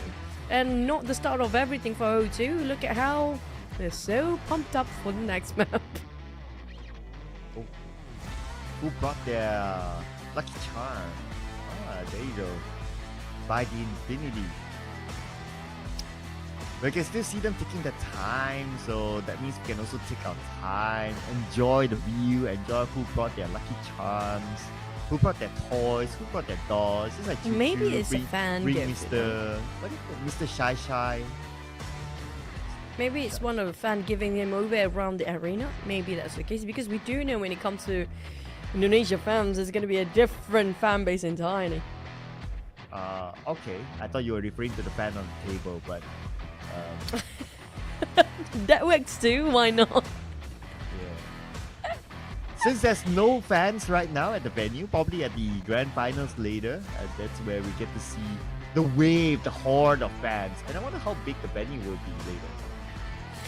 I think there's still going to be fans waiting. Maybe they're not allowed inside, but they're definitely waiting outside, and that's how they pass the toys. Probably, but that's going to be the case. We've seen that happen before, multiple times. So maybe that's going to be the case. Yeah, who knows? Maybe that's going to be the toy that he's been waiting to bring along every single season, but finally they allow him to bring, so that's going to be it. But when it comes to, I really want to see what's the wording on the Vampires logo, because if you look at it, I don't think it's just plain goldish sort of vampire logo. There's some wordings inside of it as well. There's some carving in it. Yeah. We need a model. Pick your model. Oh, I know who Stone. you pick. Stone. Yeah. Stone, stand up, please. Oh, okay, sorry. He can't hear us. He has the earmuffs on now. Too bad. Too late. Maybe later. Maybe next time. Next time. Stone, stand Maybe up, tomorrow. please. Wave your shit around. Oh, okay, never mind. The win No, until Ego. show. Alter Ego do have a new hoodie, so we can actually see that one. I do prefer the kimono outer jacket, by the way. I not really an outer jacket, it's just an outer layer of it, but it looks really nice, last one. But I when we are in awe of the team's jerseys, new jerseys every single season, will we be in awe for next Erangel and the last Erangel of the day? Oh, Spiner Erangel. And will it still be Group B? Ah, this is what we want to see. So far, Group B have been super duper dominating. So, not only like just getting the chicken dinner, but general performance. Like, even like you talk about like top 4 teams, it's like all Group B from the previous Erangel. So that's one. And they've been super duper consistent in general. Even like teams like Roy, who, yeah, people might put like below the pecking order, but they're still stepping up. Let's see in the final Erangel. Let's go.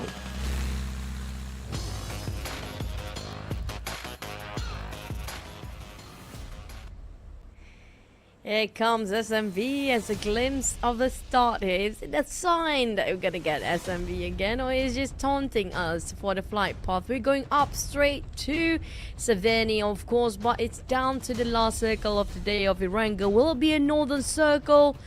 Will it be a different circle entirely? I do hope we get a northern circle one. So it means that all the rotations of north, south, east, and west circle, even the center of it, we actually have a run for at least once. Yeah, I wouldn't mind that. So it could happen anywhere. So we'll find out once the circle pops. But with this flight path, it's I don't expect a big shift of the draw as compared to like the previous flight path. We're gonna see Team Secret still dropping on the Noble, but Vampire, okay, so they're gonna shift back onto Primos, I believe. They're still hovering around the area of Veritier or even by the edge of military base. Okay, they're gonna stop by the edge of military base instead. So 3 different Erangels, 3 different draws for Vampire, being a big nomad here. That's unusual coming up from Vampires, really. I think they're trying to synchronize on something, you know? Maybe they just change entirely when it comes to their rotation this season, even their hot drops and drop spot. But we don't get our northern, but we might actually ended up in Lepovka. But before we had school, and school is still in here somewhere. So question is, will it be Lepovka? We don't have far right circle yet. So far, nothing, yeah. Well, if we get that, then Alter Ego will be the happiest since they drop around that area. And now they're right smack in the middle of the circle, so that means they can take their time. No biggie for Alter Ego. And for Boom Sports inside Milta, so they're pretty cool there as well. They did not end up in Rozok, so I guess nowadays, maybe some teams that is, they prefer like a quick drop. Wherever it is, quickest for them, they do that. Vampire Esports, they did a quick drop at military base, but they immediately took the boat, so I guess they kind of scouted that and they moved to Primos. But we already got our first knock onto Roy. We praised too much on Roy. That's on us. Sorry, Roy. But Roy, it's gonna be just the scouter for the vehicles. Never mind, there's also Shunos there. Yep. There you go. FAZE Clan. Getting 2 points. Maybe 1. Still 2. Wait, what? It's 2 different teams picking on Roy as the start. I guess they wanted to find vehicles or something like that, and they ended up bumping into 2 different teams. So it was a bit unfortunate for them. But it's interesting enough that the other 2 members of Roy managed to make it to the water house safely. So I guess this will be their key looting spot. And since they only have 2 players, it should be enough utilities here for them to utilize for the rest of the round. I agree. Unfortunate for Roy here. But you talked about Vampires. I agree. I am loving the fact they are changing up their colors of drops here. We're talking about Vampire. We're probably one of the few teams that we know when it comes to Southeast Asia that taking the risk, just going to play alongside with the flight path instead of having one certain drop, right? But they did actually reach out to Primos, like how we mentioned, and might predict as per usual. So I was a bit disappointed in that. I was hoping if they can have a bit of a change of tempo for teams. Like we saw some teams of the other PMSL regions, right? They just play alongside with how the flight will be, and just with whatever they have, they're just gonna go for it. Yeah, and we can see that with some teams. So I guess some of the teams have the strategy of like, okay, we want to loot fast wherever we drop or wherever the flight path starts, and that's absolutely fine, right? Then that means they just need to readapt to wherever the flight path is. But we're gonna check out the replay of what exactly happened here. So the first one was a vehicle tussle. The second one was just he was in the warehouse, but I guess he was also looking for vehicles. So just too bad for Roy. That's why they always put only one player for the first vehicle of the day instead of two, and they lost two of them in an instant.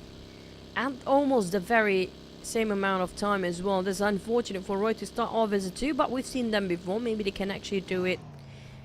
Still gonna be alright, like how they scored that chicken in the previous one against GEEK where GEEK broke the number of eliminations. That's 13, by the way, the best and the highest in this tournament. Yesterday we had 12, today we have 13. Who knows about tomorrow?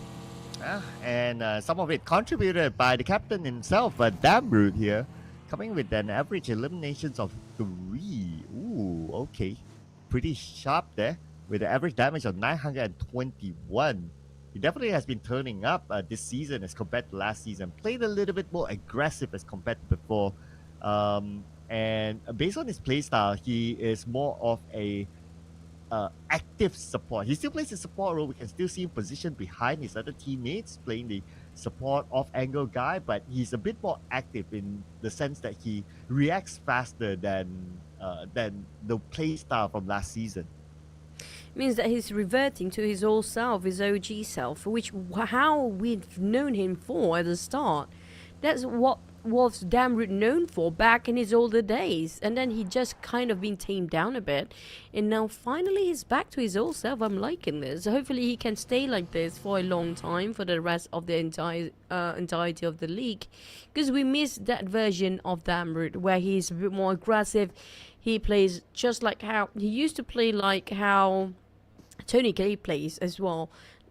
Tony K these days plays. Like he knows where exactly to pick from the off angle, getting those opportunities, and know the perfect timing to go out. I have to say, nobody can actually play that as well as Tony K right now when it comes to going off angle all the way out. You have to give it up to Tony K. He has been such a supreme player through the entirety of his career without any drop of performance for the entirety of his life career in PUBG Mobile. Yeah, that's the advantage of Tony K, right? Like after multiple seasons, we can still see him able to play smart. So that's one thing about him. Yes, he does have the gun skills and all that. I believe every player here has that gun skills, but it's the game sense and also how you play around this 360 environment. That is something that other players differentiate themselves with. But let's see, how will Team Secret differentiate themselves with Boom Esports and Team Secret? That's the differentiator. I think Boom just now who crashed himself into Team Secret's compound, and this kind of scenario happened one too many times on the side of Boom. Just rush straight with a car, with a vehicle, without thinking twice. Sometimes it's too costly for them to do that. This is not the first time happening to Boom. Then they lost Bombay in the process, so it's unfortunate for Boom. Back to the drawing board, maybe not yet, because they have shown good performances before this. So probably just some fine tuning with the current lineup. But now the current situation is that they'll need to play with 3 players. This will eventually force them to be a bit more passive for the entire round. That is Boom we're talking about. Usually when it comes to last minute, or even in the middle of the tournament, they seem to come back anyhow. 2 seasons in a row, they've shown us what they're capable of. But the circle, This time it's going to be Yasnaya Poliana, and before we thought it's going to be Yasnaya Poliana, it ended up on school, and this time it's going to be slightly north. We get some slight north circle this time, so they still consider it as slight north, but I'm not sure if we might ended up right on top of Yasnaya Poliana, or we'll actually try to ping pong all the way to a side of mention later on. But not many teams on top of Yasnaya right now. A lot of them coming up from the southern side. Look at how crowded it is down there. Yeah, that's the area that I'll be interested to keep an eye on, right? With the amount of teams down there, and everyone seems to be moving in the same direction. And we can see all these travelers starting to go, and everyone's trying to tussle for that key position. And while they travel, some of them get caught. So one of them, Levi's, got caught out, knocked down, not out yet though, so potentially can still be saved. Here comes the rest of the Xaviers passing by Create VIP like it's nobody else's business here today.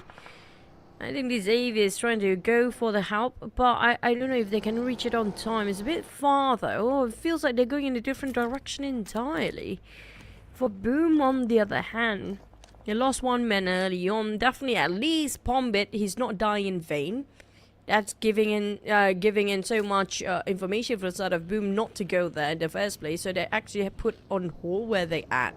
But for Alliance, I feel like they are in a position where they want to engage for fights here. There's going to be two teams, RRQ as well as Create VIP nearby. And the moment they pop the smoke, definitely they will invite these two teams to have a go against them. Oh, okay. Now shots fired from multiple angles. Alliance, decent position as long as they know which angle is exposed to them, and they are pretty aware of the fact that Crit VIP is on their northern side. But Crit VIP, they're leaving the area. I guess for them, it's not really worthwhile to put pressure onto Alliance. This is still pretty early into the game, and their position is not really that valuable for Crit VIP to really challenge Alliance. And in general, Crit VIP, today hasn't been their day. So I guess they might want to take this round a little bit more chill. A bit more chill will work for them. That's the question. Or a bit too chill would be a bit of a problematic too. We're gonna have to wait and see. Well, so far, Create VIP, things work out well for them. Yesterday was quite a different scene. I think they definitely chilled down today compared to yesterday. You remember always the first few fights, it's always about Create VIP multiple times yesterday. And slowly they were building up their momentum. It didn't work out for the first round. It slowly seems to be successful for the next attempt in the second map. And the third map seems to be like the charm yesterday when they aggressively initiate all the first few fights. Today, we don't see them fighting as much as yesterday, so if you ask me whether they chill, they definitely chill down here. Well, I mean, if you don't last long enough, you probably don't get to see much of them in the first place. You're just, being real here. But something that could have affected them again is the presence of Group B, and I don't think it's only Group VIP, but everyone else has been affected by the fact that Group B is playing. And they've been taking away all the points from the battleground in general. But at least we're going to see some action here. So Base Clan, feeling the wrath of Sem9 from the other side. And Xavier is also running away from Sem9. That is not great. Everybody in shambles and everybody broken information because how scattered and surprised they are by the presence of Sem9 firepower out of nowhere suddenly just stopped firing.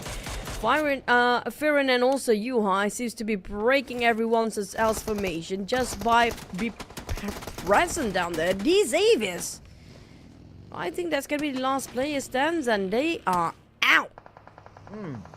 I guess to them, they kind of know that okay, we can really chill because they've hit the KPI so called. That's why they were like, we can go 2 rounds without any points. So it's fine at this moment.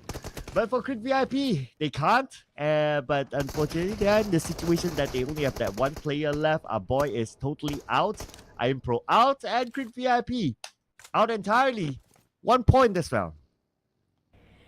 Back to it's another point. Alright, you also want to rack up the numbers here because right now they are aiming for more, and now they're definitely hungry after they got themselves the chicken. The more they got the chicken, the more they are thirsty now for those numbers to go up. Now they definitely secures one. Trying to find another player that's actually trying to run about from their side, which gonna be GEEK Fam. There you go, they found them a bit late. Audrey just drive like there's no tomorrow. Oh yeah, Audrey all alone. Not going to look back. Just drive by. Don't look back. You don't have a side mirror. You don't have a rear mirror. Just go. I was wonder so where his other fast. teammates are though. He definitely not thinking twice to make a U-turn or something. He's just gonna, never mind, bye. Oh man, you can see how aggressive RRQ trying to get the numbers up. They definitely are in the great momentum right now for RRQ. We can see how aggressive and how confident they are taking the fights after one to the other. But for Vampires, they have been, I don't know, it seems like a slow and steady performance coming from Vampires, but not so much for VOIN Donkey. Definitely they want to push their numbers up for their last Erangel run this week. Yeah, VOIN Donkey 46 points so far. It's okay, but of course, if they want to go straight through, they have to do a lot more better. But even if they go last chance qualifiers, their starting points are pretty not too bad. But of course, you could add more if you're already anticipating that you go to a last chance qualifier. So VOIN Donkeys, let's see how far are they from the circle. Okay, never mind, we'll revisit there when we get VOIN Donkey on screen later on. Back to Vampires. Secures 4 out of the teams that seems to be passing by, including Roy early on, but RRQ spot out Lions, and RRQ, they have a bit of a trade, but unfortunately on the side of Fnatic, he didn't have the backup that he needs. And the moment they realize it's a bit too late now, he's being finished off in an instant. If only the rest of the team is giving a bit of a backup, then might be we have quite an early skirmish after we lost Crit VIP and the Xaviers early on. Well, we're gonna have to wait for the next stage, which is gonna commence now. Well, tons of single pickups that I noticed. And I guess that's because of the migration, right? Like, while you move, you got caught out, and then your other teammates just have to make a run for it. So that's why we see a lot of single pickups. And that's what happens when hardship circles show up at this stage of this of this round, as in like the earlier stages. If it's like the later stages, then that's where teams are really, really forced to fight for positions. As for RRQ, they lost Fnatic in the process, so that's also the cause of one of their players to be taken out at this stage. But for Alliance, they need the points, and they have GEEK in front of them. GEEK is actually on the right of the momentum, but they lost one man as well as just how RRQ had before. But the thing is, it's not just them. GEEK now have to face against OTWO ESPORTS when Damroot just taking the lead on the upfront. Audrey, all we see Audrey footage is going to be running away from fights and from the bullets, and this time he cannot escape it at all, but it's going to be more vandalized at the same time. Just caught himself in a trap for the side of GEEK.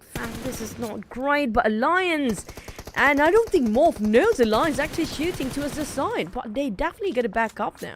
Yeah, the thing for Audrey is that since they dropped into Barry Pier, so the circle has been running away from them. That's why he has been chasing the circle. But no mercy, has to chase the circle as well. Look at this, he's bleeding out to the zone and he will go down. Alliance fires back onto RRQ. One more to go for the side of RRQ. And he should be able to get away. For now, there's, oh no, he's going to take an engagement against Alliance now. But Adik, look, is ready for it. Oh, he's prepared, even though it was quite a zigzaggy, buggy ride just on the side of RRQ. Unfortunately, RRQ from the highs to the very lows, they dropped down quite early this time with 2 elimination points. At least they did go empty-handed. But for the side of Alter Ego, wow, dropping like it's hot. Alter Ego, oh, no points at all this time. Okay, definitely back to the drawing board, or it's something that they can't wait, which is the map swap into Mirama, and hopefully they will change their fate. But for Boom Esports, speaking about change, all right, let's see. They did make a swap, especially for the from the Sanhok map to the Erangel map. It's been an okay round so far for Boom Esports inside of Erangel, but now with the circle shift, Boom Esports do not have it. They have to win this fight against Team Secret. But for the northern side, MORPH and Alliance do have quite a gap. It's going to be 150 meters apart between them and MORPH right now. As long as they move in parallel motion, it's going to be fine. But seems like that's not going to be the case. They might actually bump into each other based on how their interest, taking interest on one on the other. But boom, they're definitely quite committed to the fight against Team Secret, and Team Secret want to make sure they will try to keep them at bay because only one team emerged out as a victor in this fight, and the next one is going to be facing another team, which is going to be VOIN Donkey, waiting at the rim of the circle, gatekeeping towards these two teams right now. Okay, here we go. Razy with DBS. He's going to go in for the forefront fight. And he managed to get one. Looking for more. And behind the speaker is his next target. Charging in. And with that, boom. Versus Team Secret. 3 players, not an issue for them. Team Secret goes out. It's not done and dusted yet for Boom. They have to go for another hurdle against VOIN Donkey next. So far has been shooting over this side, but for at least Boom, they still have an upgrade of loot against Team Secret's death boxes laying around. So they're going to take a bit of a longer rotation for Boom, knowing the fact that VOIN Donkey opened fires against them. But the problem is, they might actually stuck themselves in a different compound of another team. O2 Esports is just right across them. Lucky enough for them. There's a nice parking by Broom, by the way. Unusual, but it works. Lucky for them, there's nobody indoors for this particular small apartment. I wonder if you ever need to pay for rooftop parking. I've never tried that before in my life. Probably need to ask the players of Boom, now that they have done something special, I would say. As for the compound, well, great spot. I think it's a decent spot, I would say. What is it great? It's decent. At least they don't need to force themselves to engage with O2, unless if O2 wants to engage with them. But doesn't seem to be the case. Unless if they could get like a big advantage, then maybe, but unlikely. At least to the next stage. I love the fact that all the teams happen to be in a straight line up there. Boom. And then we have O2, and then we have Alliance, and there's another team right across the other side as well. But VOIN Donkey, they didn't get Boom just now, but their next target is going to be a different team entirely. That's probably going to be O2 Esports, or the one that's coming up from behind, and that's going to be Alliance. More Flippy will try to keep Flax down, but Alliance, they're playing alongside with the terrain. But lucky enough for MORPH, they have this tree to take covers in case they start to toss around the hand grenade. Bit of a change of hands and trading done, but Alliance winning over MORPH right now. But Zero try to go an off flank, an off angle fight. But all he needs to do is find that one particular player of Alliance, and they are done deal. MORPH, where are the rest of the team? Well, without the entire squad, they're still able to hold down Alliance. But they have Hazel at the back still, it seems, playing a support role. Now he's moving as well. Especially when the circle shifts, he needs to come in. But the members of Alliance seems to be falling apart. Only one active member left, and now Nate sent across onto the other side, into the smoke, hoping to land onto the players of Alliance. One of them should be able to. But not yet, not yet. They have to go in, get closer to Adik Look. Adik Look being very vigilant regarding his position. Never mind that. I think O2 probably just finished them from behind yet. Was it O2 or was it MORPH just now? We're gonna have to wait and see the kill feed later on. But for the side of Alliance, unfortunately didn't make it through. We have 7 teams left. There's still stage number 6 heading over to stage number 7, who might actually have a couple of teams. Only one compound in the last few circles here, because I don't see VOIN Donkey who want to look around here anymore, because their compound is definitely not inside of a circle. But the problem is, the moment they step out of this area of this building, there'll be 2 teams eyeing them out. One by one might be taken out from the off angle, and that's gonna be Boom as well as probably Infinity. Oh, okay. Well, skipping to the other team, Mormon surprised Bobo Hu just as when he was in the speaker about to drive away. Mormon surprised him, and that's where FaZe Clan picked up their 5th point. And is Mormon actually the last member of FaZe Clan? Now 7-9 tries to seek revenge for Bobo Hu. So it'll be 3 crosshairs onto Mormon now. Well, Mormon's been a naughty boy, so he's probably going to get punished by these players right now. But Mormon, yep, there you go. It's either O2 or Infinity. And finally be finished off a Mazel by O2. And it's definitely going to be devastating for the side of the other side of the team just now. We try to steal it away, which is going to be the Infinity. But Yu-Hai kind of stuck himself in a rut, just having a haystack to take covers. Difficult for him to get it out. But Boom going in against the VOIN Donkey, who surprised them and an attack from behind. And Yummy took a bit of damage from the Molly before he went down to the DBS of Zera. Wait. And now Nate sent across onto Zera. That was a closer, almost landed onto his head. But on the left side, there's one more player from Boom Esports within the smoke. Zera tries to find him, but not able to land his shot. Potato tries to land random shots, but not able to connect it onto Razy still. VOIN Donkey actually being attacked by those long drop of nade of MORPH across the other side of the street just now. And it was quite confusing for VOIN Donkey because they thought was it going to be another Boom player, and they tried to spot out Razy, who got shot by Infinity. Wait, how in the world the third party or another set of eyes actually watching across the other side of the street? Well, those are pro player eyes, ladies and gentlemen. Eye shots now. We need to bring out his pro player eyes to defend his ground against VOIN Donkey and also MORPH. And looks like they did it against MORPH. Number 5 for 4 elimination points. And now O2 come up to top 4. But they're not done yet though. They have VOIN Donkey next. Infinity out of nowhere, suddenly they pop their heads out with a full squad alive. We still have trios on the side of O2, Sam9 and VOIN Donkey. But percentage-wise, definitely Infinity have more men here. And they have been quiet all this while. They are the only one coming up from the left side of the circle. The other 3 teams seem to be scattered, not really scattered, kind of put themselves in the same spot and same shoes, cluttered up together. This is not great for the side of O2 and VOIN Donkey as well as Sam9. Eye shots knocked out by Deb. So it looks like he exposed inside the open window and Deb took advantage of it. And now Kid is going to be the next target for Deb. Another 50% health runs into the building. Door down by Deb. But at least he's safe in the building and he will save eye shots unless this nade could say something about it. This nade. Okay, nope, not yet. Second nade into the building. No. Did not connect. Close enough. He calculated it well, but they just got themselves some covers. Just a tiny cover on the side of the indoors of O2. But right now for Sam9, they need to really position themselves to get a better view towards the side of Infinity. Because right now Infinity will be the biggest chance to win the chicken dinner. But at the same time, Infinity have to slowly leave and they're being spotted out. Yu-Hai spot him out. Infinity straight away. Tiger Axe on the ground. That's a clean execution coming up from the side of Yu-Hai. But Infinity a bit late for the popping of smoke just now. Their friend already being eliminated, but Yu-Hai now stuck himself to deal with the entirety of Infinity all alone. Well, Viren is together with him in a different angle, and Deb as well. Now everyone's spraying onto the Infinity. The Infinity only has smokes to cover them as for now.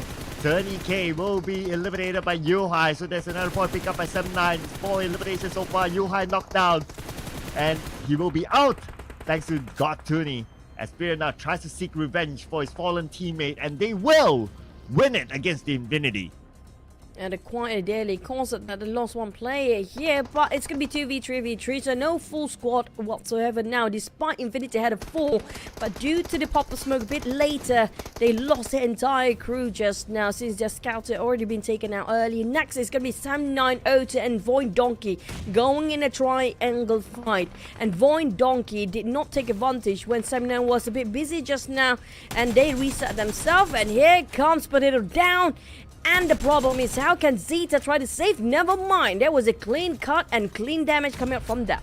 6 eliminations now for Sam9. Looking for their 7th. And the members of VOIN Donkey still right in front. Deb, no clear shot thanks to how rough this terrain is for him. But he tries to land it with his nades. But the nades fell a little bit too short out of Zeta. O2 climbing up all the way towards the rooftop. They still barely get himself in the side of the circle, but they have a clear view to the side of Sam9. So O2 can see Sam9, not really on VOIN Donkey. Sam9 can see VOIN Donkey. VOIN Donkey cannot see anybody. That's the worst case scenario in the shoes of VOIN Donkey right now. They have to have a battle angle. Well, the best angle now is O2 now with this rooftop, but they don't really have that circle, so they probably need to move a bit forward. And they're making their move right now. Okay, O2 out of the building. Now this will change things VOIN Donkeys now aware of the presence of O2 moving in. They have to be aware of 7-9 as well. They could potentially come in and could take them out. So they have to manage two teams at the same time. Basically, it's now 7-9 O2 putting focus onto VOIN Donkey. And for VOIN Donkey, at least for O2, they didn't see it through. They didn't know exactly where VOIN Donkey position was. But they have some general idea where they probably might be at. 7-9 definitely have a lot of information on VOIN Donkey, but not too much information on O2 Esports. But O2 Esports definitely have quite a view to the side of 7-9. Now, the one that really need the information is possibly going to be VOIN Donkey. If they want to just get a better view, they need to re-angle themselves in a better position. If not, everything will go down as easily as the Blues start to be approaching. But O2, they need to get out. They cannot be on their high horses anymore. They have to leave the compound. Yeah, O2 definitely has to lead. They're by the edge of the blue, so they'll feel the wrath of it now that we're into stage 9. So no compound anymore for O2. They'll be out in the open just like everyone else, just like Kid as well. And 7-9 also putting a bit of focus onto O2. So now it's 7-9 and VOIN Donkey on O2, and now Mazal goes down. Eye shots just in front of him, but he won't have time to pick him up. There's no structures to cover the sort of O2. The moment they step out, and that's another Kobe tossed by Zeta. And VOIN Donkey definitely not happy how they've been treated before because of how the nades been dropping like flies just now for their fallen comrades, of course. But VOIN Donkey now have to face 7-9 at the same time. They have to deal with two teams here. While 7-9, they couldn't visualize due to the curvature of the terrain to the side of O2, but Kid can make things happen. If Kid can see a bit of a headshot, they can actually pull over from the side of 7-9. He can actually try to take them down. But for the side of VOIN Donkey, they know exactly both two teams' position here, but the problem is there's no more structures to take cover except for these couple of rocks. Oh, lucky enough for Zeta, he does have that first aid to heal up again. O2, there's still Kid around. Kid could be the kingmaker here. Who will Kid choose to shoot? But never mind about that. Fair spot in out first, and O2 have been eliminated. Number 3, 7 elimination points now is between 7-9 and VOIN Donkey. 2v2 for our finale in the last wrangle of the day. Zeta, known for his precision and efficiency of spray, finish off down, and 7-9 have to bow down because Zeta is back in the game and VOIN Donkey is back well and alive for that chicken dinner. Man, and they even took a couple of points out of O2 in the process. And this guy, Zeta, is such a pinnacle for VOIN Donkeys. Such an important player for them to score this chicken dinner. VOIN Donkeys, you don't get a compound, it's not going to be an issue. They were on the lower ground of the hill. That is their only cover, and they made good use of it to score this chicken dinner. And they have the least amount of knowledge just now regarding the other two teams' position, but they persevere. And I have to say, Zeta has been one of the most strongest pillar on the side of VOIN Donkey right now. They definitely need his IQ, they definitely need his game sense. And look at the damage output by this one particular player. 6 eliminations with almost hitting that 1000 damage by himself. And a total of 9 eliminations for VOIN Donkey. So that's 19 points with the chicken dinner in this round. And Zeta undoubtedly is the MVP. Like what you said, almost 1,000, 992 damage. The 6 eliminations, 213 damage received with 42% team contribution. And of course, survived the longest together with his teammates, 28 minutes and 40 seconds. I'm not gonna lie, I feel like I want to see VOIN Donkey to lift the trophy this year just because of how well Zeta has been playing. Every single season we have this one particular player, full potential, very high potential to go even further, and they will be the wonder kid or the wonder boy or wonder man in this season. Probably that's gonna be Zeta for this season here. For VOIN Donkey, 7-0 Ota, and boom, that's gonna be the match recap on the top 4 with the least amount of a time for a full squad. It's gonna be boom at 7 minutes and 17 seconds, but they still last long enough. 2 finale from Indonesia and 2 in Malaysian teams, but will be enough or not when it comes to Mirama next. But let's rewatch the highlight. When it comes to the chicken dinner, VOIN Donkey is back.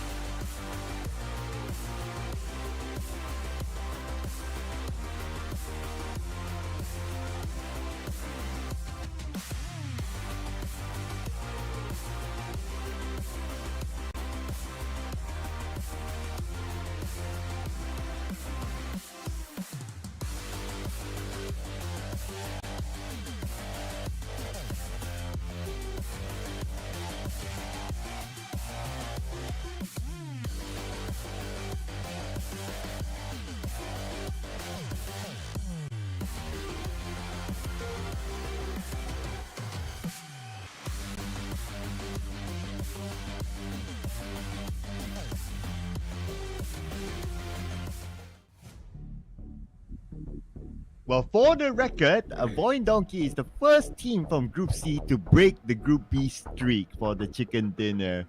So here we have it, 19 points by VOIN Donkey. 7-9 came up with 13 points. O2, their best performance so far with 12 points. Boom Esports with 10 points. The double-digit club there is. And I don't know, these teams, let's see here. VOIN Donkeys, 7-9, both of them from Group C. And yeah, they did really well this time. And they both broke the streak of Group B. Yep, it seems like a wake-up call for the side of Group C teams this time around, but not so much for the Xaviers. They're dropping the ball pretty hard and cool here today. I think they didn't get even 5 points overall across the 4 maps earlier today for the Xaviers.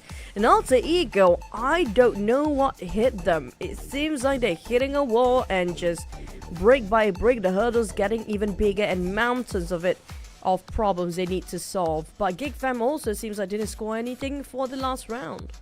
Yeah, so at least they have like the previous rounds to like kind of cover it up. But yeah, and for these areas, well, they're still at number 1, so wouldn't be too worried with the 80-point haul for them. But because of VOIN Donkey's chicken dinner, they are now at 65 points. They're only 3 points below FaZe Clan now. Interesting. With 2 more rounds to go, they could also be one of the teams to potentially break that 80-point mark. And maybe that's going to be the safe zone for them. 85 is always going to be the best standard here for them to 100% get into Super Sunday. But can they make it by the end of today? But not so much when it comes to the second page here. Team Secret, unfortunately, I have to say, we got to get to see them in the last chance day again. But for the team still in the Group B, most of us still on the second page here. And including Infinity, Team Flash, not on the other hand. Team Flash is coming up from the side of Group A, so they're not playing here. So a lot of teams coming from Group A being pushed down towards the second page, but we're gonna see something different tomorrow. Yeah, about the Group B teams, the Infinity, 12 points so far, and we have a 8-point gap between them and also the next team. There's something for them to work out as well.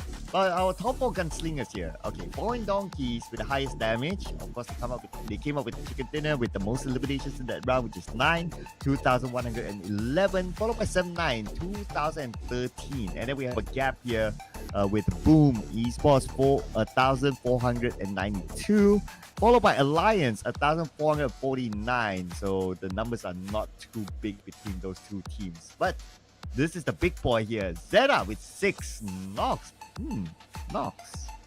I feel like it's just a start for him here for this season, this year. I mean, Zeta definitely have high potential. Or probably going to be, by next year, he's going to be as full potential as Rosemary or even Yummy at this point. But Raze is still kind of put a Boom under the radar when it comes to top fighters. This is going to be the sad award as per usual. You get the knocks, but never the elimination. But it's going to be a different story for Zeta because we saw how much elimination he got by himself just now. Yeah, so at least it's not that sad for Zeta himself. But will that sadness be for some teams here inside of Miramar? Since we're switching up the map for the final 2 rounds, and we're jumping into Miramar again. This is going to be the first Miramar for Group B in this season's PMSL, and also for this composition between Group B and also Group C. So let's see who will take what kind of drop spot, what sort of circles will we expect, because so far in our Miramar circles yesterday, the circles have been kind of okay. It has been an okay set, except for one SMB circle, but even the SMB circle earlier today in Erangel, the flight path actually crossed the SMB, so it's still quite generous. I assume even Miramar map is still slightly generous here today. Yesterday we had the last Miramar, was around the south of Los Leones. That's quite a common circle, and we haven't got northern circle as well in Miramar for the longest time, so maybe we can actually expect that to happen. But if you ask me about the pattern of circle, it seems like no repeat of any circle yet by far. So when it comes to Miramar, we can assume the same here. We're probably going to have a different circle entirely compared to yesterday. Well, we shall see since it's very RNG, right? But if we do get a different circle altogether, I wouldn't mind because yesterday's circle was kind of nice and we only had 2 Mirama. So, yep, give us something absolutely different. I'm totally fine with that. And absolutely different can mean like all the way Oasis or my favorite Impala. I'll take either one of those. That would be pretty nice as well. But one of the other things, of course, will be interesting to see is going to be the drop spots. It's going to be the first Mirama. Will there be a accidental clash of a drop spot? Just like how we saw in Sanhok in Painan, there happened to be 2 teams there, 7-9 and also Team Secret. It could potentially still happen because it's, again, the first Mirama in this group. It's kind of true. I mean, like, it's the first. So, but we do know that these guys screamed yesterday. And also when it comes to Group B, they definitely have a review and went to the drawing board after they'd done reviewing Group A versus C. There's a small chance, probably almost none, when it comes to the early skirmishes on especially the bigger map of Mirama. But there might be a slight chance. Who knows, right? If they want to ripple a bit of disturbance with the team that thought it's going to be peaceful, it would be always nice to have surprises here and there when it comes to the first of the Mirama between Group B versus C. But at the same time, okay, back to the scoreboards we go. We talked about Group C. Today is going to be their last day and it's going to be the last 2 maps, so they have no more chance for tomorrow. And definitely we do know that Team Secret might actually join in the last chance. Who else might be joining them? Well, I mean, the clearest one is that. But if we were to look back at the scoreboard, I think MORPH is in the danger zone right now as well. It's doable still with 2 maps remaining, but they are in a shaky place, aren't they? Yeah, I would say MORPH is probably the next one to keep an eye on. If it's not MORPH, then perhaps even VIP, because today have been quite an off day for them as compared to yesterday. Yesterday at least they have standout moments, but today, it's hard to see a performance by VIP. VIP, they had a fiery run yesterday. It was hot, super hot yesterday. They went on steamroll and they quite consistently getting themselves points in every single round, but today they are struggling so much. I think I have to agree with you. The fact that it's because of Group B, that's it. Group B changes the dynamic of Group C so much that it kind of stops them from their usual rotation, or even the timing is a bit off because of how they're being stopped, and there's so many blockades coming out from Group B about how aggressive they try to force it out against the teams coming out from Group C. Yeah, I mean, even if we put aside like rotations and all that, right? If we just look at the merit of the achievements, the potential gun skills. I mean, we're talking about a group that has also MVPs in it. We're talking about like people like Tony K, who have been MVP at PMWI, and then you got Rosemary, although he hasn't really shown up, but still, right? And then you got Yummy, who was MVP of the last season's PMSL. So you got a lot of firepower here in Group B. Nepeko also have been the MVP before in PMPL Southeast Asia back then. So that would also affect it, besides just like the rotation and the drops and all that.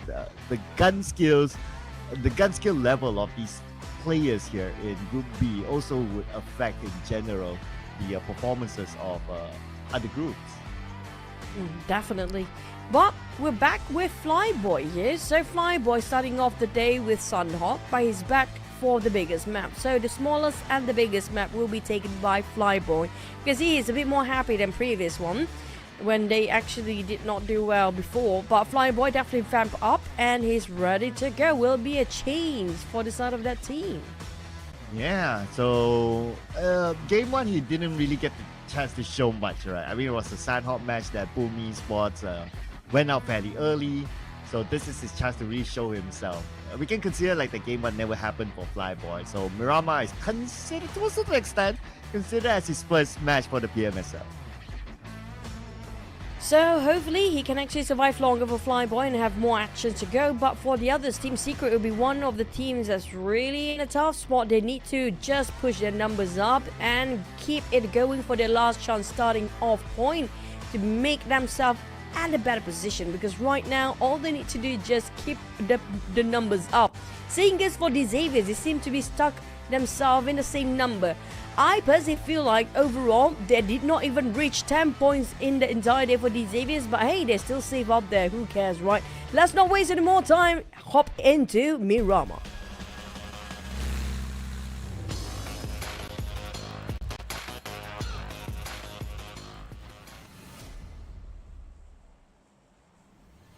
Miramar it is, and it is the first Miramar for teams from Group B. Let's see how will they fare inside the dusty map. Flight path-wise, it's going to be not too bad, I must say. You're going to start from Ruins, going to end in the south side of Los Leones. A lot of major cities are accessible straight off the back. But nobody drops in Ruins, so Ruins is wide open. But that also means that other places will be occupied. I'm still looking to see if there is a potential of an early clash because of the first time meet between these groups in this map. It's kind of true.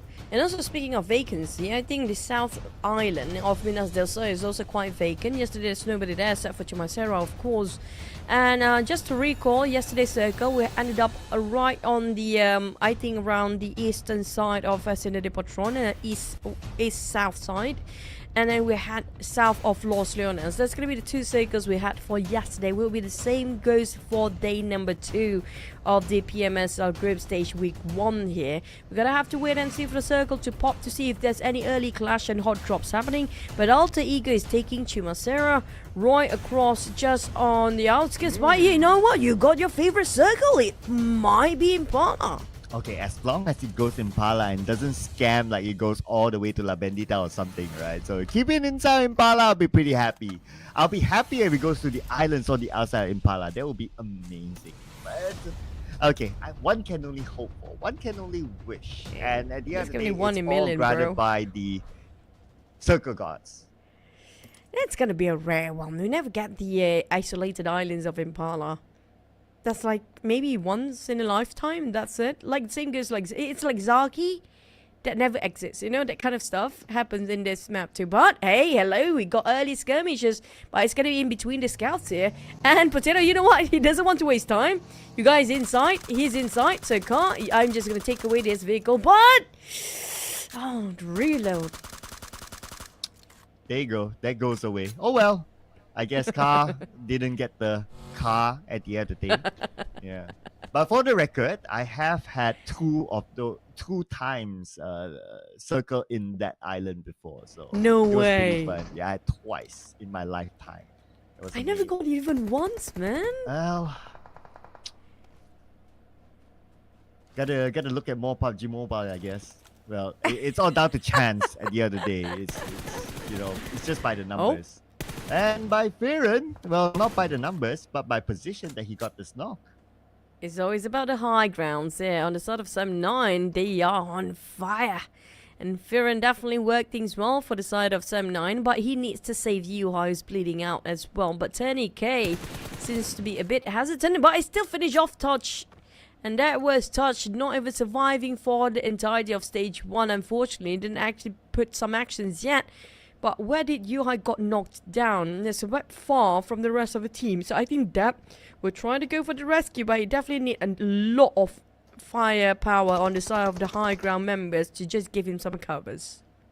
Well, now I guess the big mission is also to save Yuhai, but it's going to be quite hard. Just look at the spread of the Infinity as well. I mean, they got the other side covered too. So Yuhai could be held hostage.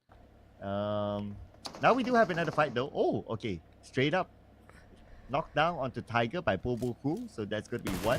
And he got that off-angle guy. So Yuhai now has a chance to be saved. Yeah, Fearon's already on the way to that with his vehicle just now, but I don't know where he landed himself. I saw he actually just climbed down and just drove all the way to UI. He's definitely, that's going to be his partner for life here. How Fearon actually reached on time to save, but at the cost of that life as well. To save the other, you have to have a bit of a trade-off, and that's going to be the cost to save Yuhai, and they don't have the support fight coming from Fearon because of Fearon is saving Yuhai, but at the cost of that. A bit of a trade-off between the players, I guess. Sorry, Dab. Clearly, they love Yuhai more than you. You can unfriend them on social media after this. It's fine. Yeah, We there you go. understand. Unfriend him, man. Oh, but you But down again. Yuhai got knocked down again. Is there Oh, anyone close with Yuhai? Oh yeah. There's That's somebody weird. nearby, so it's fine. Should be up there. But now I think Fury start questioning, is it worth saving his friend now? Because quite a cost coming up from 7-9, and the problem is the ammunition is not that much as well. So Boo Boo giving some support fire from the back, hoping to just shoot away Infinity, but that vehicle almost got knocked down entirely, now smoked up. Well, it's Yuhai back from the dead, and the moment he arrives, he takes out the Infinity together with his teammates, and revenge is served. Definitely worth saving. Sorry, Dap. Oh well. Sorry, Dap. You can unfriend him, we understand. You can be friends Yeah, with we us totally instead. understand, buddy. But next is going to be Iron Bro, but Iron Bro don't have any friends here this time. So I guess friends is not for life for this round for certain teams. On the side of Team Secret, definitely he's going to save Soels, GK, and the rest of Team Secret already arrived. So he's definitely going to give some support for the side of GK. He's going to go in front and just making sure the house is clear for them to take. Another knockdown happened somewhere else. That's going to be Oleo by Onzens. Okay. A lot of early fights here in this circle. And I guess it's because the circle is like tucked towards the right side. That's why we see all these rotation clashes happening. As Brick gets knocked down by Ventoris from FaZe Clan. And that's going to be a long-range knock. So Brick should be able to be recovered. Unless FaZe Clan has something up their sleeve to crash in. But probably not. They're not in the right position. Mela. An awkward angle to take covers underneath the bridge is unusual, but it works right for him, so why not? But FaZe Clan, it seems like they're going for 2-1-1 formation, just for the spread. The middle players seems to be a bit busy. Side of Boom, they are on rotation as well. Crave VIP, I don't know how they stumbled against Vampires, but Vampires definitely caught by surprise down there. Probably had their guard down. But we do see a bit of stats from Razy, 480 damage with assists of not even one.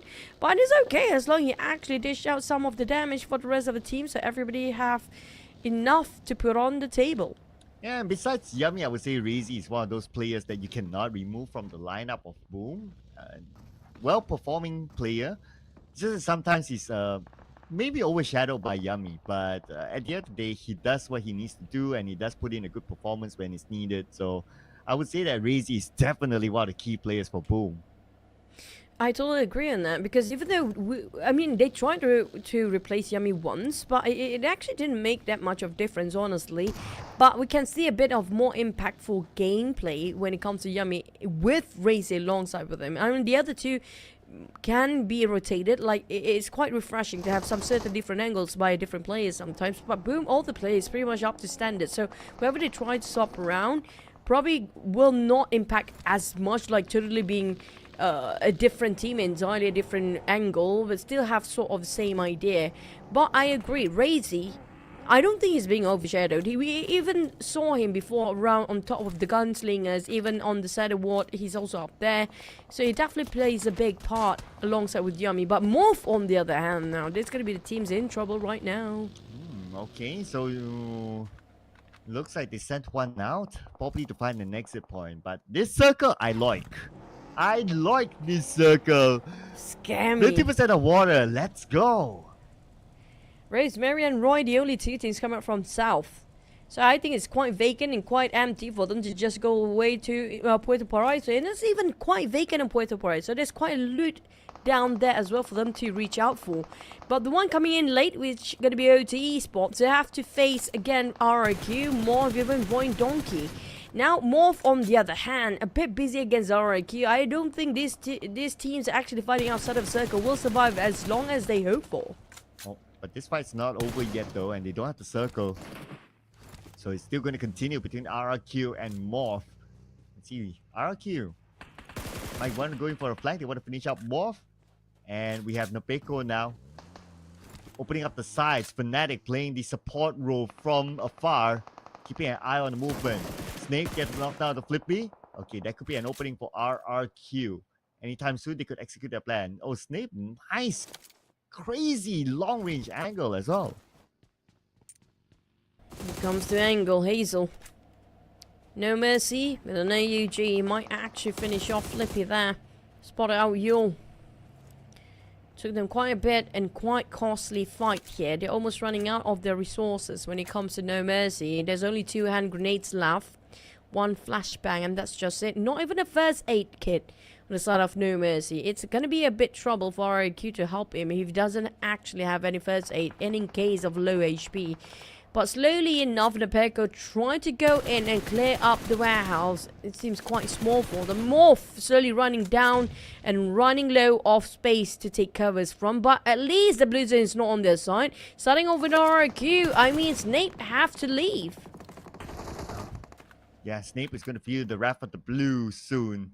But he's been pinned out though, so it's pretty difficult for Snape. Now, the rest of MORPH is going to feel the same as well. There's still stage 2, so as long as he has decent amount of utilities to heal up, he's still going to be okay. But can't say the same for the POCO that now he's down on his knees and Flippy will be happy to pick up that point.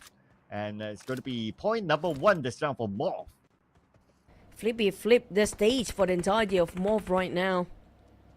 RIQ definitely kind of regret overstating themselves and standing the fight over the side of MORPH. The Blues are hit them hard this time, almost 1 kilometers away from the circle even. This is going to be rough and tough. Hopefully, MORPH do have some vehicle. At least they have 1. But Snape, I don't think anybody can save him right now. RIQ at a cause here. They lost 2 members just to fight against MORPH. And for the side of MORPH, at least they have all 4 men well alive and 1 UAZ. You can see that 1 UAZ can carry out all 4 of them, but at least they have 3 vehicles to work around. And Alter Ego and Roy for the up the out of circle, they're gonna have quite a clear entry in. But the one coming up from north, I mean Impala and the outskirts of Los Leones is a bit too concentrated. Yeah, even look at the left side as well. We got Sem9, O2, and VOIN Donkey there, and FAZE can potentially playing the gatekeeping role, so it's going to be quite crowded on the left side of the circle too. Well, and it still has this circle also has about 40% of water, so about 60% of land to play with. O2 and Sem9, here we go. Let's shift the circle to the right side next one, please. Just because we hope for.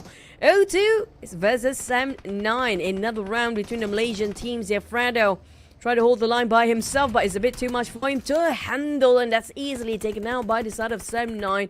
It's going to be the Firen and Yuhai combo and deadly duo once more. Here comes Yuhai just doing his job as per usual. Boom! Onto the high ground by Amazel.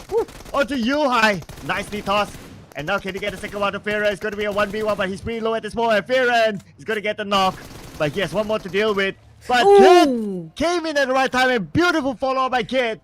But can he save his teammate in time now that the blue is on top of them? He should be able to do the pickup. Stop moving Amazel. He needs to heal himself back up for Kid as well. The problem is how to get his teammate out of the blue the moment he picked himself up. Because his stage number 3 is still going to hurt them quite a bit. Next is going to be Creep VIP. And No Mercy showing how No Mercy he is. As he could be. Alright, they're winning over this fight. But they need to keep 2 teams at the same time. But Boom is a bit busy with MORPH. Oh, cooking up the other nade. Okay, that's a bit of a short toss there by Yummy. Not too sure what the idea was. But Flippy behind this vehicle. Okay, at the forefront. He'll receive the wrath of Boom Esports first. And he gets knocked down by Flyboy. That's Flyboy for you, ladies and gentlemen. Making his debut in Miramar in the PMSL this season. Looking for the other members of MORPH. Hazel with a high ground advantage against Boom. And Hazel is going to pull the trigger. Now, he's still on the outside of the circle, so he has to do something at some point. 2 mollies already at hand. Try to prepare himself and waiting for Zero's call to actually toss the nade and the molly. But Zero is running out of bullets there. His UMP down to only 94 in the reserve magazine. Hazel, I'm still waiting for the molly to toss, buddy. It's time to toss the molly before Boom stop to breach into their lineup and information. There's going to be 2v3 here. Flyboy is a bit slippery slope, but they will work things out somehow. Hazel, the Blues will start to approach Zero as well. They need to slowly march forward. But Razy, if he can actually pick out for a bit, he can just shoot down Hazel without any hesitation. Oh, Hazel being forced to move by the blue as well. Okay, the blue stopped, but then again, he's in a position that he's super exposed. Now, Boom Esports is going to be a clean pickup for him. And His other teammate, Zero, gets away, but is he able to get away to safety? Should be fine for now. Definitely gonna be them avoiding the conflict entirely, knowing the fact it's a bit too much at risk here because we still have 13 teams intact. If they want to take a risk, maybe on the top 10 or top 9, they're probably going to go for it. But next is going to be Roy taking on Alter Ego. Great VIP finish off by Lamborghini. Coolly just drive away after he's done his job. Yeah, 0 points for Crit VIP again. Unfortunately, it's about at number 13 without any eliminations. For D Xavier, well, 3 eliminations, but Lamborghini, the moment he moved away, got knocked down by Ventores. He's trying to find a hideout so he can heal himself back up, but unfortunately, time wasn't on his side. Out of nowhere, FAZE happened to be driving to that direction too and bump into Lamborghini. Now, the Xaviers, they did not expect this kind of flash to happen with the blue zone heading in, and it's stage number 4. Definitely 1% of HP takes away 1 HP at a time, and they need to leave. They cannot overstay themselves. They are quite still okay with their resources. They still can actually commit to the fight, but the problem is they cannot visualize any of the players just now. Back to its Roy versus Vampire. Roy did take down a couple of players of Alter Ego just now, but did not actually have an elimination. They just have some knockdown, but I think that's just going to be it. But there's so many teams up here. Yeah, with very little land to play with, naturally, this is what's going to happen. And this is where it's going to be real fun. Vampire Esports have one of the peak in this area. Oh, Tony K, nice spot of a Porsche. Oh, yep, from the back, and he managed to get a knock immediately. And we want to finish off with that nade. We want to make sure that he will not be revived by his other teammate, Juke, on the other side. And look at this, they're just rushing in for it. They want that elimination point. Oh, the shots came out of nowhere. Left, right, center. There'll be some bullets flying over the heads of Vampires right now. They are in the center of attention. There's Alliance, there's GEEK fam. There's also Juke, the last player of Roy, waiting for the right opportunity to take advantage against Vampires. And MORPH, we talked about how critical their position is in the overall ranking. Definitely did not make a comeback here yet. Oh, and Nonsense got taken out by Trangzin. Parajin looking for his next target on the other end, and that's going to be FaZe Clan. Mela within the smoke might surprise D Xavier. Okay, that's one nade. It did chip a bit of damage out of Nate as well as Parajin. Sending out a second nade, but they moved away. And now the blue will put pressure on, looking for Mela. Mela now has to go in, and it's Mela that we're talking about. Wow. Okay, that's going to be number 1. Number 2! Mela! No With a bit of help from Momon! Clutch it out against D Xavier! That was a big play by Mela. He oversees that what's coming towards his side. The way he popped the smoke, that was unprecedented. But Naz is going to be team secret. Now, this is something that Mela cannot actually clutch out from, because he did not see this one coming. Mormon, on the other hand, tried to flee.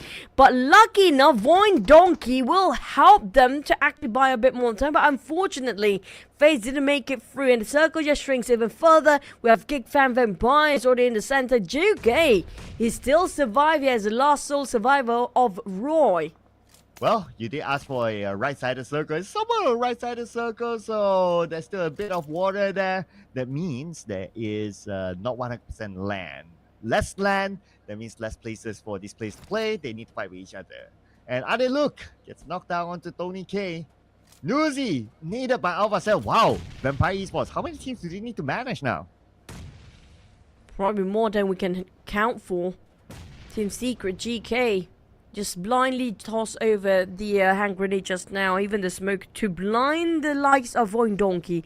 But the problem is he couldn't reach out to Trung just yet. Trung kind of stuck himself in a rut, and VOIN Donkey easily finished off and translate into 1 point. But the problem with GK, he couldn't see Soaz yet, and Soaz is quite in a different terrain entirely. This terrain is so difficult. They have multiple levels of it, plus if you have the warehouse, great, but if you don't have the numbers, there's no way for you to get all the entry into this warehouse as much as you can. They don't have enough set of hands and eyes to watch out for this warehouse. Now we shift our focus down to the southern side. O2, they have another team in their hands, and that's going to be Alter Ego that needs to make a bounce back here. And there's a potential they could clash off with O2. Okay, they're already firing on the Kid. Kid smoked up Buggy. Not going to use that anymore. He's going to leave that for now while he heals up. As for Alter Ego, trying to find the target, but look at how hard it is to navigate through this terrain. But as long as they can't get a good clear shot with each other and they're within the circle, I guess they will call it truce for now. Alter Ego lost Octa. With only terrain that unevenly spread out across their map here right now, the only cover they can actually get. And O2 and Alter Ego seems to be sharing the same boat. Well, Roy gonna play this quiet. We have Alliance on the left side. And they try to bait out the rest of O2 members with their fires. Definitely if they start firing, that's them taking the bait and giving away the position. Alter Ego Boichi on the other hand slowly approaching the backside of O2 Esports. Now this is going to be difficult for O2 Esports. They definitely don't see this one coming. But Roy's just next to Alva. I don't think Alva knows. Yeah, he's not really looking at that direction. So interesting enough. Hopefully he doesn't get punished by it. Okay, we shift over our attention to the left side circle where VOIN Donkeys is now making their move against Alliance. So this could be a big one though. It's 3v4 and Alliance, they do need the points. So they wouldn't mind taking this fight against VOIN. But Zeta is going to get the first knock against Ade. Look!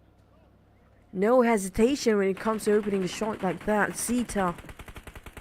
What a clear shot and what a clear view. He got another one!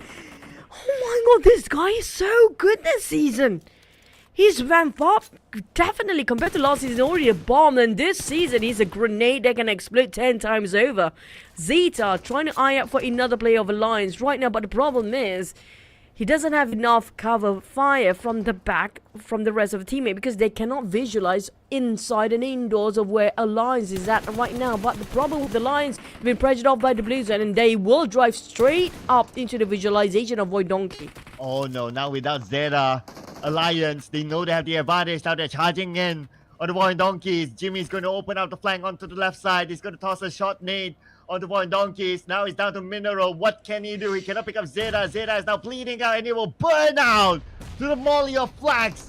Mineral avoiding all these nades, but for how long can he dance under the rain of nades of Alliance? He got to knock down the flags, but that's about it. The rest of Alliance now will charge in.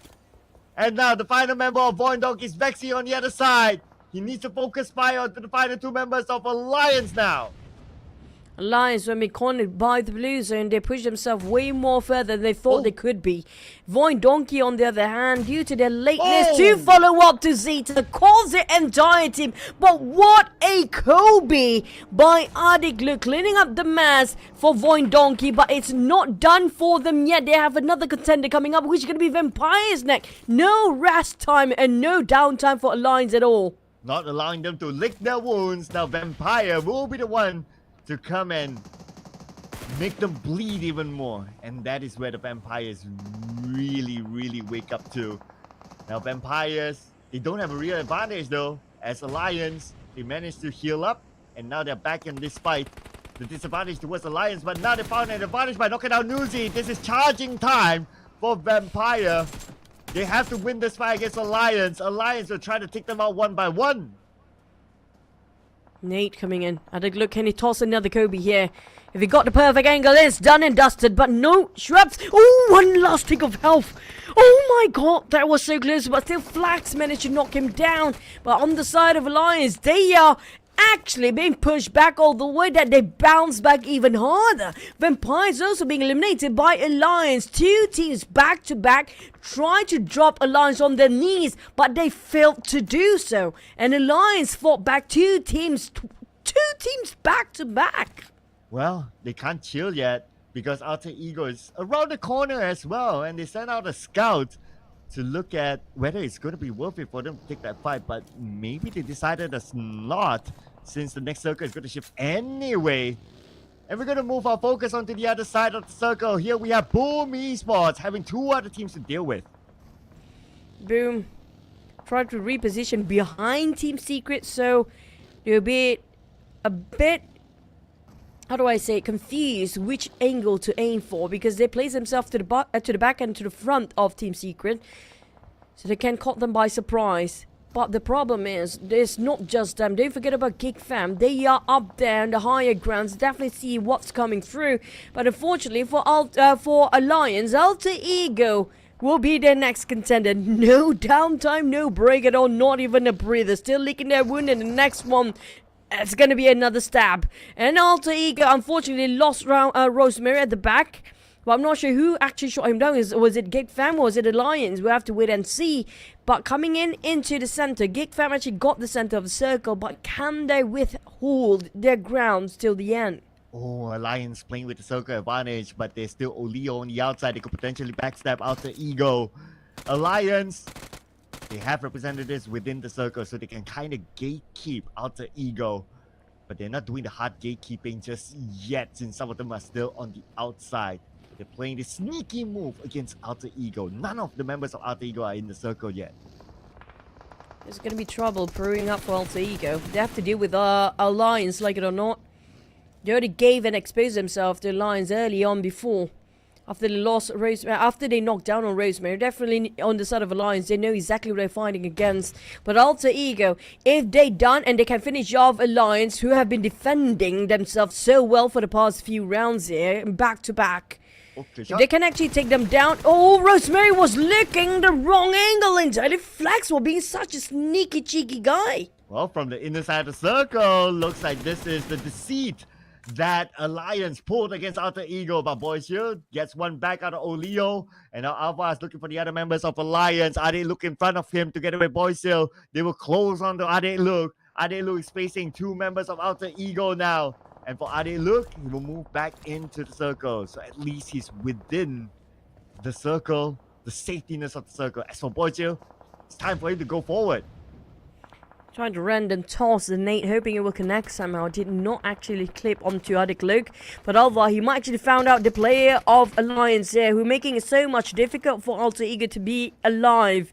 Adik Luke playing around the corner, and the slope of the hill actually cover him so well. Playing alongside with the terrain. Here comes it up and down. It's going to be DBS switch over for Boychill. While they're going for 2v1 now, Adik Luke seems to be pressured under a huge amount of pressure. But Alva still got himself almost entirely knocked down just now. Managed to save himself in the nick of time. But Adik, look, here comes the cover Nate from behind. But the blue zone is not on the side of Alter Ego. Definitely they are cornered down to square one. Man, this fight between Alliance and Alter Ego is taking way, way long. The fact that it's starting to attract other teams now towards them. Okay, Boychill healing up. Okay, Flex tries to get Boychill. Oh, split second there. Flex looking for another opportunity. Boychill, if he shows himself, Flex might take that opportunity.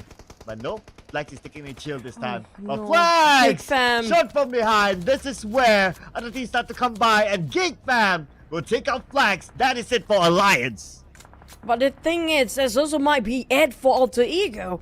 GEEK Fam out of nowhere, they've been quiet all the time, but due to, like you mentioned before, the overextended fight attracted unwanted attention. There's too many bullets flying over that side, but GEEK Fam also being focused by Boom across the other side of the circle. That's going to be a long shot coming up from Boom.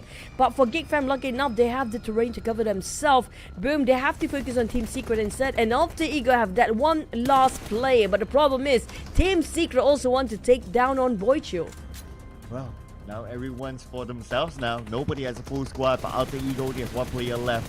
Fly Boys, bring on the GEEK Fam, making the rotation down to the lower ground. And everyone else is pretty much by the corner of the circle. Now we're going to be entering stage 9 soon, where we don't have a circle, the zone was closed entirely, and everyone will be forced to move into the center. But looking at the current position, it seems like GEEK Fam, they have a slight advantage as compared to the others. And this is one heck of terrain you have to deal with for the last circle. Not gonna lie, this is gonna be rough and this is gonna be tough. One of the toughest circles here when it comes to Miramar. Definitely this kind of terrain. But for the side of GEEK Fam, at least they got themselves some safe buildings to take covers from. But the problem is, what to see from this angle? Boychill on the other hand, barely alive here at the brink of blue zone. Well, he can definitely hurt the footsteps of GK, but the problem is I don't know if GK knows where he's at. Boychill definitely unknown for the rest of the teams down there. Oh, Flyboy knocked down by the blue. Okay, that's advantage taken by Audrey to take that point. To say thank you very much for my early birthday present. And looking for more right now. This is probably GEEK Fam's time to score this chicken dinner. They're in the best position possible. Audrey will get one onto Razy as well. Razy eliminated by Damroot. And GEEK Fam now dominating with 5 elimination points. And so was knocked down by Yummy. This is where all will break loose as Boom Esports eliminated next. Now, all hell break loose for GEEK fam as well. They're going wild. They really want this chicken. They've been striving for the entire day, yeah. But Damron got shot down instead. GK shooting high. That's what's going to be the plan for him. But the problem is there's also Moichil behind. But lucky enough for the side of Moichil, without any help of GEEK fam, he wouldn't survive as long. But the problem for GEEK fam, can they find the missing person of Alter Ego? Here comes another shot. He got another one. No way, Moichil can actually score this for Alter Ego. 1v1, but I couldn't heal himself right on time. Okay, stay behind the rock and you heal. Okay, he's going up against the MG3 now, but Audrey is going in for the pickup. Boychill will be forced to move forward by the blue. Boychill, no other utilities now. He has to finish this fight against Audrey. 1v1. Audrey goes in for 1v1 as well. No other bomb utilities by Audrey. It's going to be an all-out fight. Boychill still has the time to heal up. Audrey can't land the shot thanks to the terrain. Audrey didn't manage to heal himself back up yet, and the Blues have started to kill one of the players. Audrey! And there's gonna be. Oh, Boychill! No way! Who got it? Holy smoke! Boychill got it! Boychill got it! What an insane 1v1 Boychill and Audrey! Wow! Winner, chicken dinner, Alter Ego! What a mother of chicken dinner just now. Holy smoke, that was one of the biggest chicken. Solo handled well by the likes of Boychill, and that was amazing. He lasted so long by himself in the center of the crossfire. Thanks to the terrain, he used it so wisely. He clutched 1v3 against GEEK fam. Another time, next time, GEEK fam, they managed to smell the chicken, but it's not theirs to eat it away. Well, as much of a performance GEEK fam have been putting in today in general, they're still yet to score the chicken dinner, but still, it's great for GEEK fam. But Alter Ego, this is the bounce back that they absolutely need. So they managed to score 9 eliminations in this round.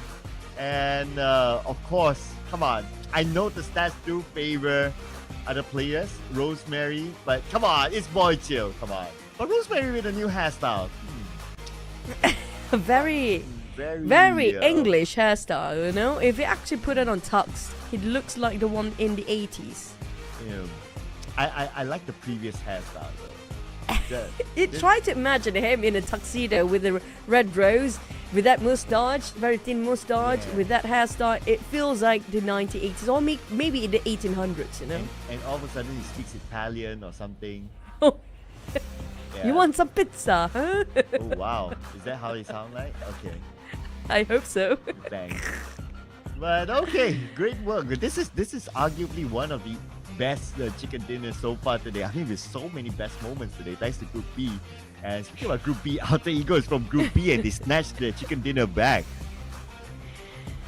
And also, GEEK fam is also coming up from Group B. I mean, GEEK fam twice in a row now, but we have to relive the moment of the last chicken dinner, brought to you by Boychill of Alter Ego.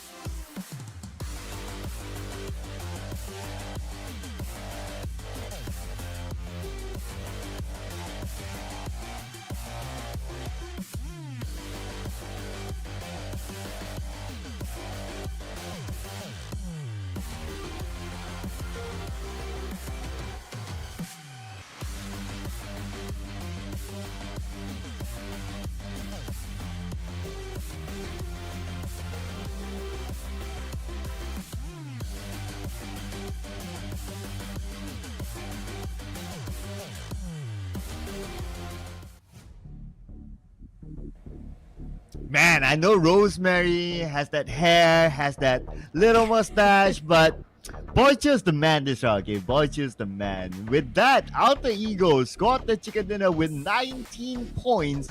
Geek Fan 13 points. Team Secret, the best performance so far, 11 points. And Boom Esports, 10 points, man.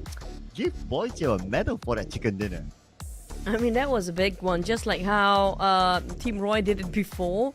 Maybe inspired by that, but man, Geek Fam twice in a row they got scammed for that chicken dinner. Now it was same scenario. It was a 3v1 before and with Roy.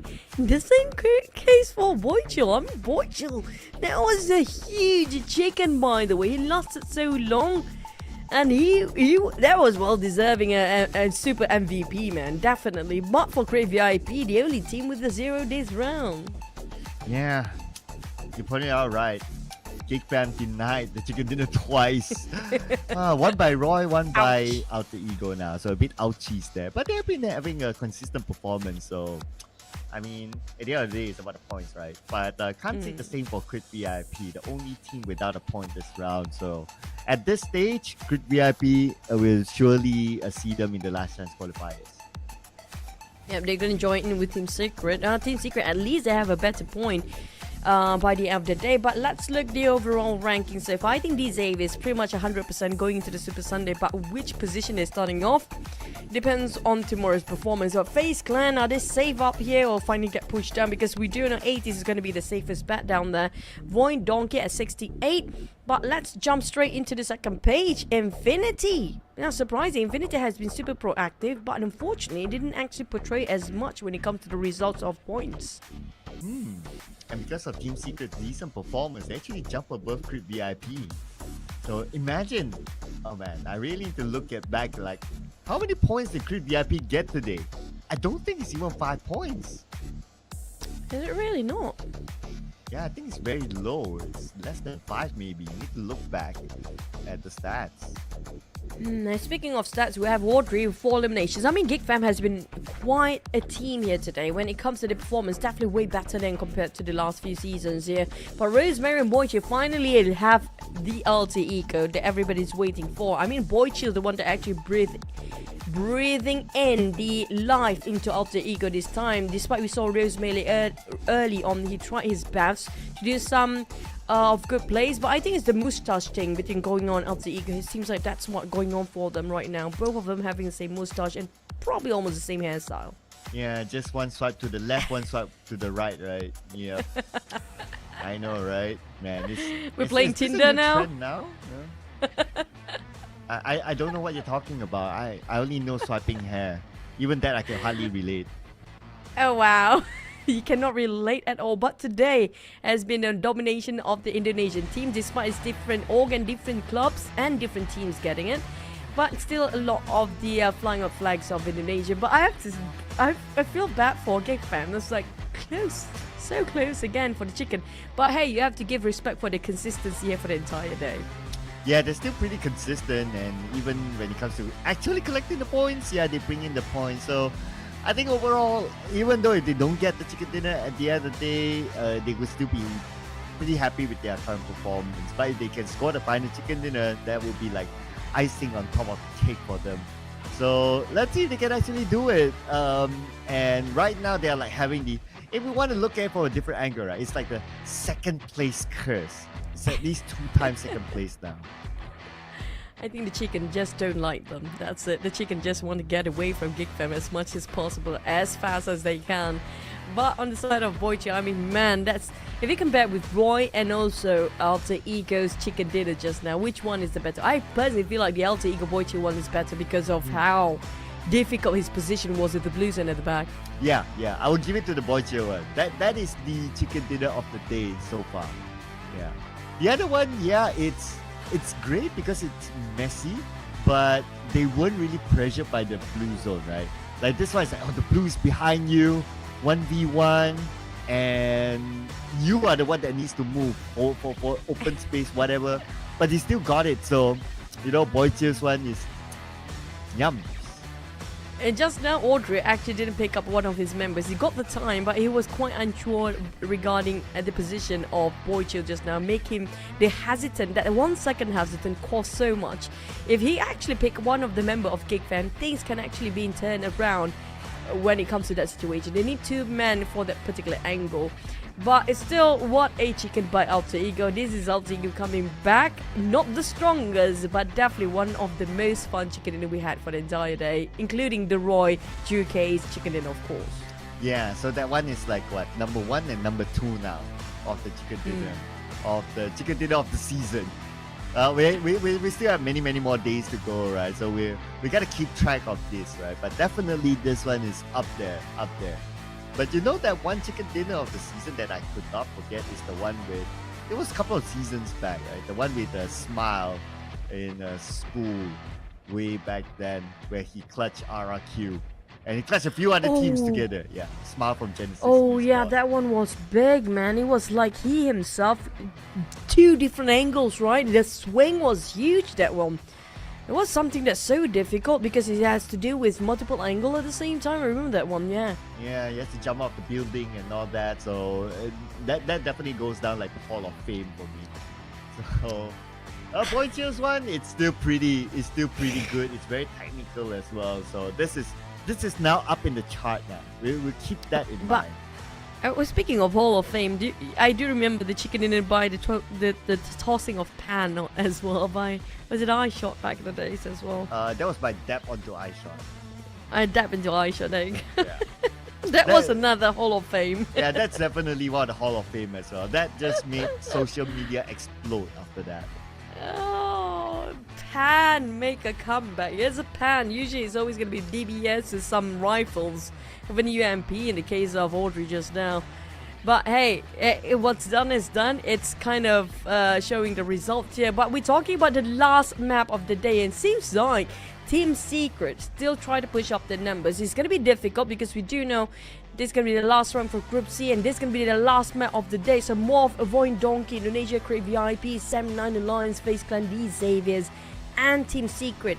This last map, how much can they have this last push? D Xavier, it's bonus points for them for now. They're probably just going to have a good run out and, you know, plan what they're going to eat on their off day coming soon. In fact, D Xavier, they're going to get 2 days off back to back. They're not going to play tomorrow, and they are very unlikely not going to play the last chance qualifiers, so they're going to get 2 days off. They can even plan a trip to, I don't know, Bali or something. Not like I know how far is that from Surabaya.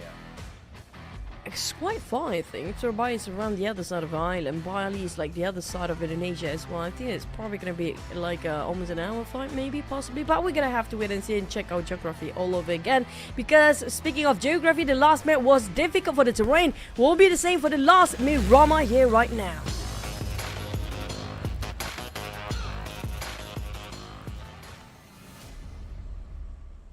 Well, I'm sure D Xavier, they are rich enough to hire their own private helicopter or something to make it quick. But anyway, this is not really the private flight, but everyone's flight in the final game for today inside of Mirama. Flight path pretty similar like before. We're gonna start from the northern side of La Copera. We're gonna end around the area of Patona.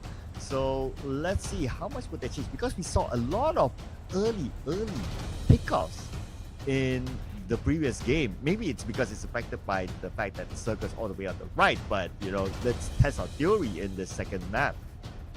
Yeah, I agree. Maybe the circle was one of the biggest factors. You know how we talk into one corner, everybody have to move into one direction. But if we have a centralized circle, probably gonna have more time, which we do have a bit more time of waiting for the teams to drop. I did look up, so it's gonna be exactly 1 hour flight from Surabaya to Bali. Unless if you want to drive, it's gonna be 9 hours over drive, by the way.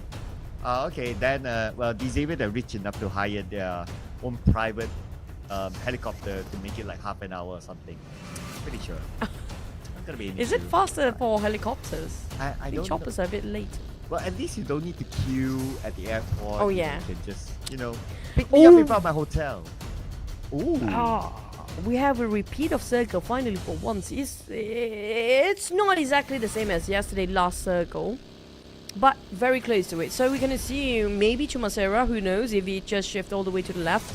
But it means like it's going to be one direction again, tucked into one corner, which going to be south. Los Leones south, Los Leones is going to be the hot spot here.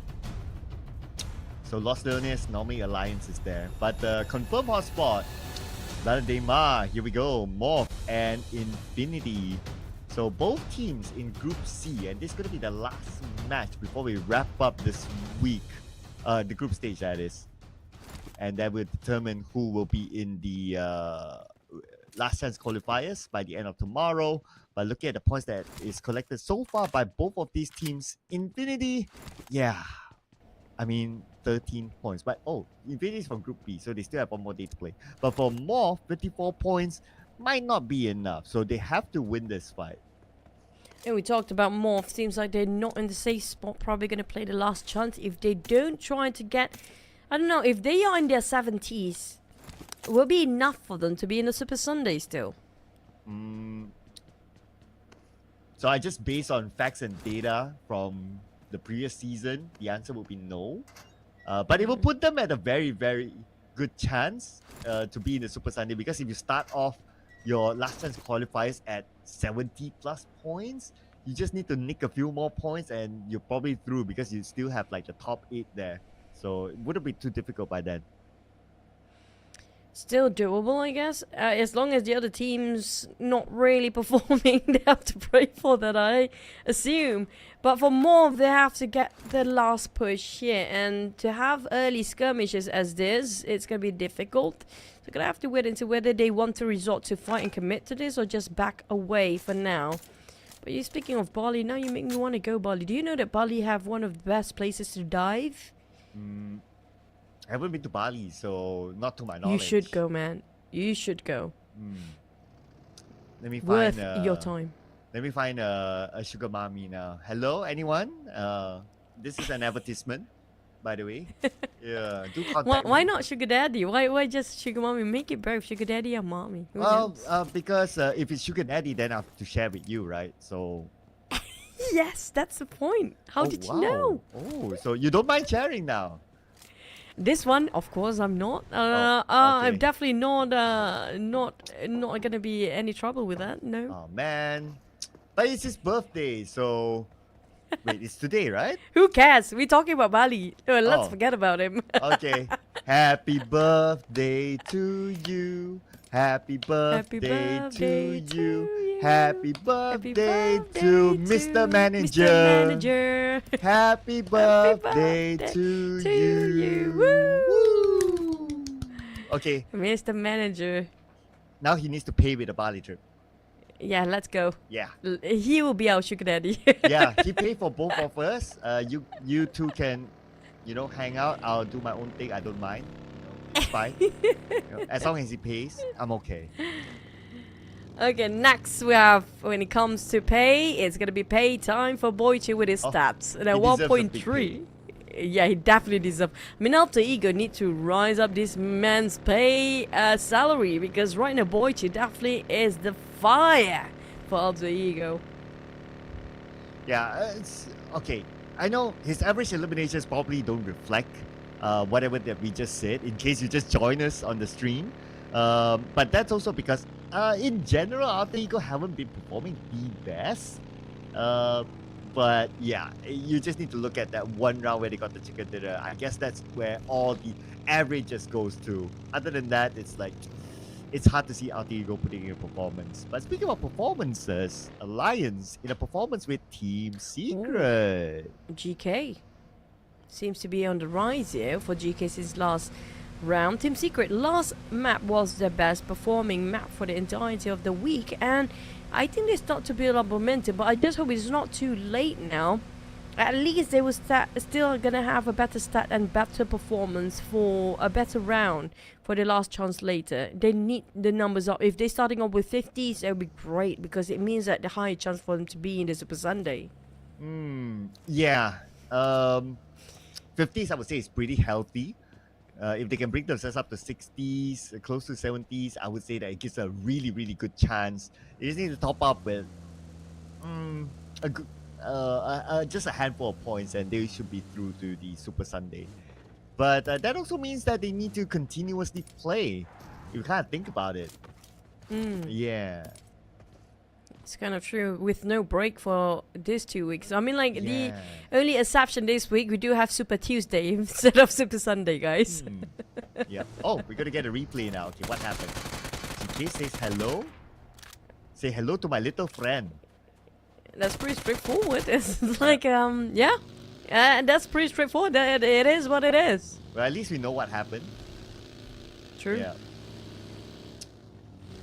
So yeah, so that's going to be the first point for Team Secret. How are they doing now? 36 points so far. At least they had a good bounce back from the previous round. So at least they top up this amount. It puts them at least in a decent position moving on to the last chance qualifiers. You make me want to count about Create VIP performance and the progress the entire day. They did score some.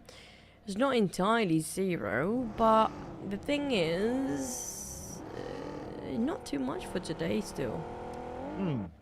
So my rough estimation is about less than 5, but we can look at the numbers again later. But whatever it is, it's definitely not helping their campaign to go into Super Sunday directly. So definitely we'll see them in the last chance qualifiers. Okay, how to add in the numbers? Okay, they're starting off the day at 29 points. Yeah. Yeah, there you go. 4 points across 6 maps now. I mean, like 5 maps excluding this one. That's very, very small progress, but at least there's some adds to it. Wow. But, ooh, wow, we're gonna... Patona? Is this you? Oh, please. Bring us Patona. I mean, it's a revamped area. It's time for us to show it on the PMSL. Let's go. But before that, Vampire Esports, it's let's go time with RRQ.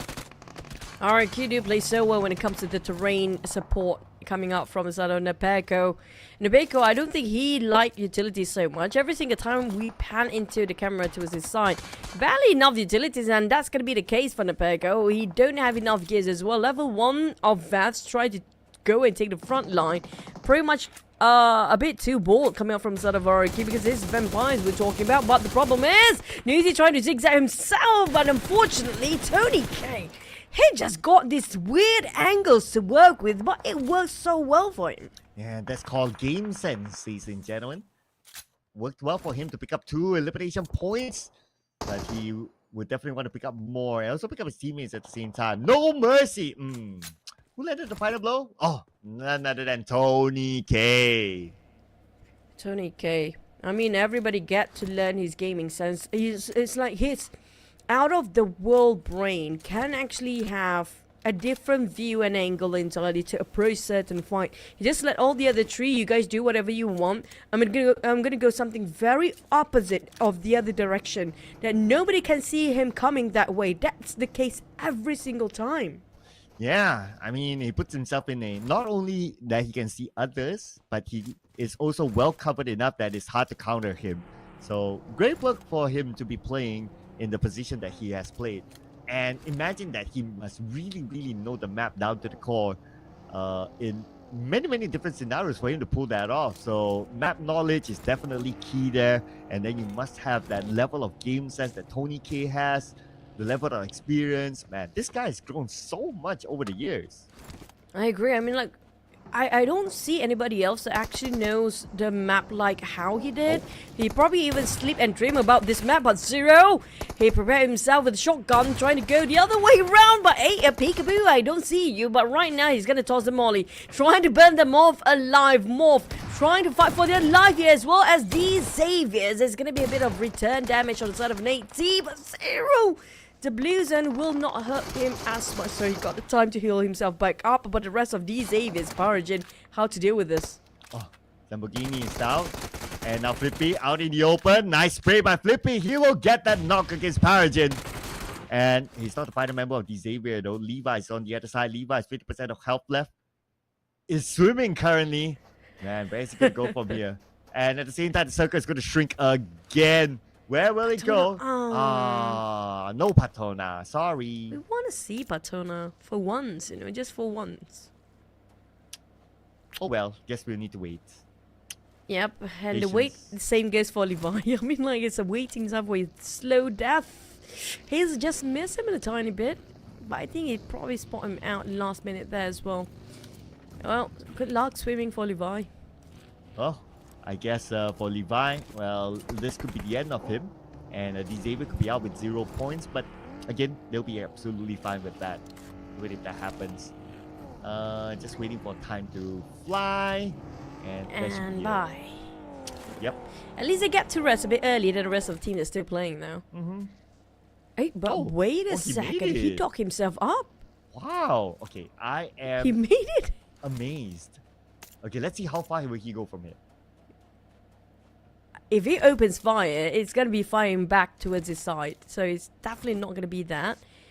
But he's still got a couple of first aid, so it's going to be more than enough. He got 4 of them, but the problem is he doesn't have any vehicle to work around. Yeah, so he'll be on foot. Not the kind of scenario you want to put yourself in inside of Miramar. Unless you can find a vehicle. But even so, then you might be very, very exposed. So maybe be on foot. Not too bad as long as the circle's not too far. But we'll check on Levi's later on. I mean, they're at 83 points, so he'll be fine, whatever it is. Yeah, on sort of alter ego. Now, definitely a boost of morale just now when they got himself that unexpected chicken dinner.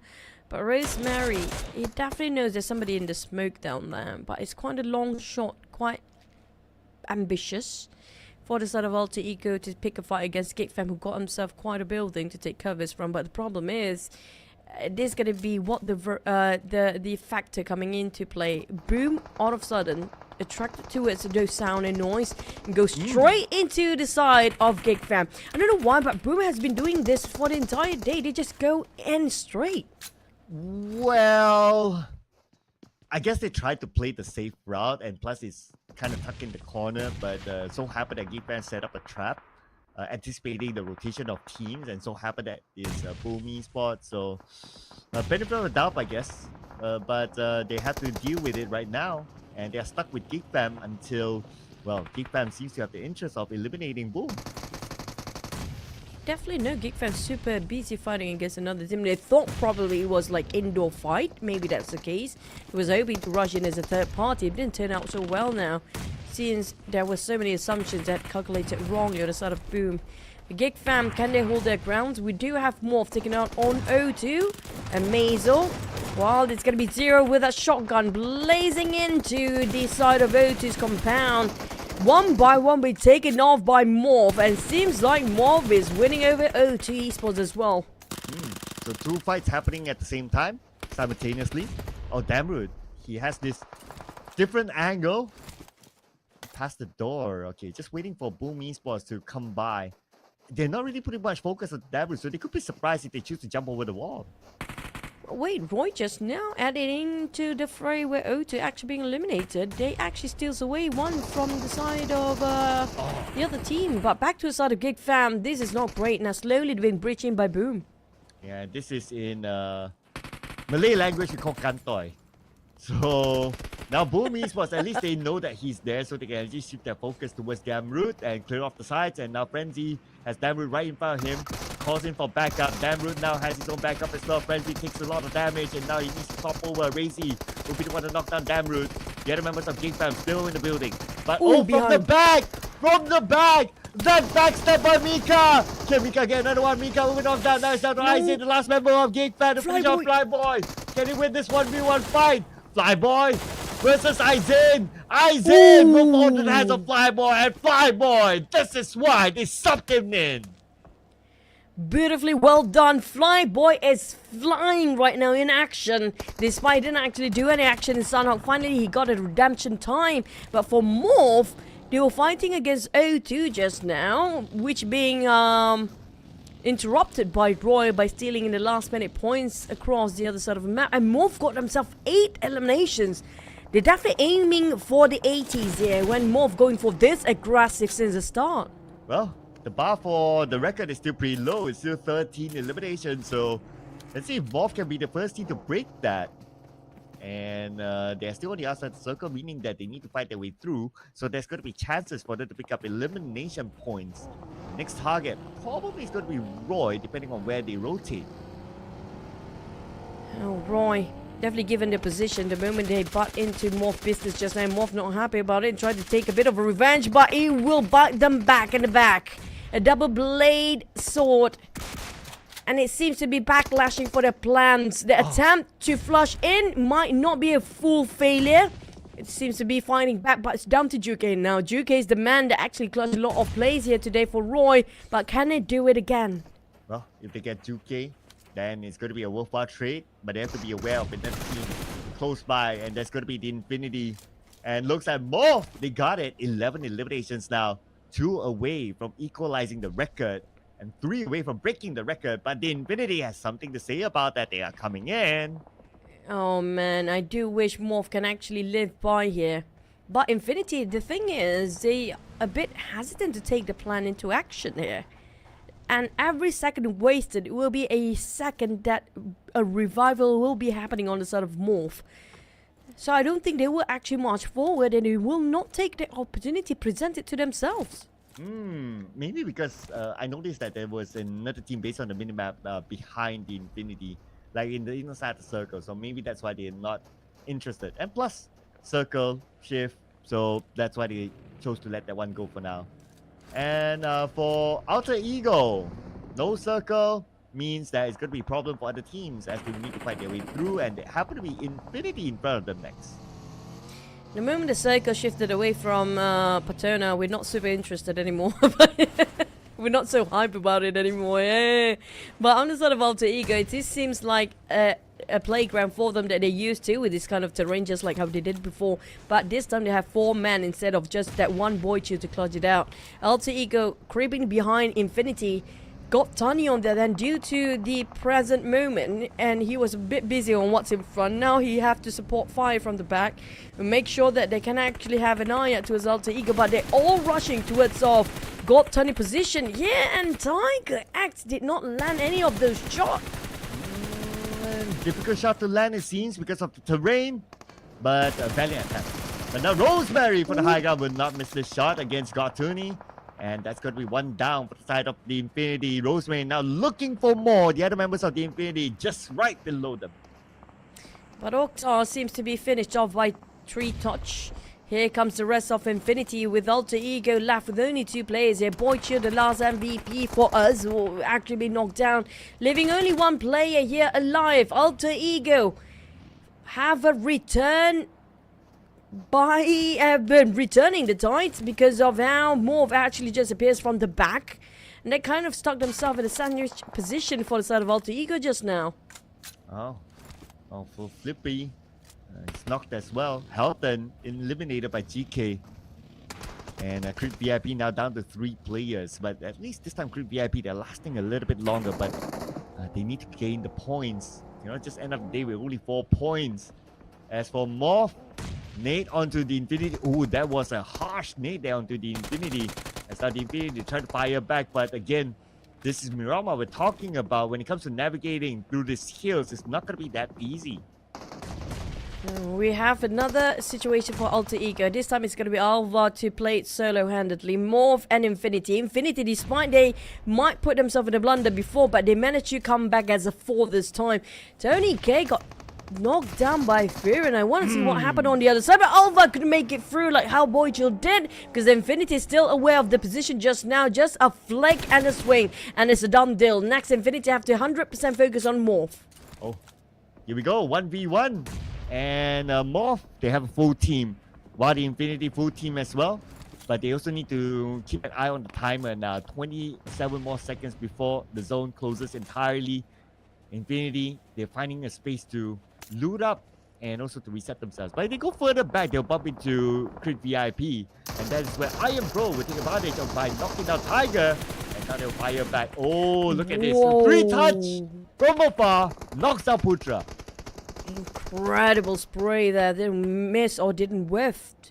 Infinity, their position is not the best, but it's enough for them to actually do some damage to a side of Crate VIP. They're dealing with two teams at the same time.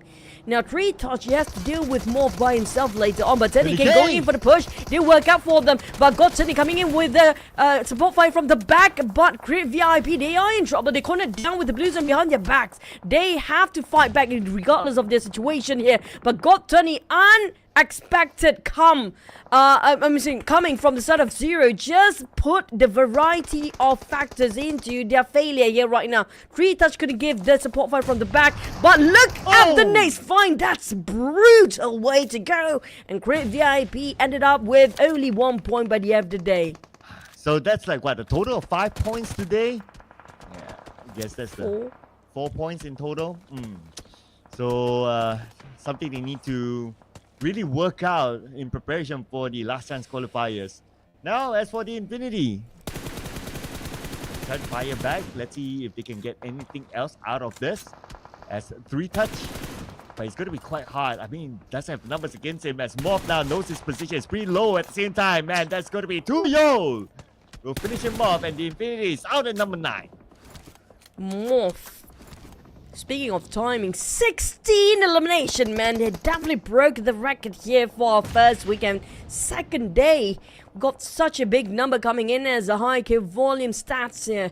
But it's not going to be done yet because Vampire is still aiming for more alliance to be the next contender. Right now, the only team across the board with a double digit, they ate them all. It's going to be MORPH chewing all the teams out there. Wow, sharp shooting there by Tuyo. 2 knockdowns back-to-back by him, and that's going to be a signal for them to come in. Rush in all together. MORPH, this is your time, man. Here we go. They're already at 16 eliminations, by the way, and they're looking to add more to extend the record by taking out the members of FAZE. They have a good chance right now. Now, Onsens is the only one standing. Goes up to the second floor. It's down to 50% of health. They just need access onto the second floor. The Molly is still active, but there's still someone down on the ground floor. And we got Vin Torres who was standing there. My god, I'm not surprised if MORPH squeezed through to get into the Super Sunday in the very last minute here, because if they can hit the 20s, it's not impossible. It's 3 more points to go, and they still have 3 players alive, 1 actually bleeding out. Make it 2. Will they go down now? MORPH still try to revive themselves, but they are taking a fight against FAZE. Onzen's going to try to find themselves around the window. Onzen's going out, and now there's a long shot coming out from Zero. He made it through. No, it's 20 eliminations in the second day, first week of this PMSL. That is from 0 to hero, ladies and gentlemen. What a beautiful jump shot by him to win the fight. And that's 20 eliminations for them. How much more further can they go? This is now breaking the record of the season. This is insane. I don't know if anybody can break these numbers anytime soon, but we're not done yet. MORPH is still alive, and they are a big monster for these guys to deal with. Next, Team Secret versus Vampires. I'm waiting for MORPH to butt into this business as well. Oh man, this is crazy. But I guess MORPH cleared whoever they needed to clear on the southern side, so now we're going to take a chill pill for MORPH. We're going to put our focus onto the other teams now. Yohai knocked down by Shrubs from Vampire Esports as Team Secret finding their way into the circle. Viren knocked down by Shrubs as well. Man, Shrubs is being a reckless driver here. Somebody check his license. Break going in straight for the Alliance. It's just a time we're not really only being eliminated by Buggy. Who needs a gun when you have the coin? That's going to be working out quite right for the side of none other than Alliance. They have to say goodbye with 0 eliminations, but at least he got himself a placement point. But back towards VOIN Donkey, 2-2 formation with a full squad alive. Now taking a fight against 79 last player, which is going to be IGL himself. Boo Boo Who, we have our top 5. Boom eliminated just now. By who? Boom Esports out. Bobuku is out as well, so that's out for Sem9. Top 4 it is, ladies and gentlemen. As Sem9 bows out. So our top 4 teams, MORPH, VOIN Donkeys, Team Secret, and Vampire Esports. Man, how many more points can MORPH pick up now? 2 players at the south side. Okay, now all they need to do is play chill. I would say that a lot more action might happen up north there with two teams still on the outside circle, and VOIN is putting focus onto them. And Team Secret tries to get into the circle again.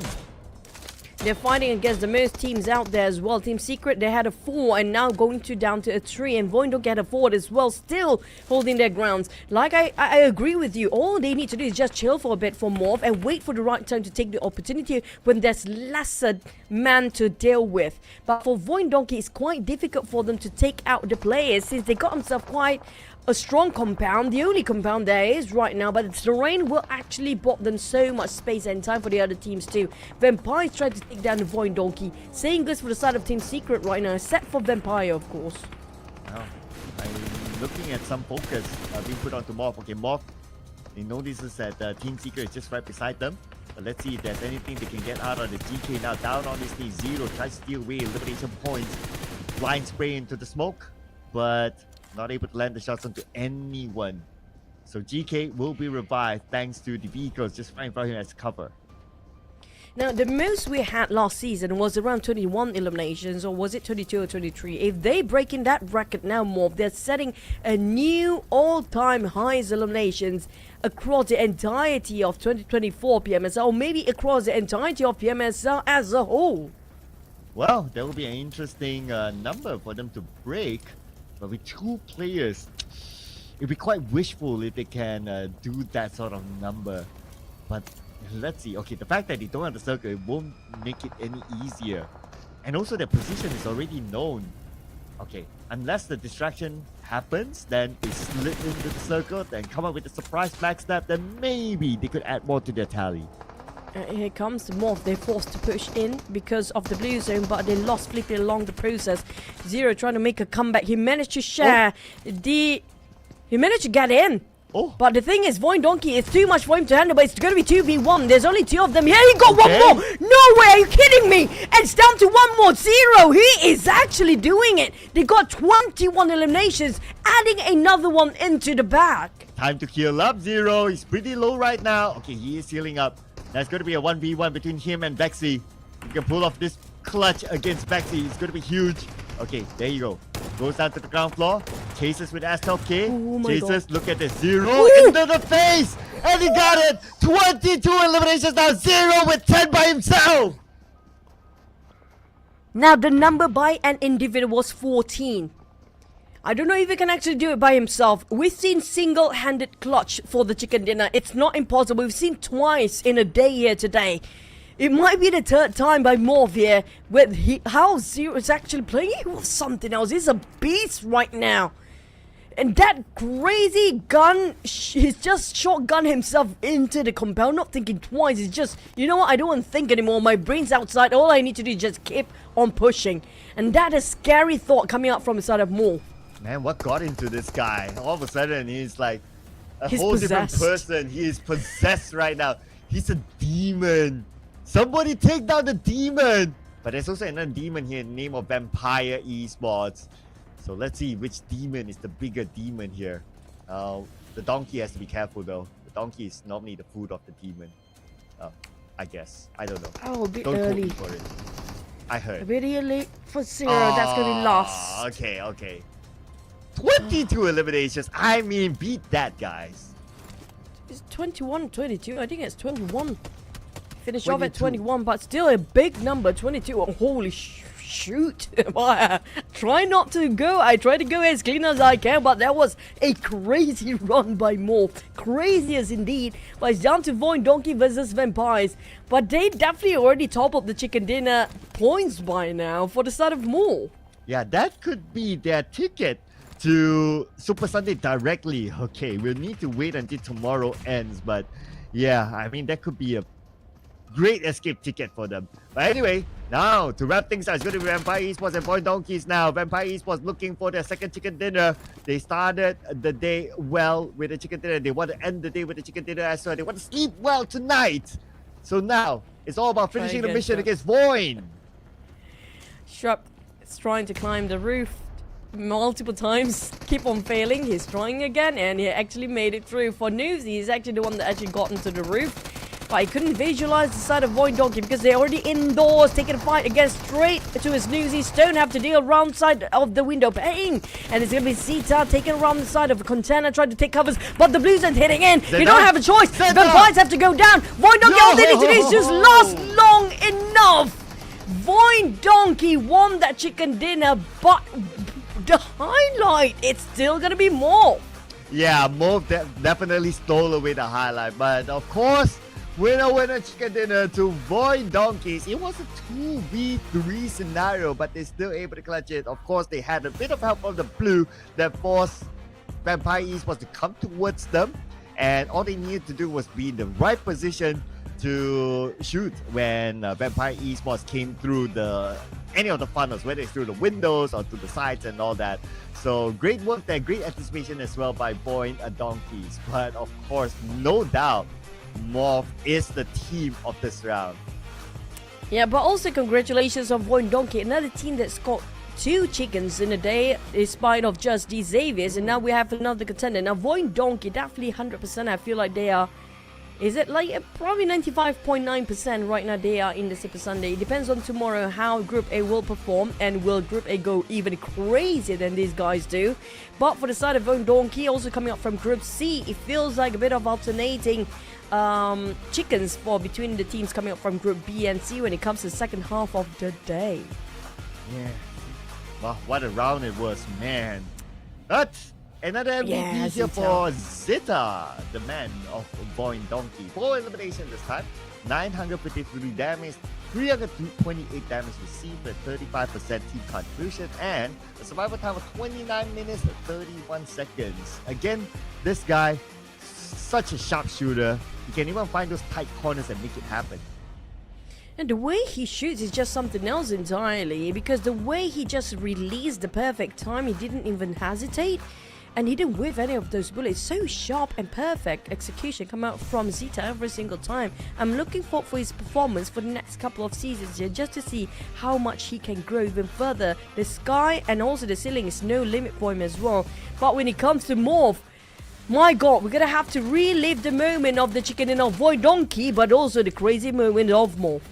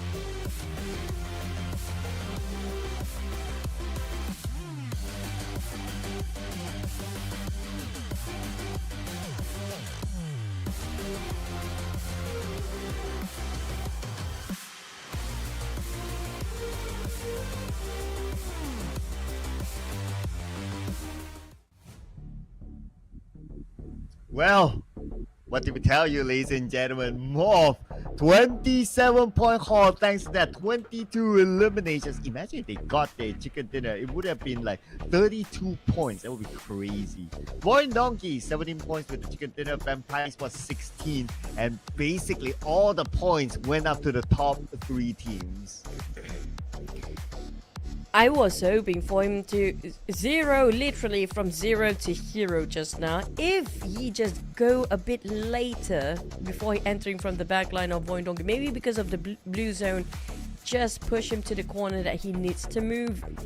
That would be something else. That's going to be the clutch of the year, possibly, when it comes to the side of MORPH. But that also means a lot of teams ended up with a 0 down there.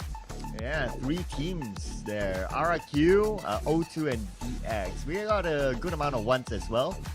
Roy, Alter Ego, Crit VIP, and Alliance with 1.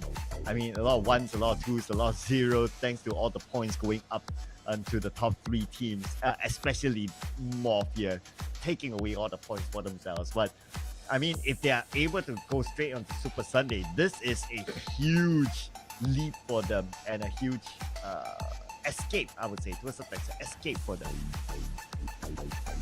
Oh, what a day here, Cloud. We have so many good clutches, so many solo chicken dinners, and what a crazy end to wrap up our last Miramar map just now. When it comes to gunslinging, you cannot deny MORPH damage.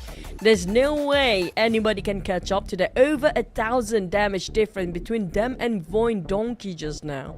Yep, 22 is going to be the number, ladies and gentlemen. Keep that in mind for the entire season now. So, MORPH 3,389 damage, followed by VOIN Donkey, a difference of about 1,000 damage we're talking about there. And we have to highlight the top 4 fraggers. 22 eliminations, of course, MORPH. Thanks, production. They wanted to show this again for MORPH, right? Screenshot this. And Vampire Esports came in next with 10, and we got VOIN Donkeys with 7, and Team Secret, a decent end to their group stage for week 1 with 5. Decent. What's something crazy is going to be MORPH shooting up with 81 points from the 50s. They were in the shaky spot. We said maybe they joined in Team Secret for the last chance, but you know what? They defy what's laying down for them. They want to go straight for the Super Sunday. Yeah, it sounds like if we still stick to our theory of like 80 plus points, we'll go through.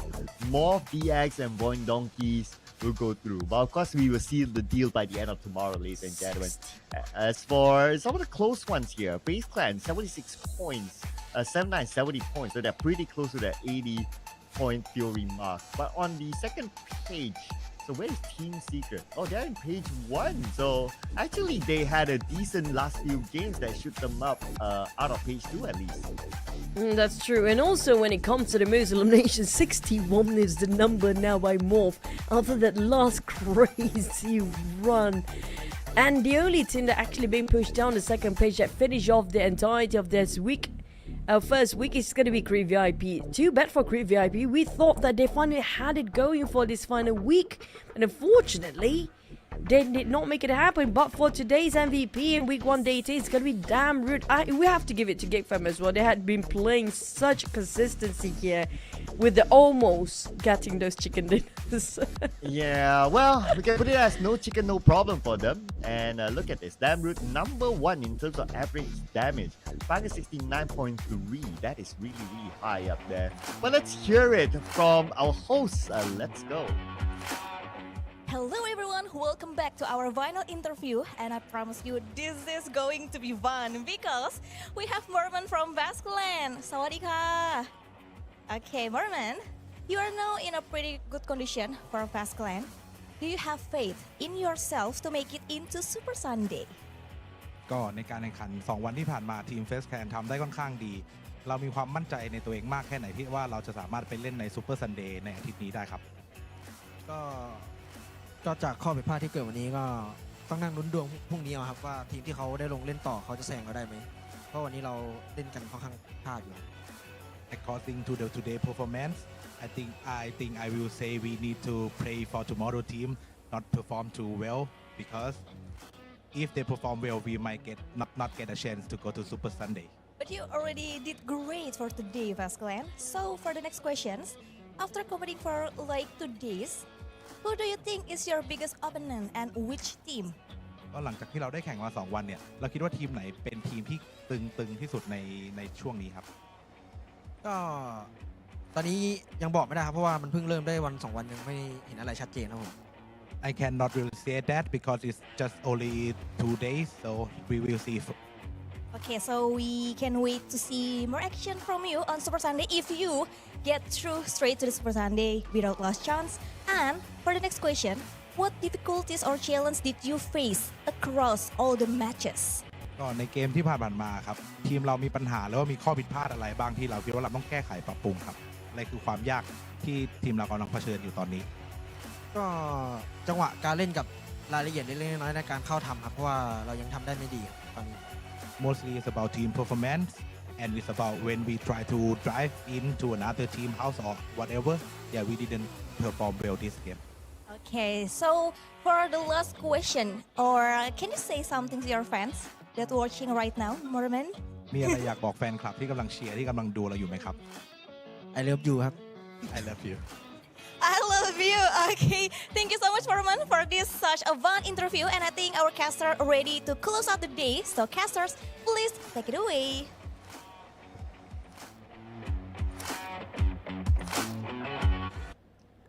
I wish Windy would request Mormon to have a bit of jiggly dance when he said, I love you.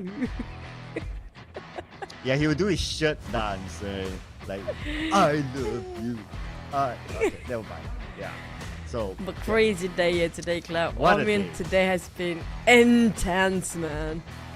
it feels so different than yesterday. Yesterday feels like everyone's like warming up, and compared to today, it's like just boom. I mean, not referring to boom esports, but it's like explosive day, right? It's crazy. Crazy run. I don't know. I feel like I don't know. I wish we get this to see more teams now fired up, just to match up with how MORPH performed. But tomorrow is going to be the last day for our group stage in week 1. So it's going to be the first week done deal for the top 8 teams to get into the Super Tuesday when it comes to this week, because there's no Sundays anymore. But it also definitely MORPH is not joining Team Secret for the last chance, but also Team Secret actually might have a shot as well. Team Secret, yeah, I still think that they will play the last chance, but at least they will have a better start because of their last few games they did pretty decently well. But like what you say, right? MORPH could probably start planning their Bali trip, like book their private helicopter or something. If they have the time, why not? Definitely. I mean, like they are at their home country. Definitely, they can go wherever they want and have a break of a day in between the 2 weeks and in between the Super Sundays. But speaking of which, tomorrow we are gonna have the Group A again. But I hope when it comes to the start of the day, I hope we get to interview MORPH about how Zero, his process of thinking when he's going crazy with the S12K, just because that's the main weapon he go against. And it wasn't even a long shot. He goes straight for the CQC, man.